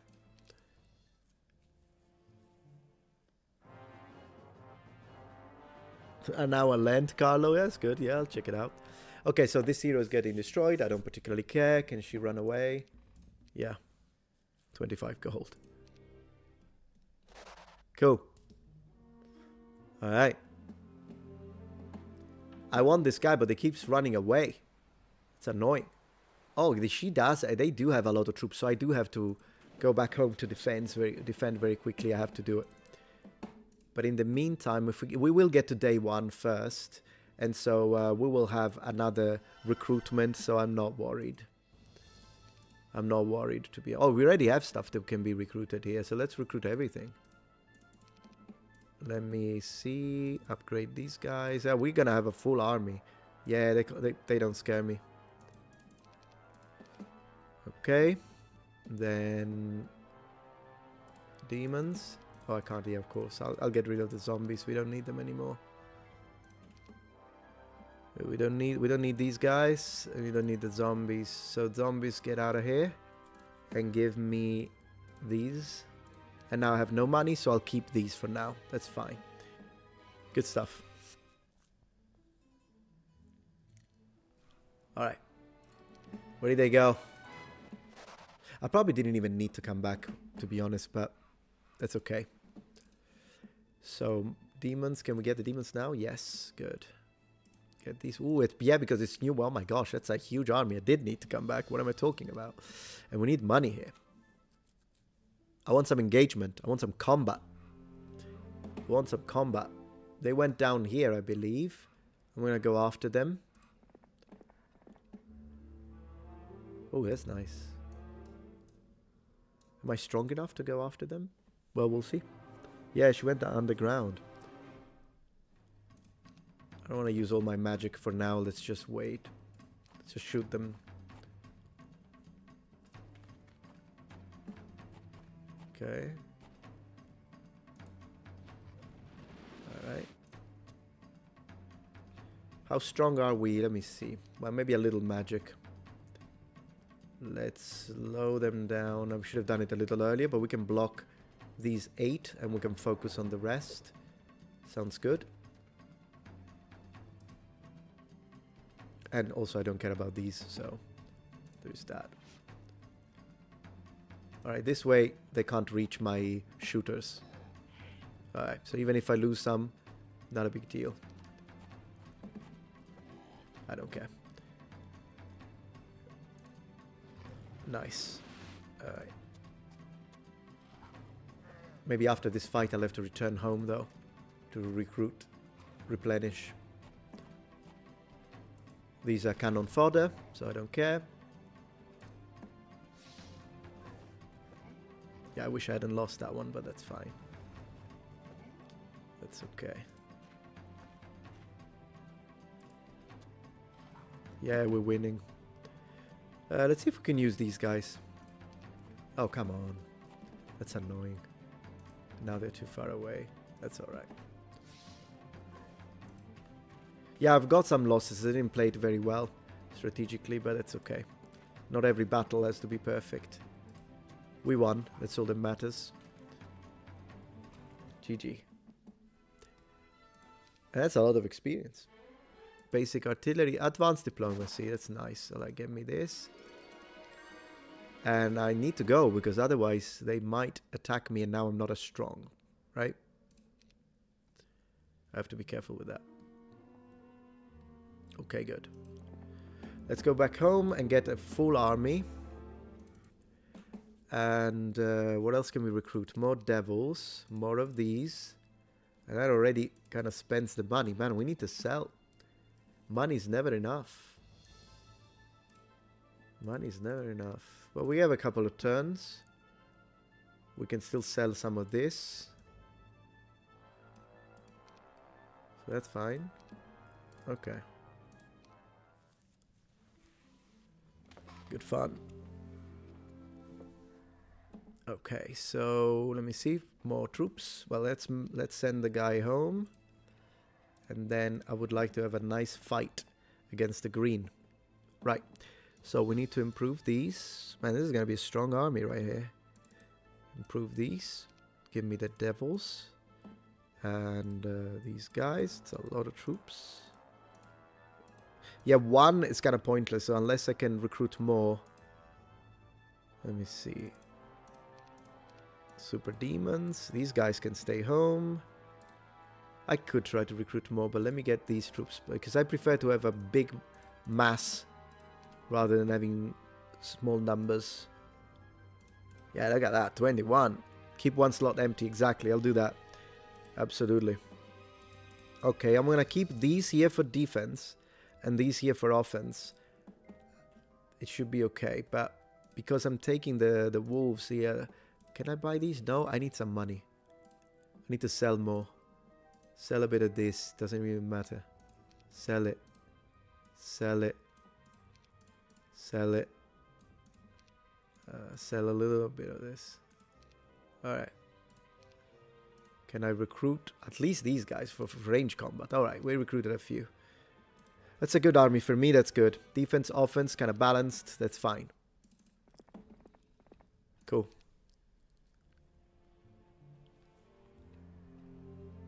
Okay, so these troops, since these can defend themselves now, I'm just going to go back to the sea and see if we can find their base of operation.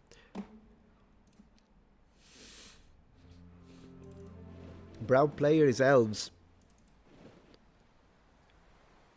We buy more troops now. Replenish our defenses. Yeah. Let's get some of these. Ooh, that's good. That's good. That's good. It was a good idea to leave one home then, so now we have a nice number. That's the elven player. No, that's orcs. Sorry, I thought it was elven, but it's kind of a mix. I don't even know. I think it's still elves.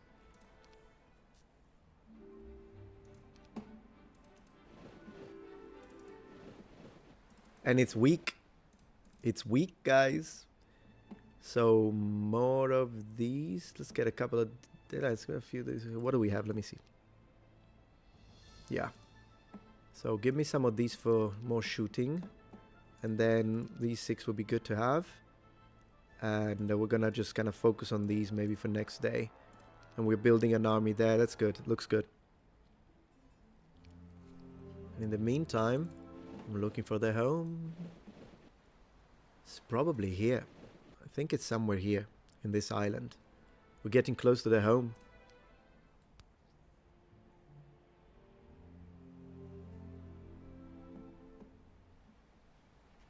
I'm gonna enter this island and see if we can find the enemy. In the meantime, give me some of these. And give me some of these. Sorry. maybe we don't need 31. Well, these are kind of nice to have. So for now, I'll get some of these. 56, man, that's a big army. I wish you could make longer messages for free. I tried my best to compress my last one. Let me know if you saw it. Message? I'll check it. I'm not sure where. Message.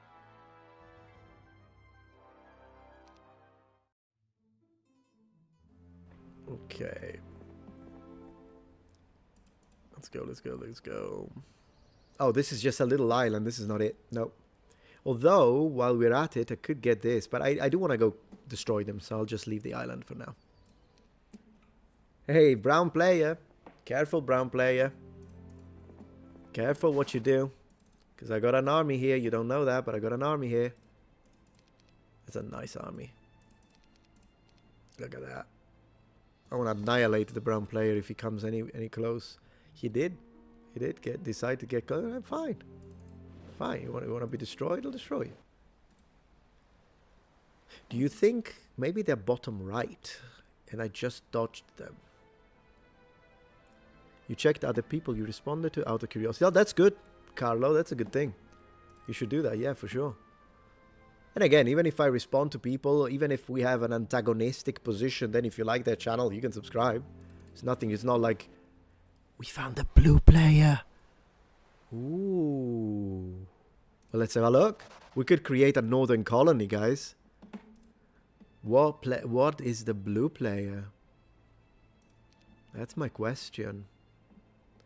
Alright, let's get rid of these 31. We don't really need them anymore. And let's get some demonic power. Then we'll remove these ones. Well, we do have the money already, so I'm going to get the kennel. We're going to do... Maybe what I could do is get another hero. I could have done it with a crossbowman too, but it's not a big deal. So we do this. Upgrade. Strengthened. This hero does this. That's good. Boom. Excellent. So now this hero, if he doesn't get destroyed, he's going to go around, look around places.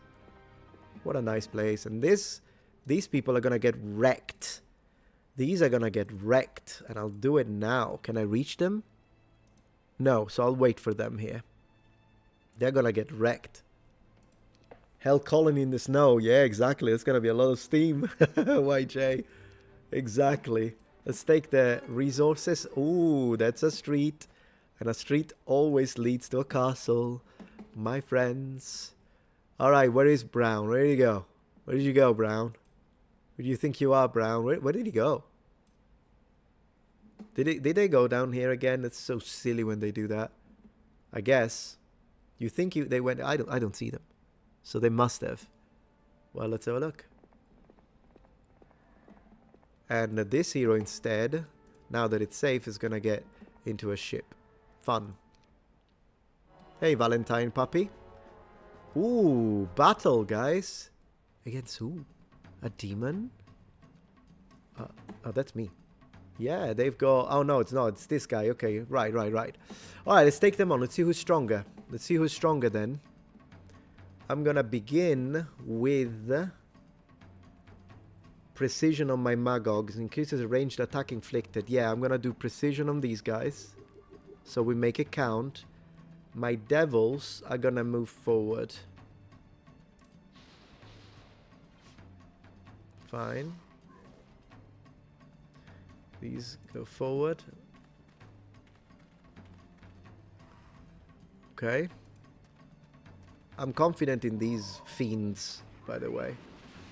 Alright, let's shoot them. I want to shoot here.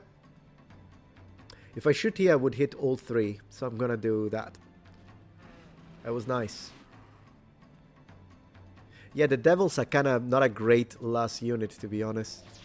But this is Inferno we're playing, so we know that already. Whatever. As long as we can win, let me take these guys out. So we are the ones with range. And then you go up. Alright, fire. Oh, I hit my guys as well, huh? Not a big deal, it's Inferno. In the Infernal... In Inferno we don't care. Mine not upgraded. That I don't appreciate. I'm gonna have to use some magic to deal with that. Let me see. Lightning bolt. Are these guys immune? Let's see. They're not. Nice. They do have numbers, but I think we can still win it. Nice. 1 kill. Alright.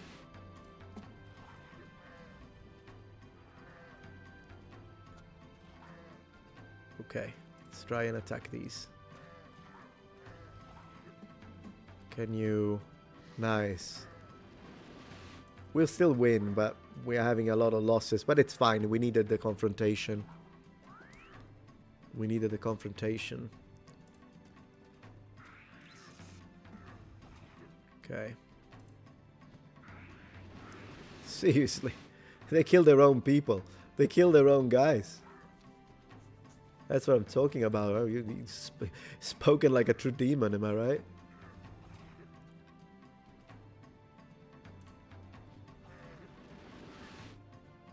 Do you think I can win it? I'm starting to feel a little skeptical, actually. I think I'm gonna lose it. Damn it. Can we do some more magic, please? Like, I can't? No, I think I might lose it. Let's see. I don't know. I don't know. No, maybe. Ooh, if I lose it, it's very close. Yeah, I think I'm gonna lose it because I can't take care of them. I think I'm gonna lose it. It's a shame. This was very close. Damn them. That's alright. Yeah, we lost it. Damn it. Damn it. Yeah, Heroes 3. So that was my offending army. So blue was very strong. Yeah, and I should have run. You're right. It's okay. Don't worry about it. I should have run. I mean, it wasn't that leveled up, but yeah, I should have run. Because I didn't think for a moment that that was my main hero. I thought this was happening here. So messing with blue was not a good idea, guys. Messing with blue was not a good idea, unfortunately. Well, that's okay. Anyways, let me see. I still want to fight. You know, kind of want to... Man, I want some revenge. I want some revenge. Could we take them on now? Yes. Let's see if we can do it. I want some revenge. I want to try it. And you go back to defend in case Brown decides to attack. I'll do that. But that did not go as anticipated. Invading army was blocked. Basically, we had a Teutoburg forest. That's what we had. We had a Teutoburg forest. Okay. I want to get there. They need to be punished. I'm going to try it. Just for the sake of a good story, guys. Just for the sake of a good story. I want to see if I can do it. Just out of curiosity. And I'm not going to blame it on Inferno. It was me. I didn't move tactically. I should have scouted. So it was my mistake, but it's fine. We just play for fun. Although next time I might play with my favorite faction. I can play them a little better. Do you think we can do it? Let's see. I'm almost there. Boom. Let's see what happens. They can recruit before I reach, unfortunately. But let's see. Because I did deal a lot of damage. Their army was destroyed. So we'll see. There we go. Here they are. 2 euros to funnel next week. Armies to Europe. Yeah, that's what I did earlier on. It's just that I made this mistake. Yeah, they have too many troops. It's fine. I'll die fighting. I'll die fighting. I gotta try it. I'm trying it. Let's die fighting, guys. Let's die fighting. They attacked. Okay. Bring it on. Bring it on, blue. Blue versus red. Why did he move the archers? Why did he not shoot? Oh, this is tactical phase. That's why. Okay, cool. No problem. Alright, let's use some magic on the archers immediately. Take them out a bit. Then I could do an immediate attack here. Or maybe I can try and move them a bit more strategically. Let's move them here. The devils as well. Okay. Colonel here as bait. Alright. Fine. This could be an interesting fight. Yeah, we need to get the elves out. You're absolutely right. Let's go do that. Yeah. They have too high numbers. I think after this one is going to be GG, but at least I lose. I finish fighting. I end fighting. That's fine with me. That's fine with me.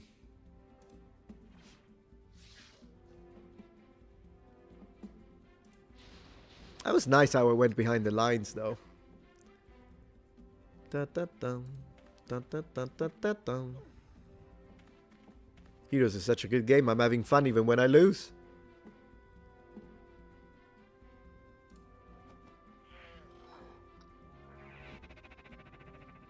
Yeah, I think, and I don't think it's, I think this is the end of it, but it's fine.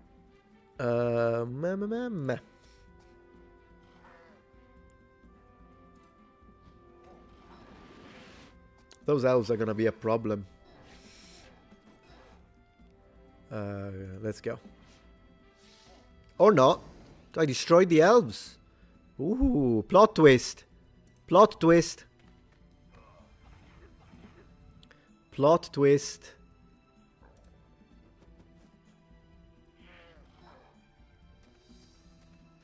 Yeah, zapped.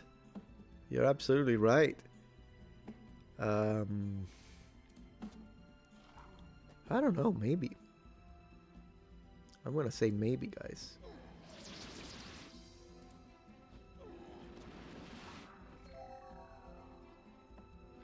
Bad morale?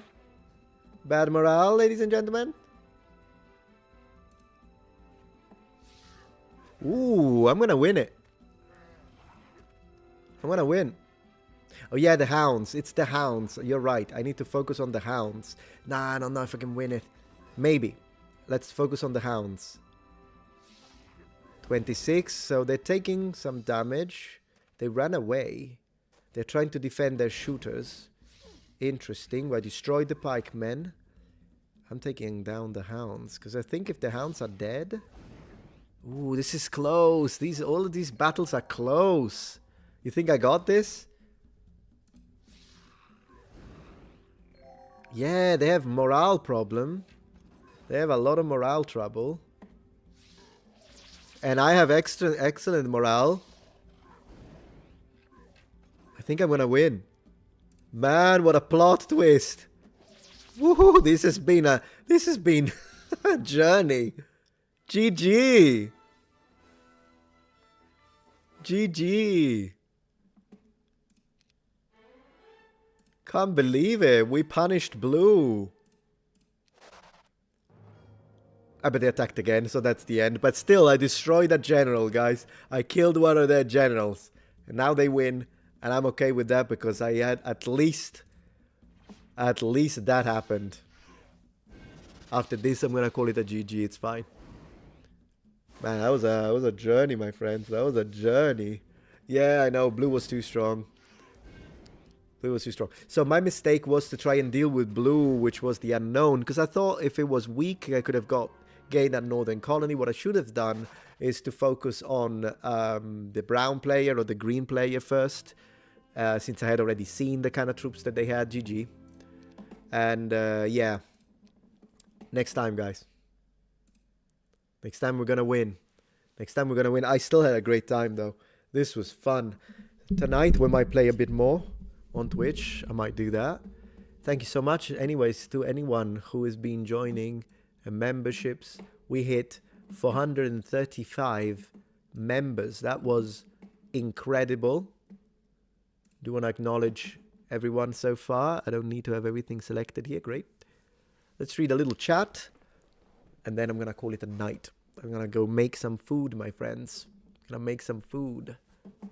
So what are you guys going to do? Realistic, non-choreographed medieval comedy. It's like Dequitem, isn't it? I don't think I look Eastern European, but then again, I think I look Southern European, my friend. Yeah, I'm going to call it a night with a K. Absolutely. We got all the helmets in the back. I always love playing this game. Me too. I'm going to try the same map next time. but with a different faction, and then we'll play it a little more safer. That's what I probably. What's for dinner? I still don't know. What's for dinner? Heroes of Might and Magic, my friend. Still original. Look at that. In fact, what are the contents? What are the contents of this? It's been a while since I've opened it. Let's open it. What have we got? So it comes with a lovely chart for all the skills and things, I guess. Then we get, man, the 90s. Look at this. It's a book. You get a book. What else do you get? Man, look at the conditions of that. Then you get this promotional material. Then you get an installation, something. Then you get, this never stops. This that you can ship. And then more stuff. And then 3DO, subscription, whatever the heck. And finally, you get the game. CD-ROM. Because these are CD-ROM times, of course. Man, this is nostalgic. Look at the conditions. It's perfect. This is in perfect conditions. You get the disc. Heroes of Might and Magic 3. Like new. Yeah, this is good. Look at this. Like new. I can see chat. I could read chat like this. Yeah, we got Heroes of Might and Magic 3. Perfect conditions. By the way, I have all Heroes of Might and Magic physical.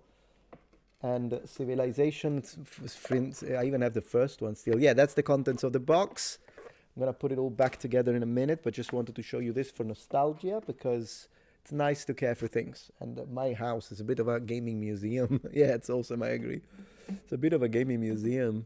Is that PS1? No, it's PC. It's early computer. I'm talking like Windows. Let's see.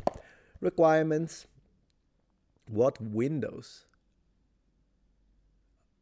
I mean 90 what? I can't really read it. This is from 90, oh goodness gracious, in 90 what? It's written very small. 1999 I read here, but it's older than that, I think. Do you guys remember what Windows this is for? New World Computing, that's before Ubisoft acquired them. But yeah. This is that. But yeah, it's good. It's PC version. PC version. Very nice. So sorry for the light in your face.